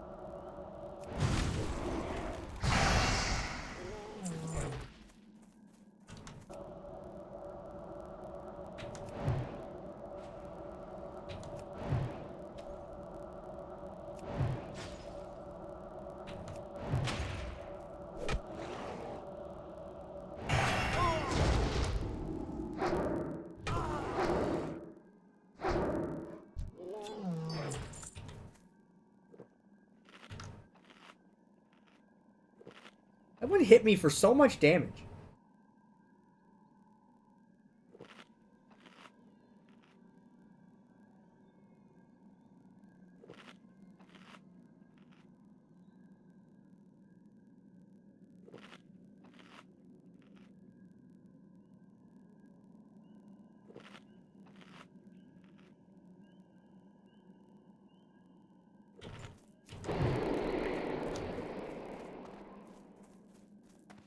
That dot is going to be up there for the Speak to Naphian quest for so long.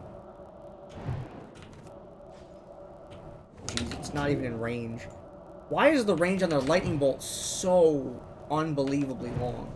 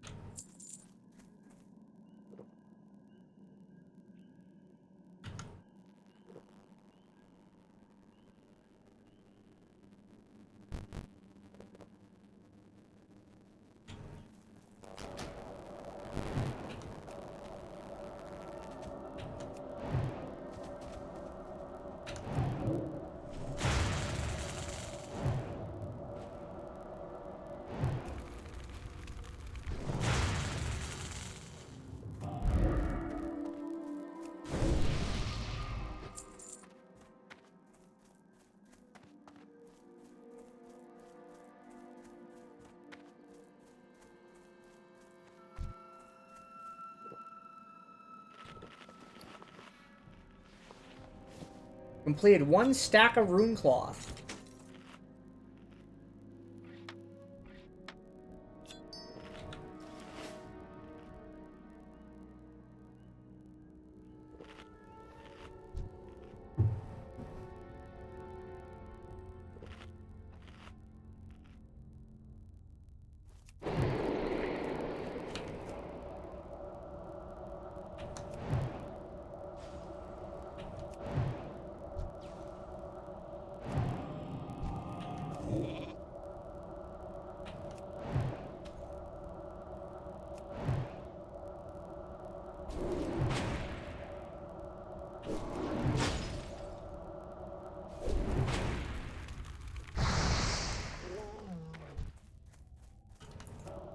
Okay, that one's not so bad as long as they're desynced.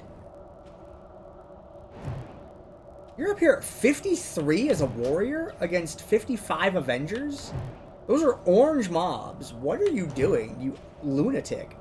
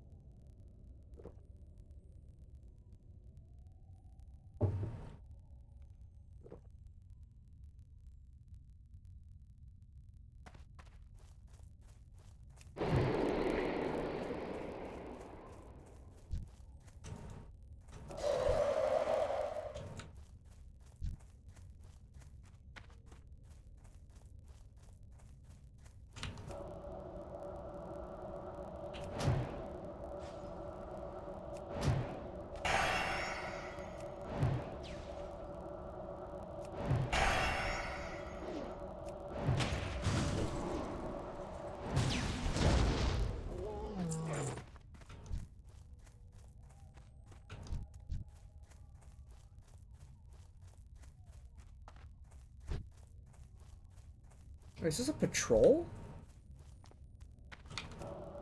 This one's wandered out. I can separate that.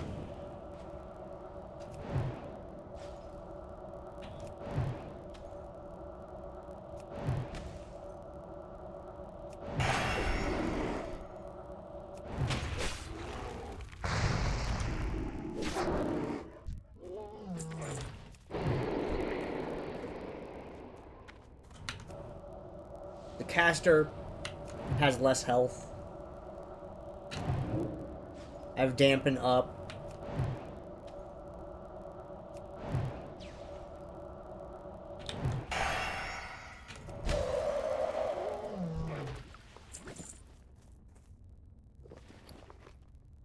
I'm starting to get major healing, so I can send all those off soon. What level are those? 35s? Everything is about getting OV to 35.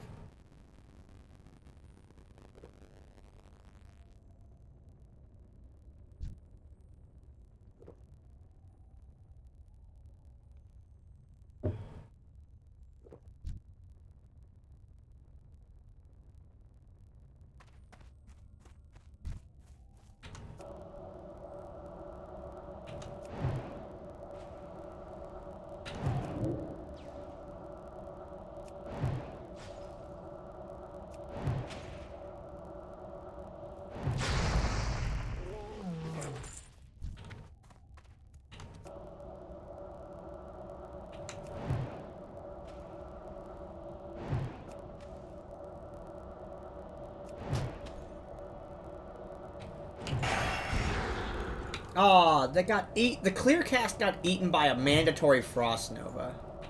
I guess I could have fire blasted first.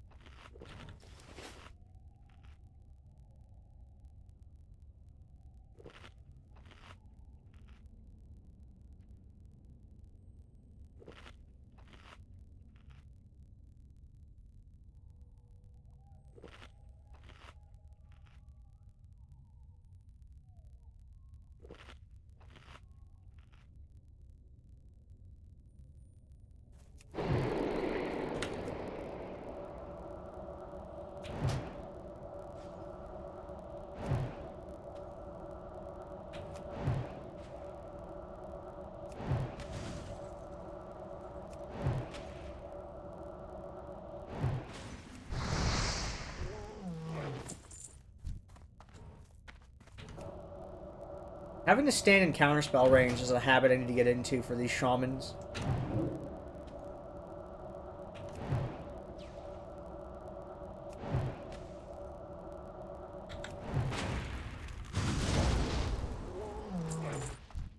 Yo, give me this guy right here.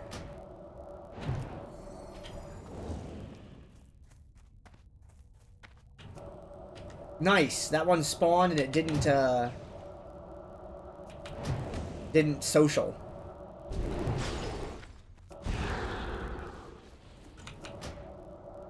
Is that one left patrol?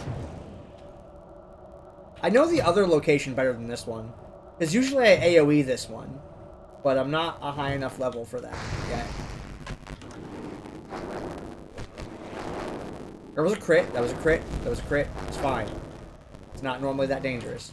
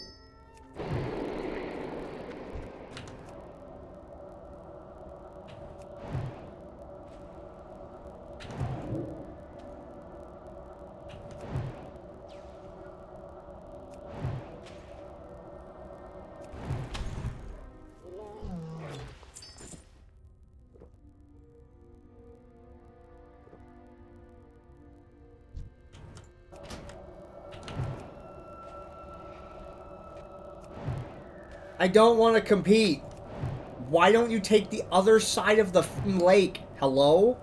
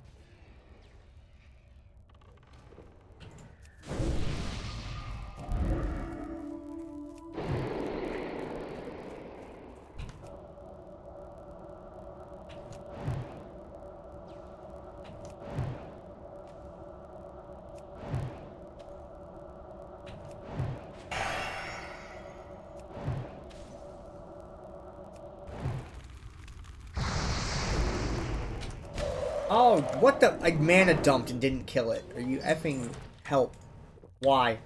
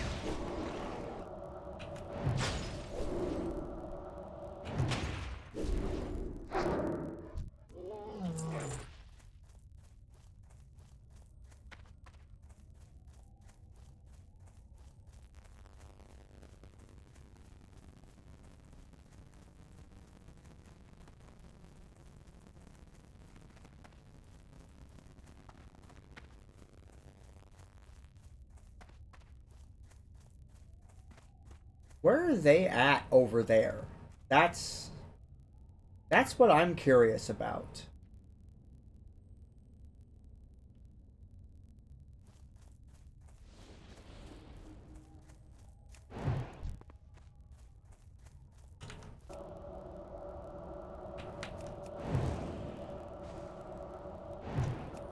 Oh, it picks up my key click? I didn't even notice that it did that.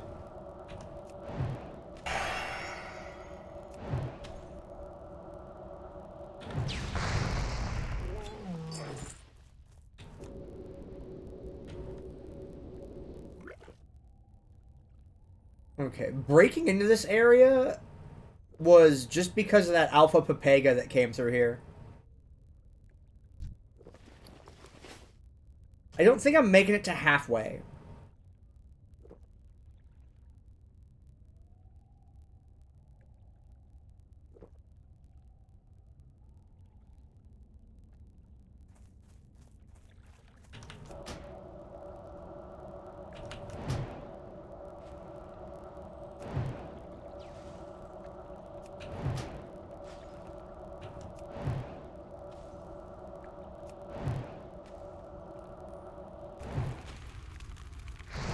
Okay, so Scorch is not really working on these enemies.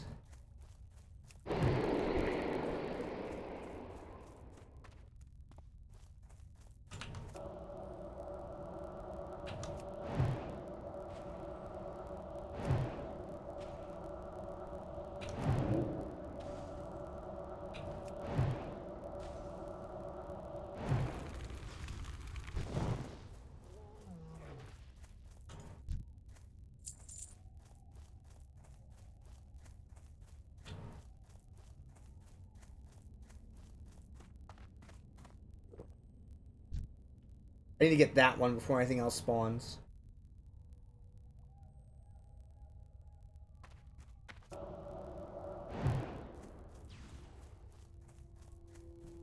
That's a bad frostbite. That happens sometimes.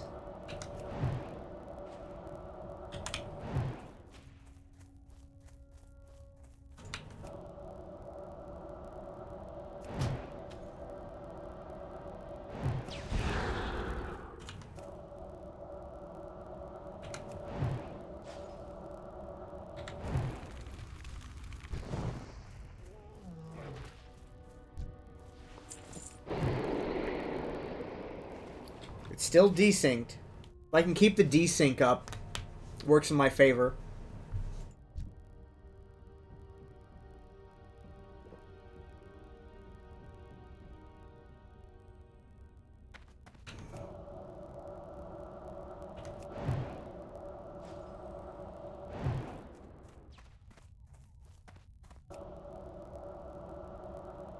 I don't know what triggers their call for help effect, if it's HP based or something else.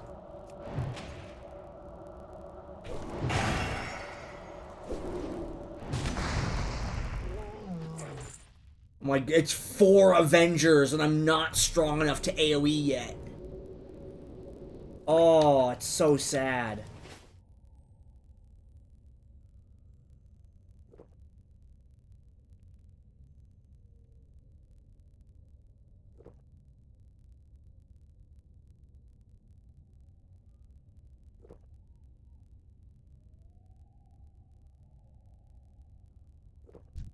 Okay, I want to get that shaman next.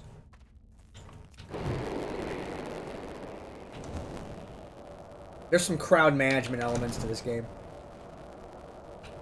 I don't want to counterspell it because I don't want it to walk around and get hit in transit and aggro one of these Avengers at the same time. So I'm just going to eat these, have them bounce off my shield. I have Imp Dampen Magic. I'm not as worried about it. Reduces damage taken from spells by 90.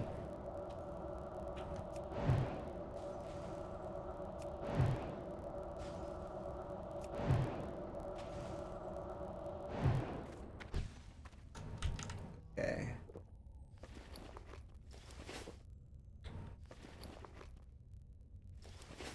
It's a long time, and I think I get my last rank of Blizzard at 60, like, unironically.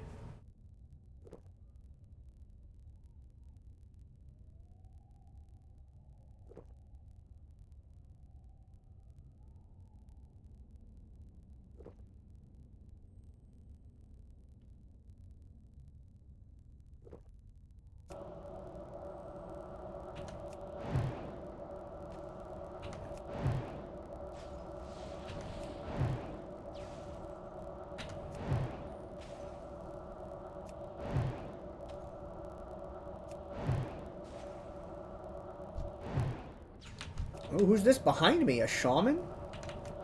Nah, I don't need that thing patrolling into me. We're gonna get rid of that.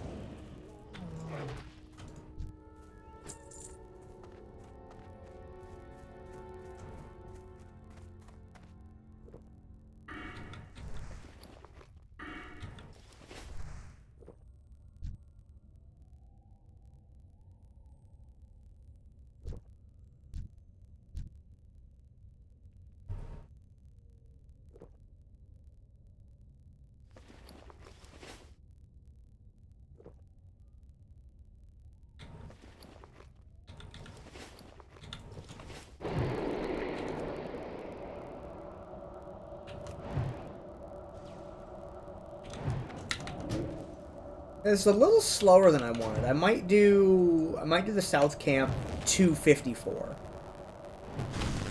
Let's see what my spells get me at 54.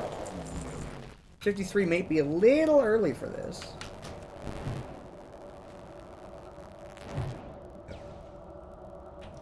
Oh, they're doing the other side of the river now, it looks like.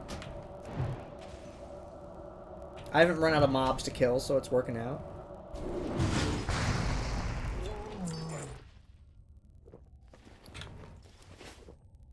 With this location, yeah, one person can do this section, and one person can do the back section over there. You could sort of have a third. Sort of.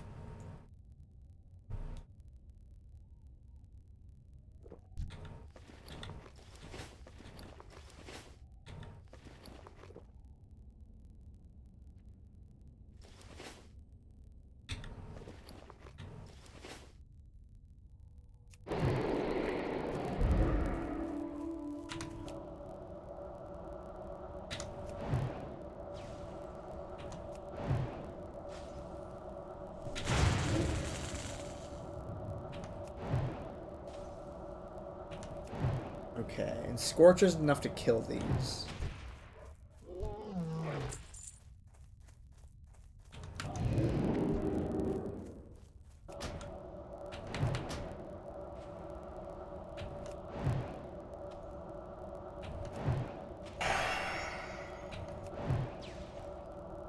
I'm so glad for elemental precision. Mana low. Bad resist. Hit the gem.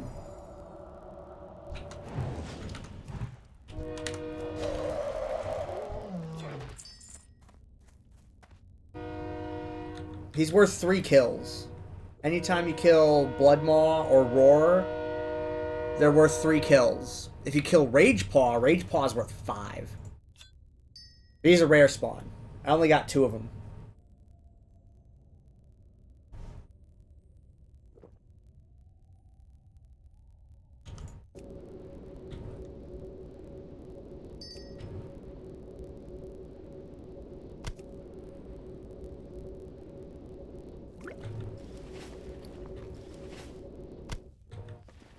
One of the things I'm most curious about is how long it's going to take me to Exalted. I started at 48. Started level 48. And yeah, there's a little bit of like quest and travel XP in there. Sure.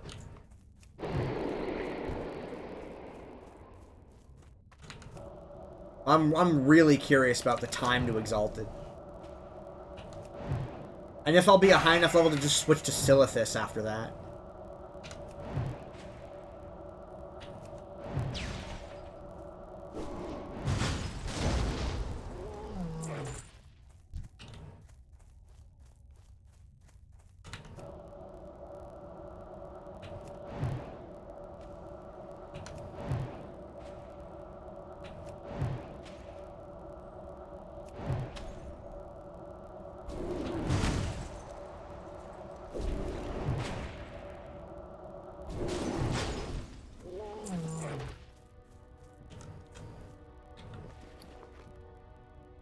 Only 4 items, though.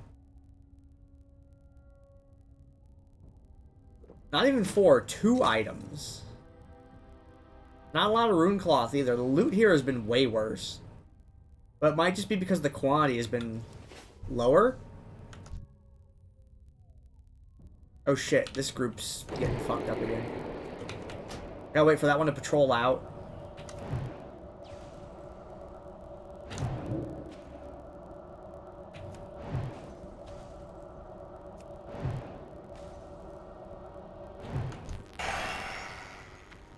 Okay, cool. This one's walking out.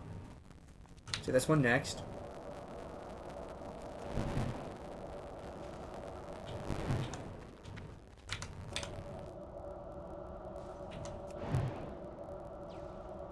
I haven't done this one in like single pulls in a long time. Usually it's been AoE rips here. It's really weird to have it not be AoE rips here. But we're learning. We're doing new things. I'm out of stamina foods. I have to send some from one of my other characters. That's actually killing things that are cookable. Ovi has a bunch of Soothing Turtle Bisque, but she can't do the thing to raise her level until she's 35. So I've been holding on to them.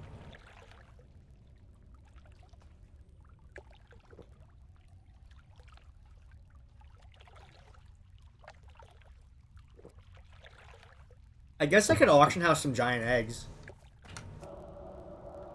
Wait, no, I need to be in counterspell range. Because these shamans are absolute hacks. I don't know what the range on the lightning bolt is, but it's long.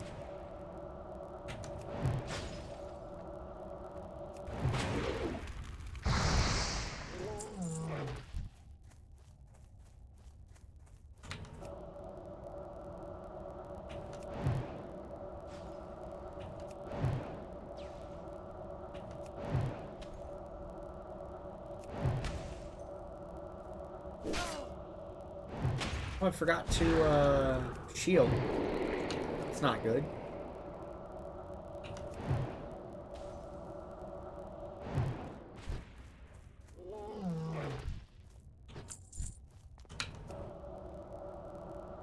Can I get a den one on 1,000?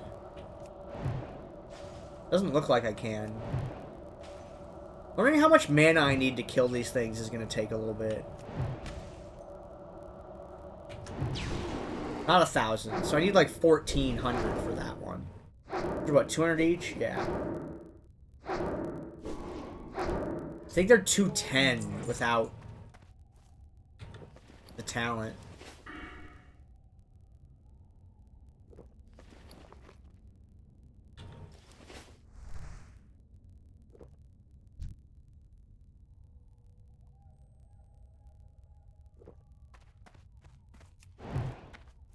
Okay, I want to get this out. Okay, bad things. Good, it hit. I'm gonna stand on this and evocate. It didn't get anyone else. That's good.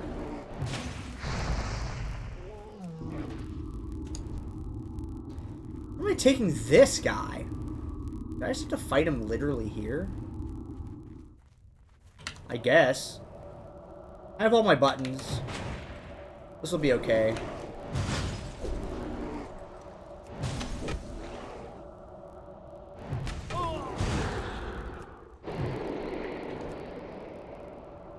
I don't want to go anywhere else because this call for help ability could drag a bunch of shit to me.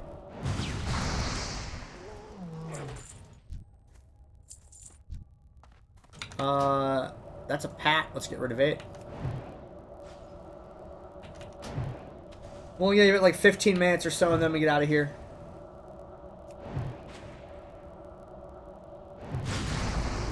We'll be able to start and stop more easily because of I went and got flight paths and other things.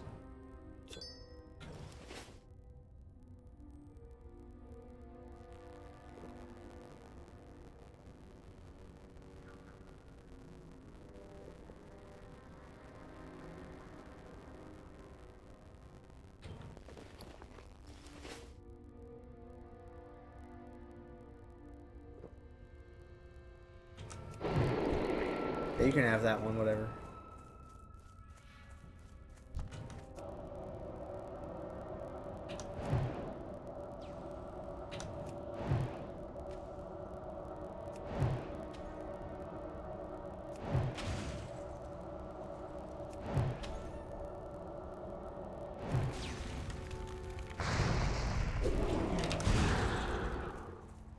He's enraged.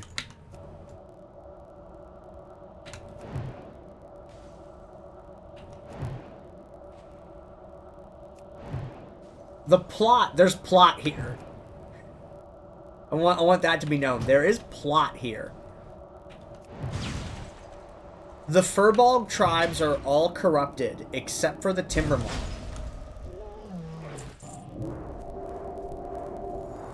The Timbermaw are against the Deadwood. And if they exterminate the Deadwood, it looks good for them. It's like, look, we're friendly Furbolgs. We're not corrupted. We're fighting the corruption also.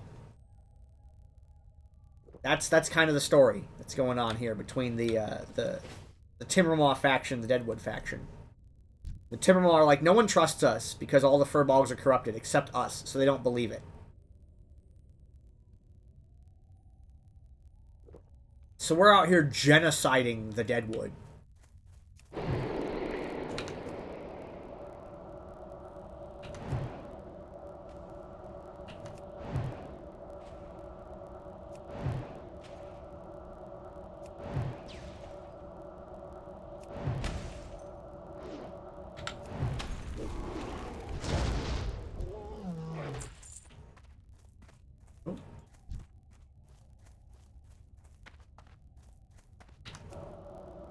Don't you dare. Absolute shit. There we go. Just stand on this thorium that no one's mining.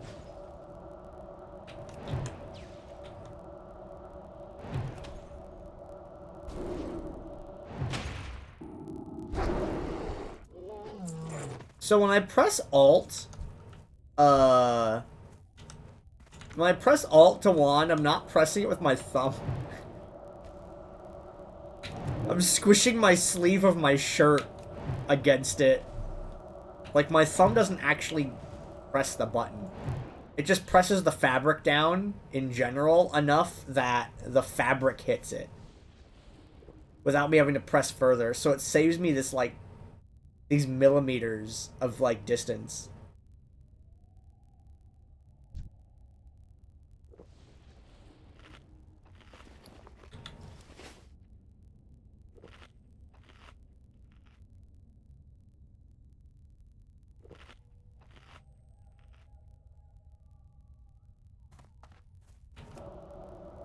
Nope, I need to be in counterspell range before I start this fight.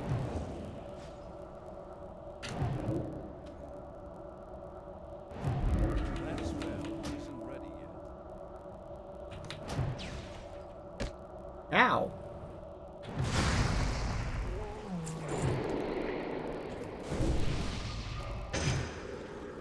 I'll break up these two. This camp is starting to, like, recover and resynchronize.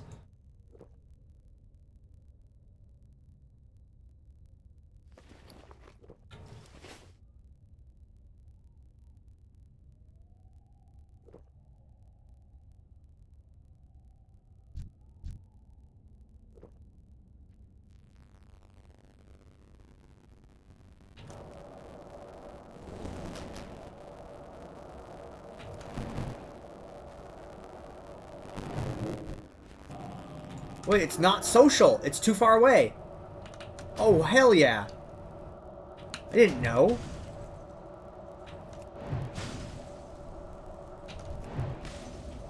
Oh, but those two are. I need to get rid of this one behind first.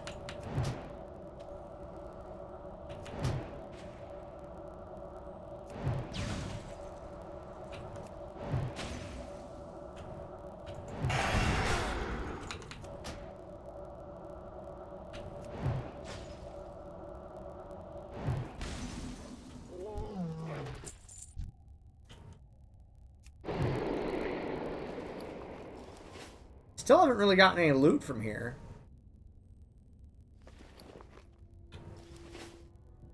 I'm almost halfway through the level and I haven't really filled any bag slots. Not almost, I'm actually pretty far from halfway.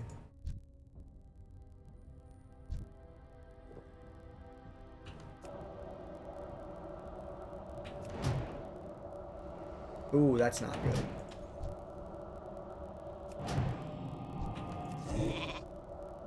Double resist is not good. Oh, I got a frostbite.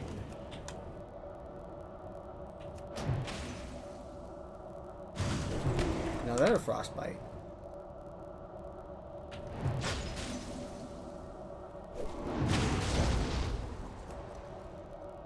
I need mana for the next fight, so you don't want to cock him.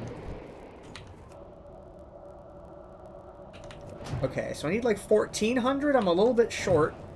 I think I still kill this one anyway at 1360 or whatever it was.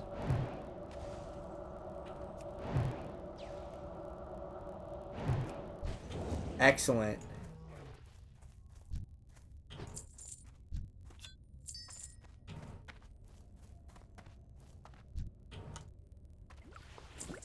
Oh, nice. A super mana.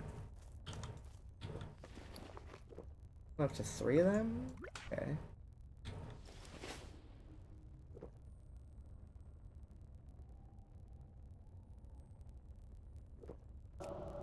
Patrol, let's get rid of it.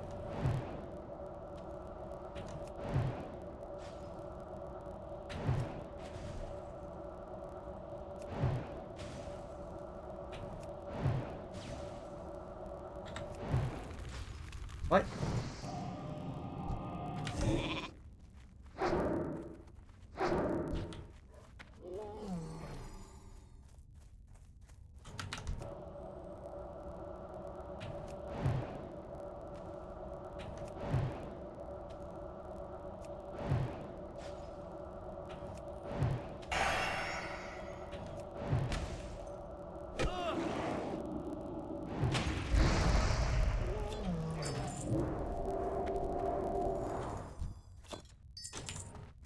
Oh, I got a drop finally.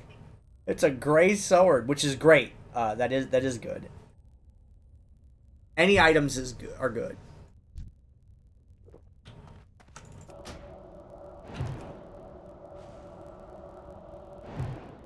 I'm out of range.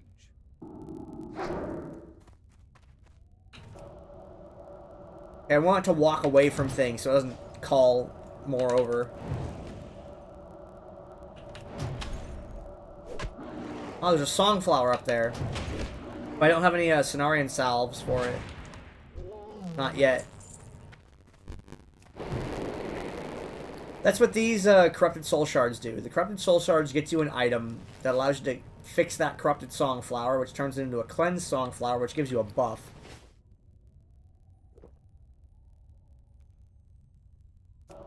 Okay, I have enough mana. I want to get this one out of the way as soon as possible before anything else spawns here. Now, 5 minutes before I'm calling it quits for today.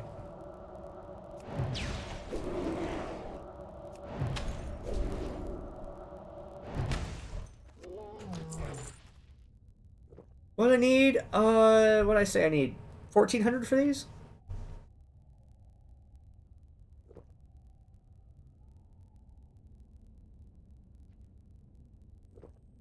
I still have to do homework, which takes some time.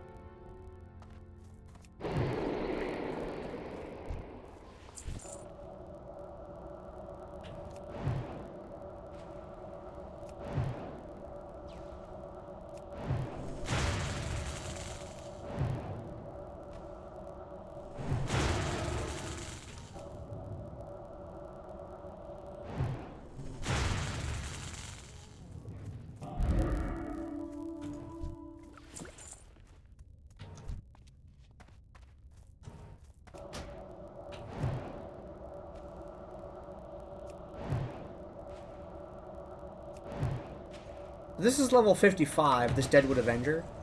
And the Deadwood Avenger is why I waited until 53 to come up here. Because I wanted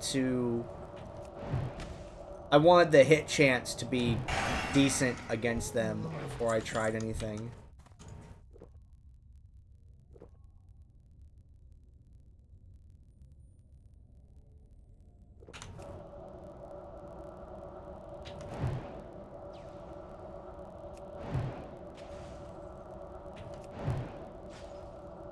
Overlord's back. I'm gonna evocate for him.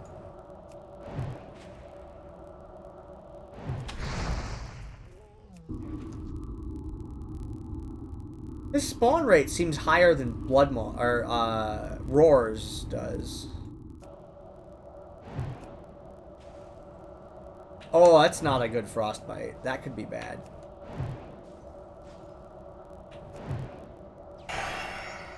I think he's gonna get that shaman. Okay, I think we're fine now.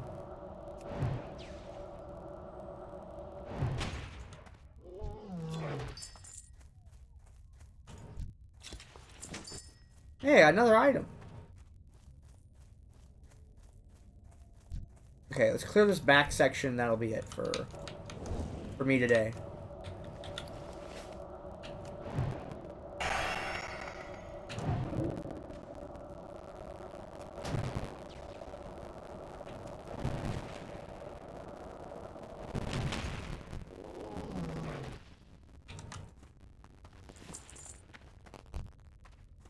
That's a weird pit.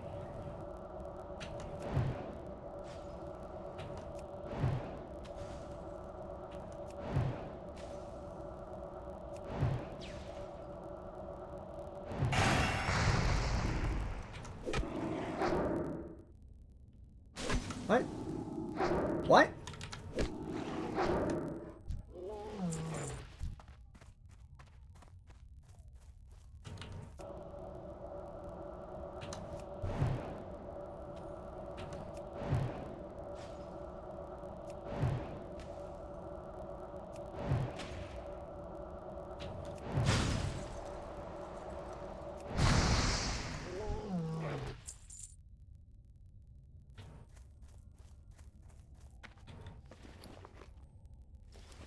Alright, it's 7 a.m. I didn't quite get as far as I wanted. I wanted to get the halfway mark. But I think all that time that I spent running around the map had something to do with that. I'm gonna start on rune cloths. I think the first thing I'm gonna do is get my first aid up before I start doing tailoring. I think that's gonna be more beneficial for me long term to have my FA up. We need to get to 290 for the big rune cloth bandages.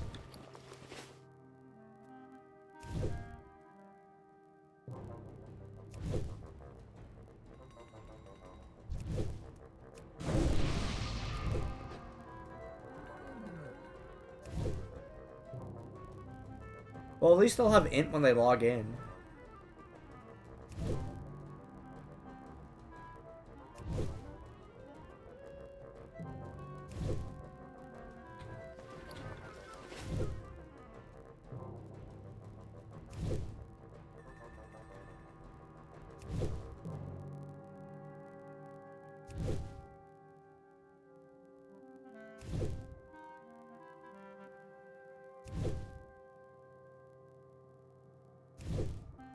I think I just get to 90.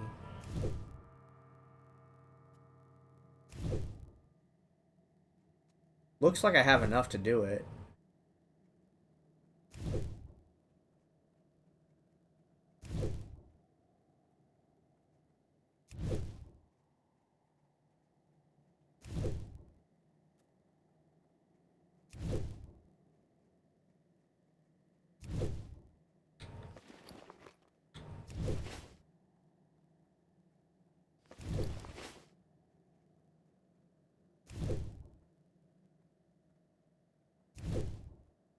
I should have gone and turned these corrupted soul shards in first. Whoops, my bad.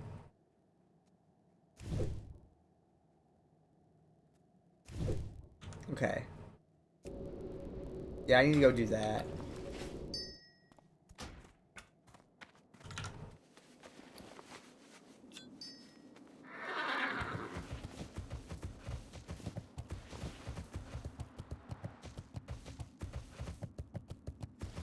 Yeah, fly back to Felwood.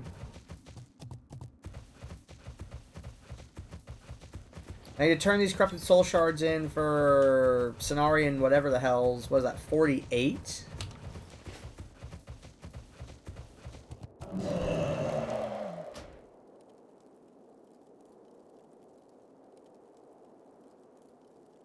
These flight paths. Goddess watch over you. Okay, so fly back to Felwood. Fly back to Felwood. Teleport to Ironforge. Go to Menethil.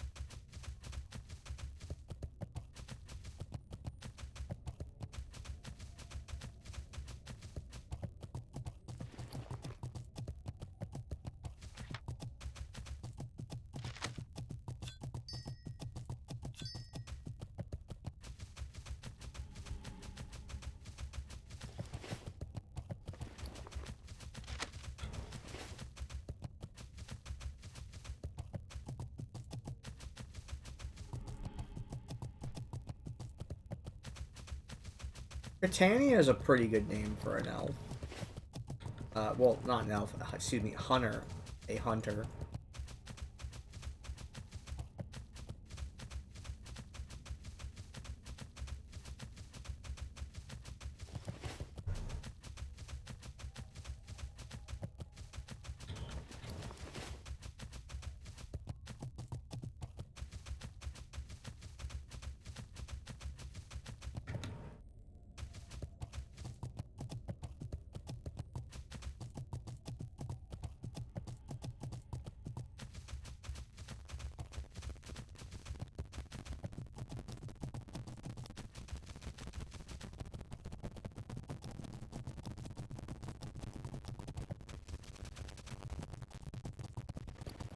Oh shit, I need to make a moon cloth.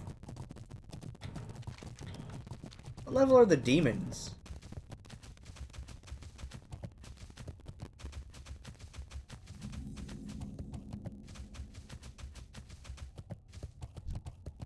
Oh geez, they're only 52? Okay, hold on. I need 2 fell cloth. This is gonna take a few minutes.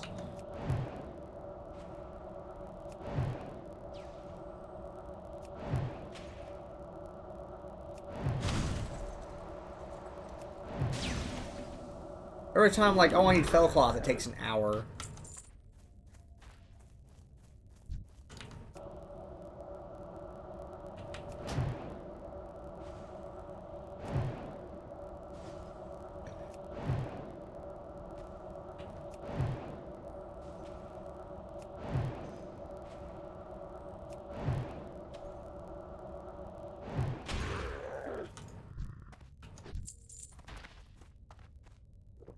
I don't have enough mana to do this.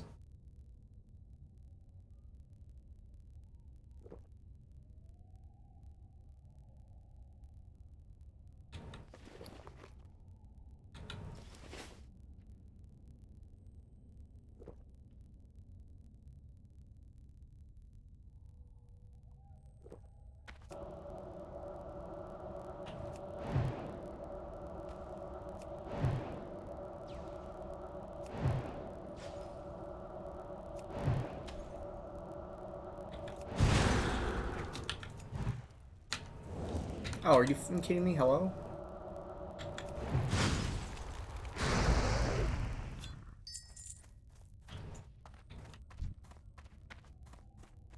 I'm out of range.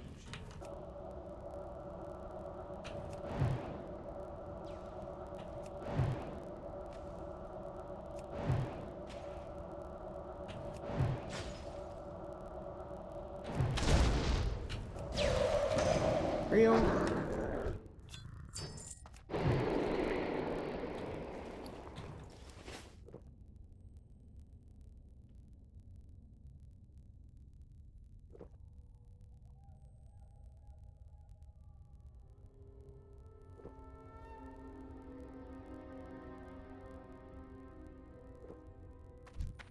It's too far away. Damn it.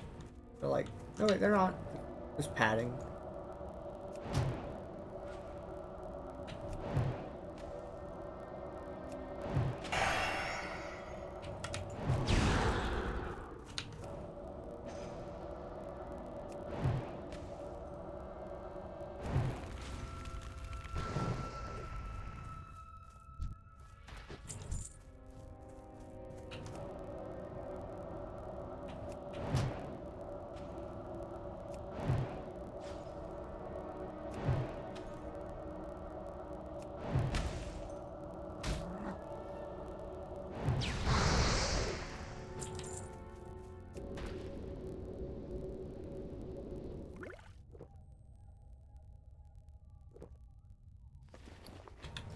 Why did I remember that I need Mooncloth? It's on, like, it takes days, like, literal real-time days to make it, so I need to start making it as soon as I can.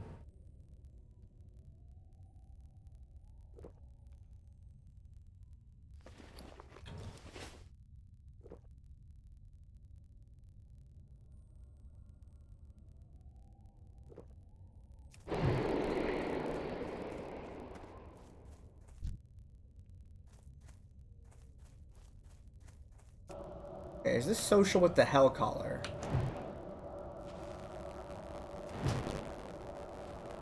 Not. Or if it is, it's not close enough.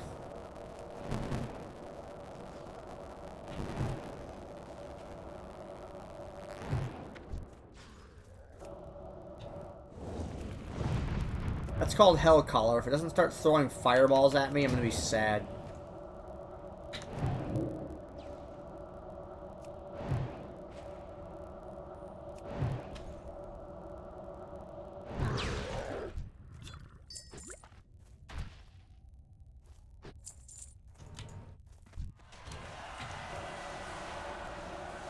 Oh. That guy played way too damn much. That guy was like level 56 2 days ago. What? When did I stream last? 2 days ago? I played a lot.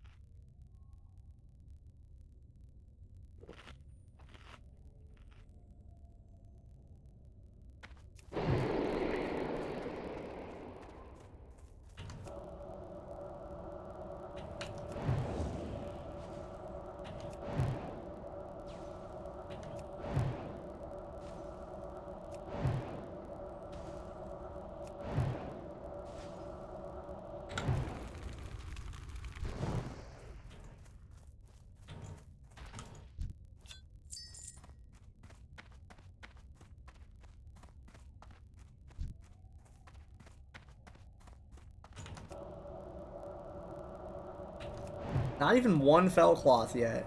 I mean, the drop rate's not great, but still.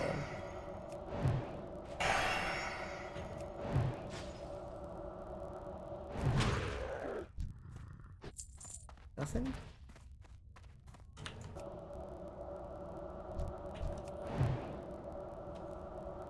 I need to get closer.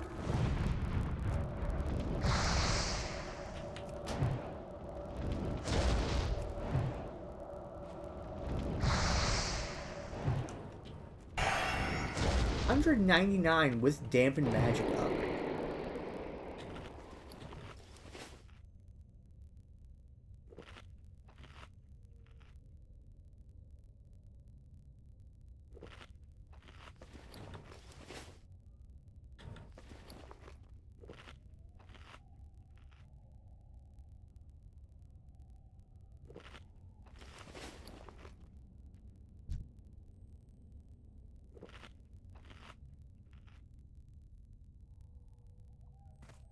I'm out of range.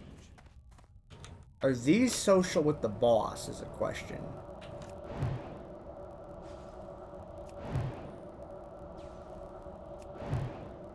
They are or they weren't close enough.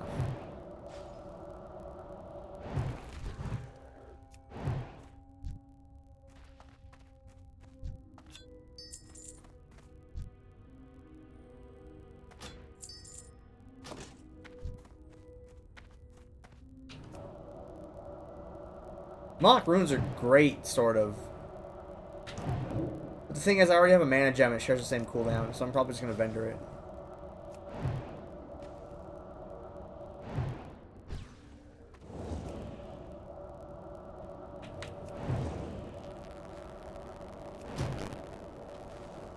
It didn't bring the boss with it. Okay.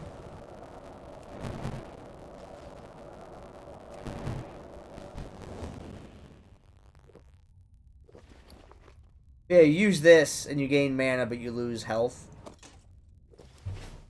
And it's really good for raiding when you have a healer, but outside of a raid, it's like gain 900 to 1500. It's more mana than my mana gem, but sketchy as fuck to use that. Alright, does the boss have a higher? It's just a quest mob, so there's like nothing really special about it.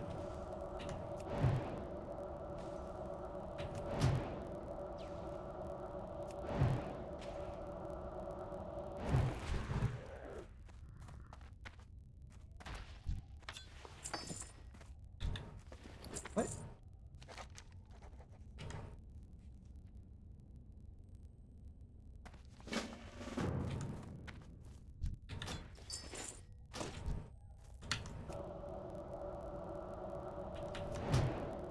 I got a quest somehow?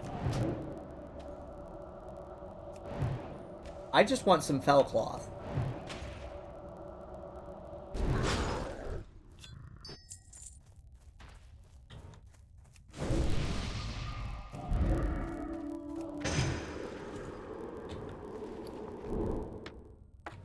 What is the quest?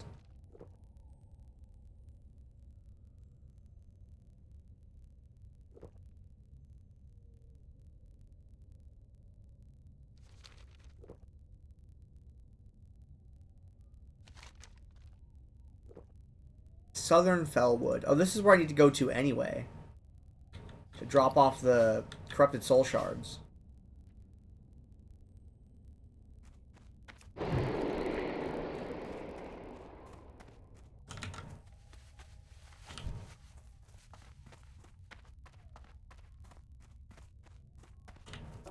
Maybe in counterspell range.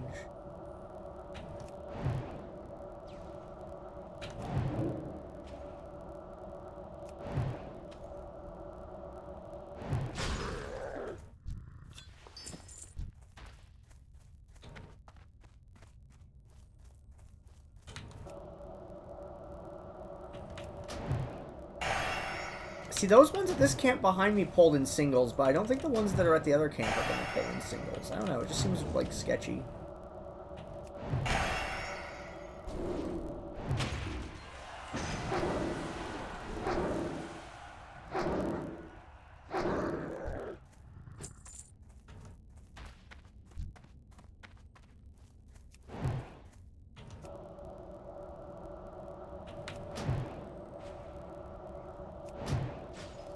I just want 2 fell cloth to make my moon cloth.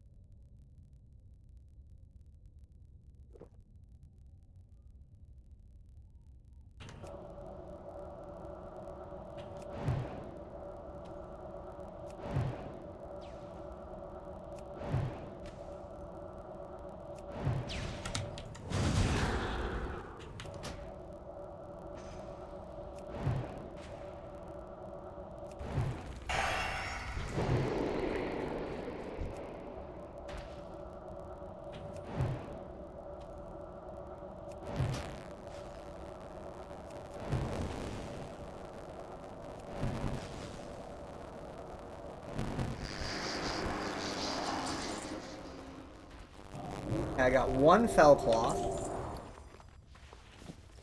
I need a 2nd fell cloth.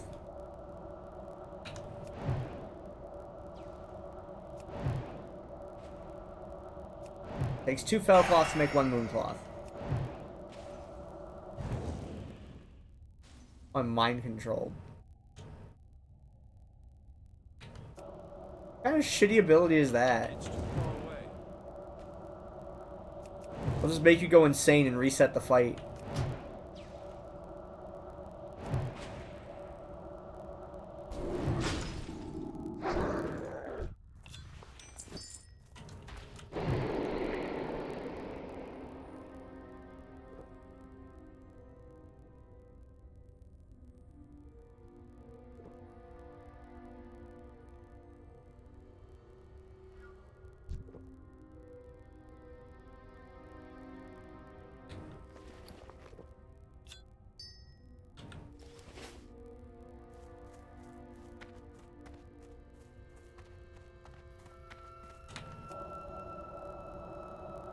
I'm out of range.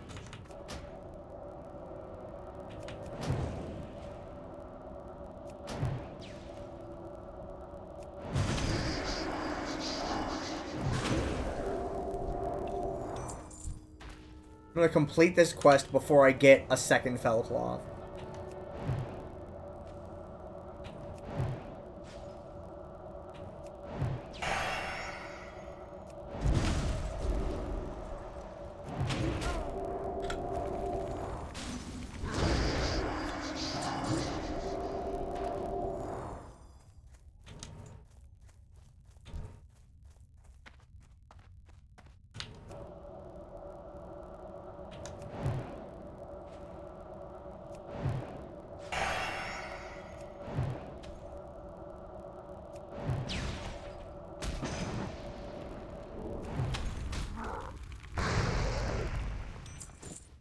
Wow, alright, blessed. I got the fell cloth and the fell bind at the same time. Okay. Cool. That worked out great. It was alarmingly convenient.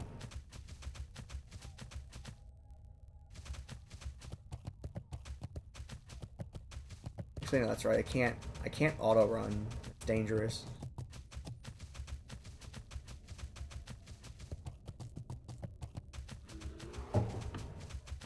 Okay, that took a lot less time than I was worried it would.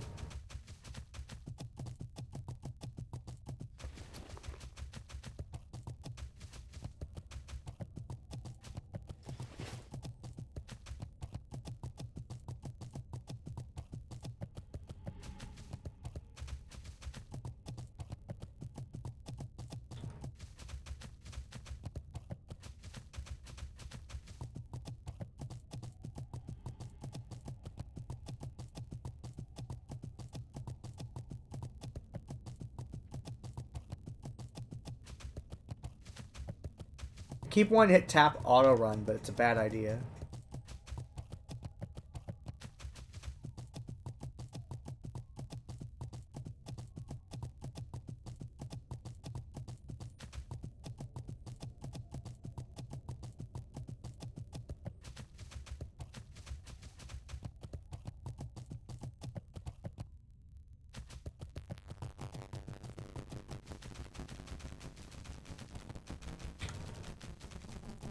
Where can I make a mooncloth? Other than Stormwind, it's probably just Stormwind.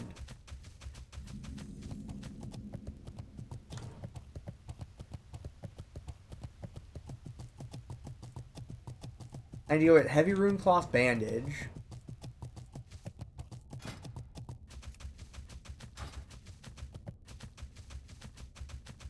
So from here to Ironforge to Stormwind last.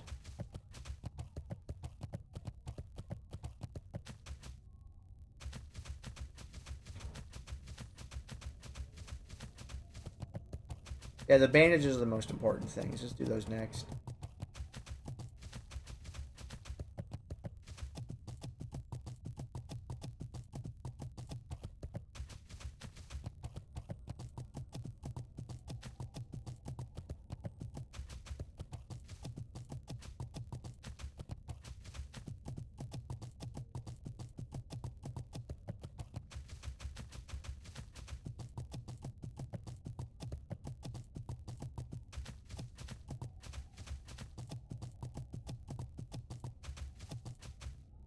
I like this horse.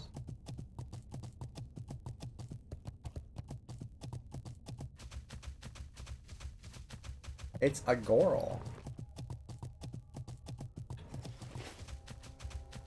And it's multicolored.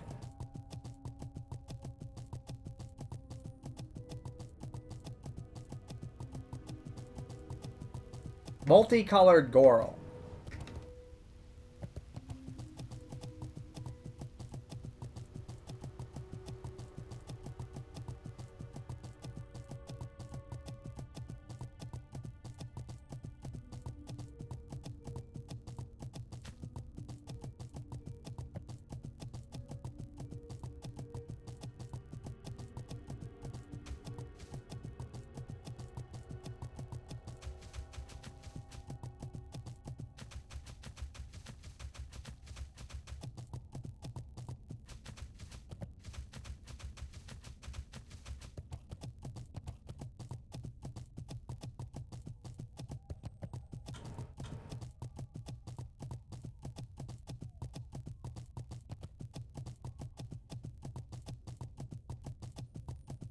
Is it this one or is the next? Yeah, it's this one.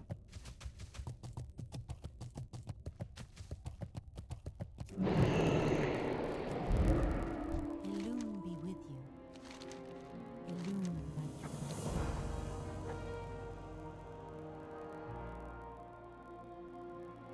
May the stars guide you.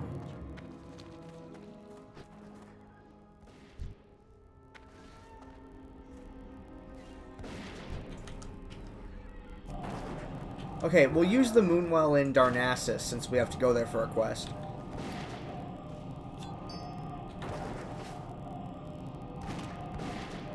I think that whole thing counts as a area.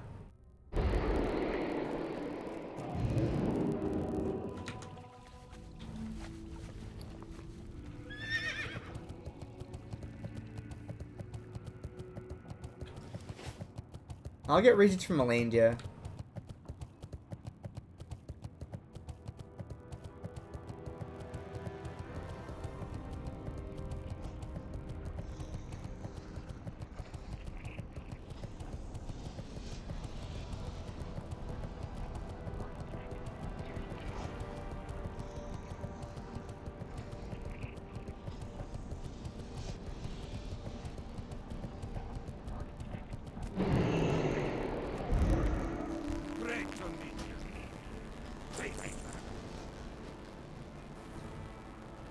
I really want my hearth to be back in Gadgetzin again for, you know, like, just logistics reasons, but if I'm gonna be doing Deadwood,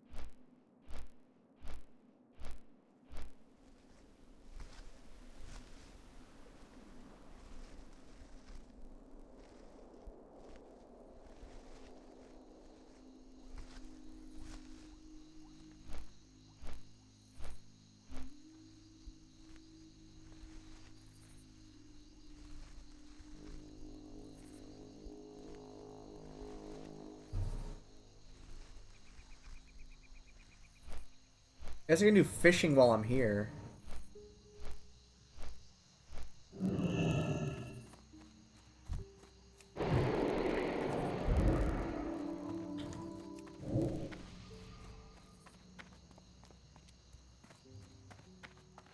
Anyone in here?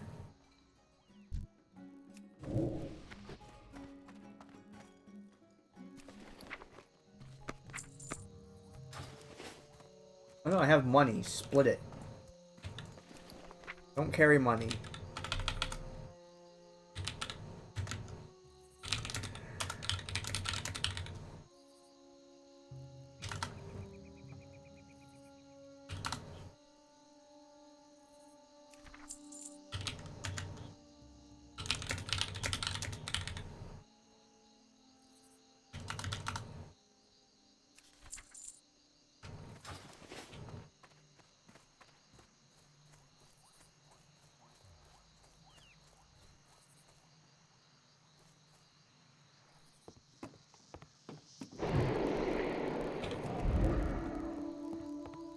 Oh, there's the boat, even.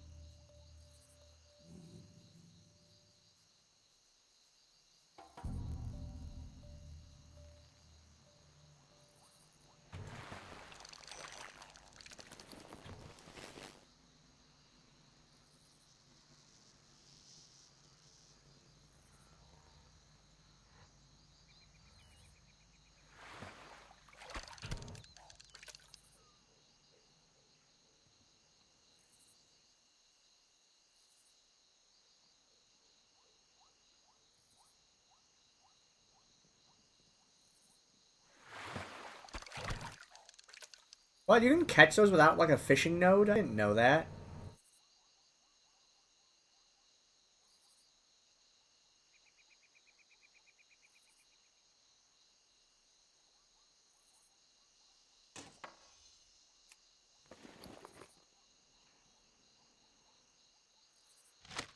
Ovi likes that.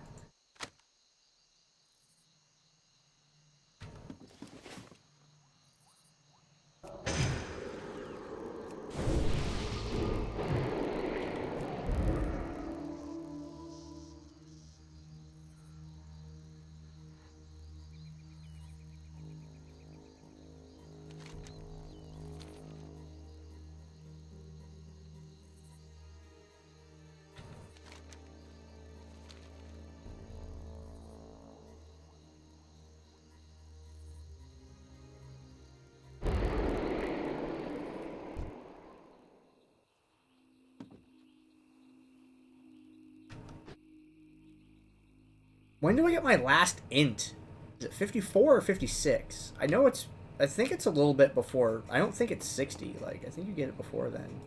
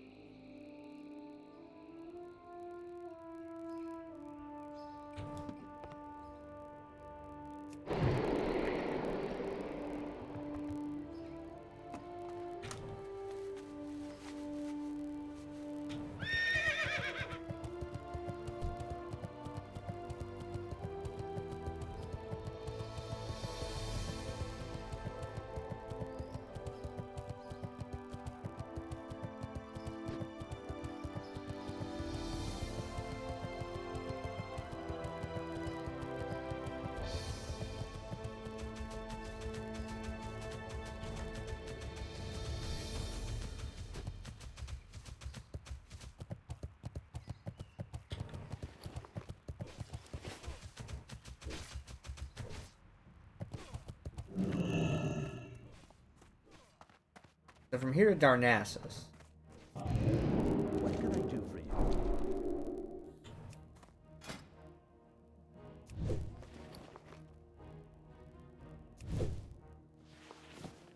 Here we go. We're done with bandages.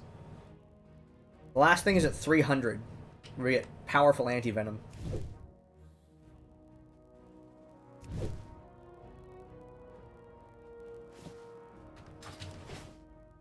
Okay, we go to Darnassus. We have to make a mooncloth. I have to mail that. I have to vendor some things. I believe this counts as a moonwell. I get a skill point for mooncloth? What? Requires moonwell. This is the biggest moonwell we get, I think. It's orange. Gives me a point. So I can make this once every 3 literal real days.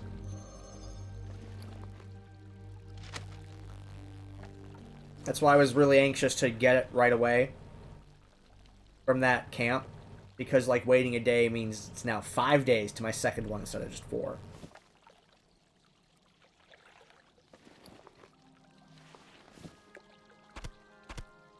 Maybe I'll stash that one on Prywinko.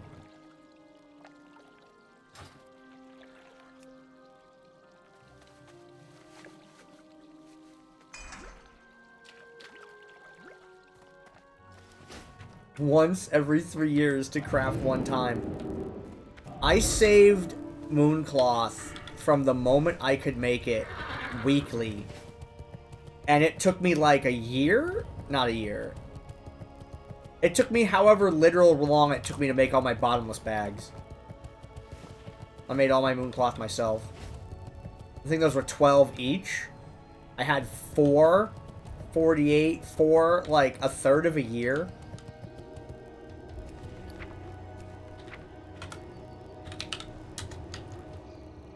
Prywinko can hold that. And one of these.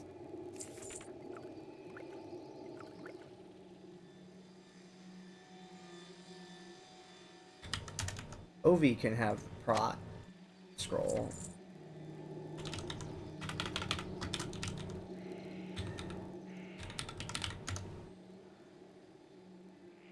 Yeah, in that case, what people do is, it's not even bots. People will just make... people will make, like, 4 alts that are tailors on their account. You can have up to 10 characters on an account, right? So use 4 of their slots to make tailors, level those characters to 35, buy the Mooncloth pattern, and then make 4 of them every 4 days.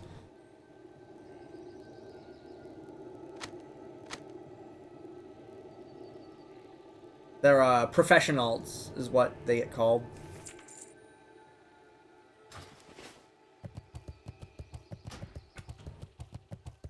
Okay, so tomorrow we're gonna go turn that quest in and get our plant salves from the Cenarian Beacon.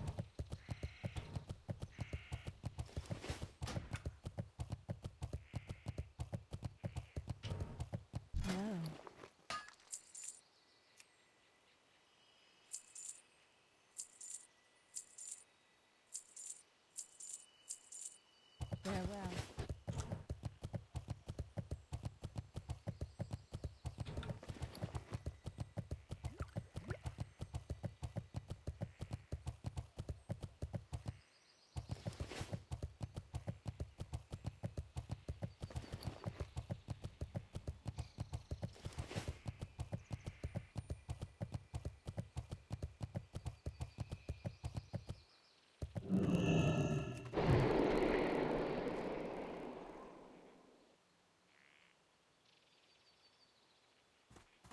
Why are you Frostpunk IRL? I disagree with this. I'm getting the heck out of here. That's enough for me for today.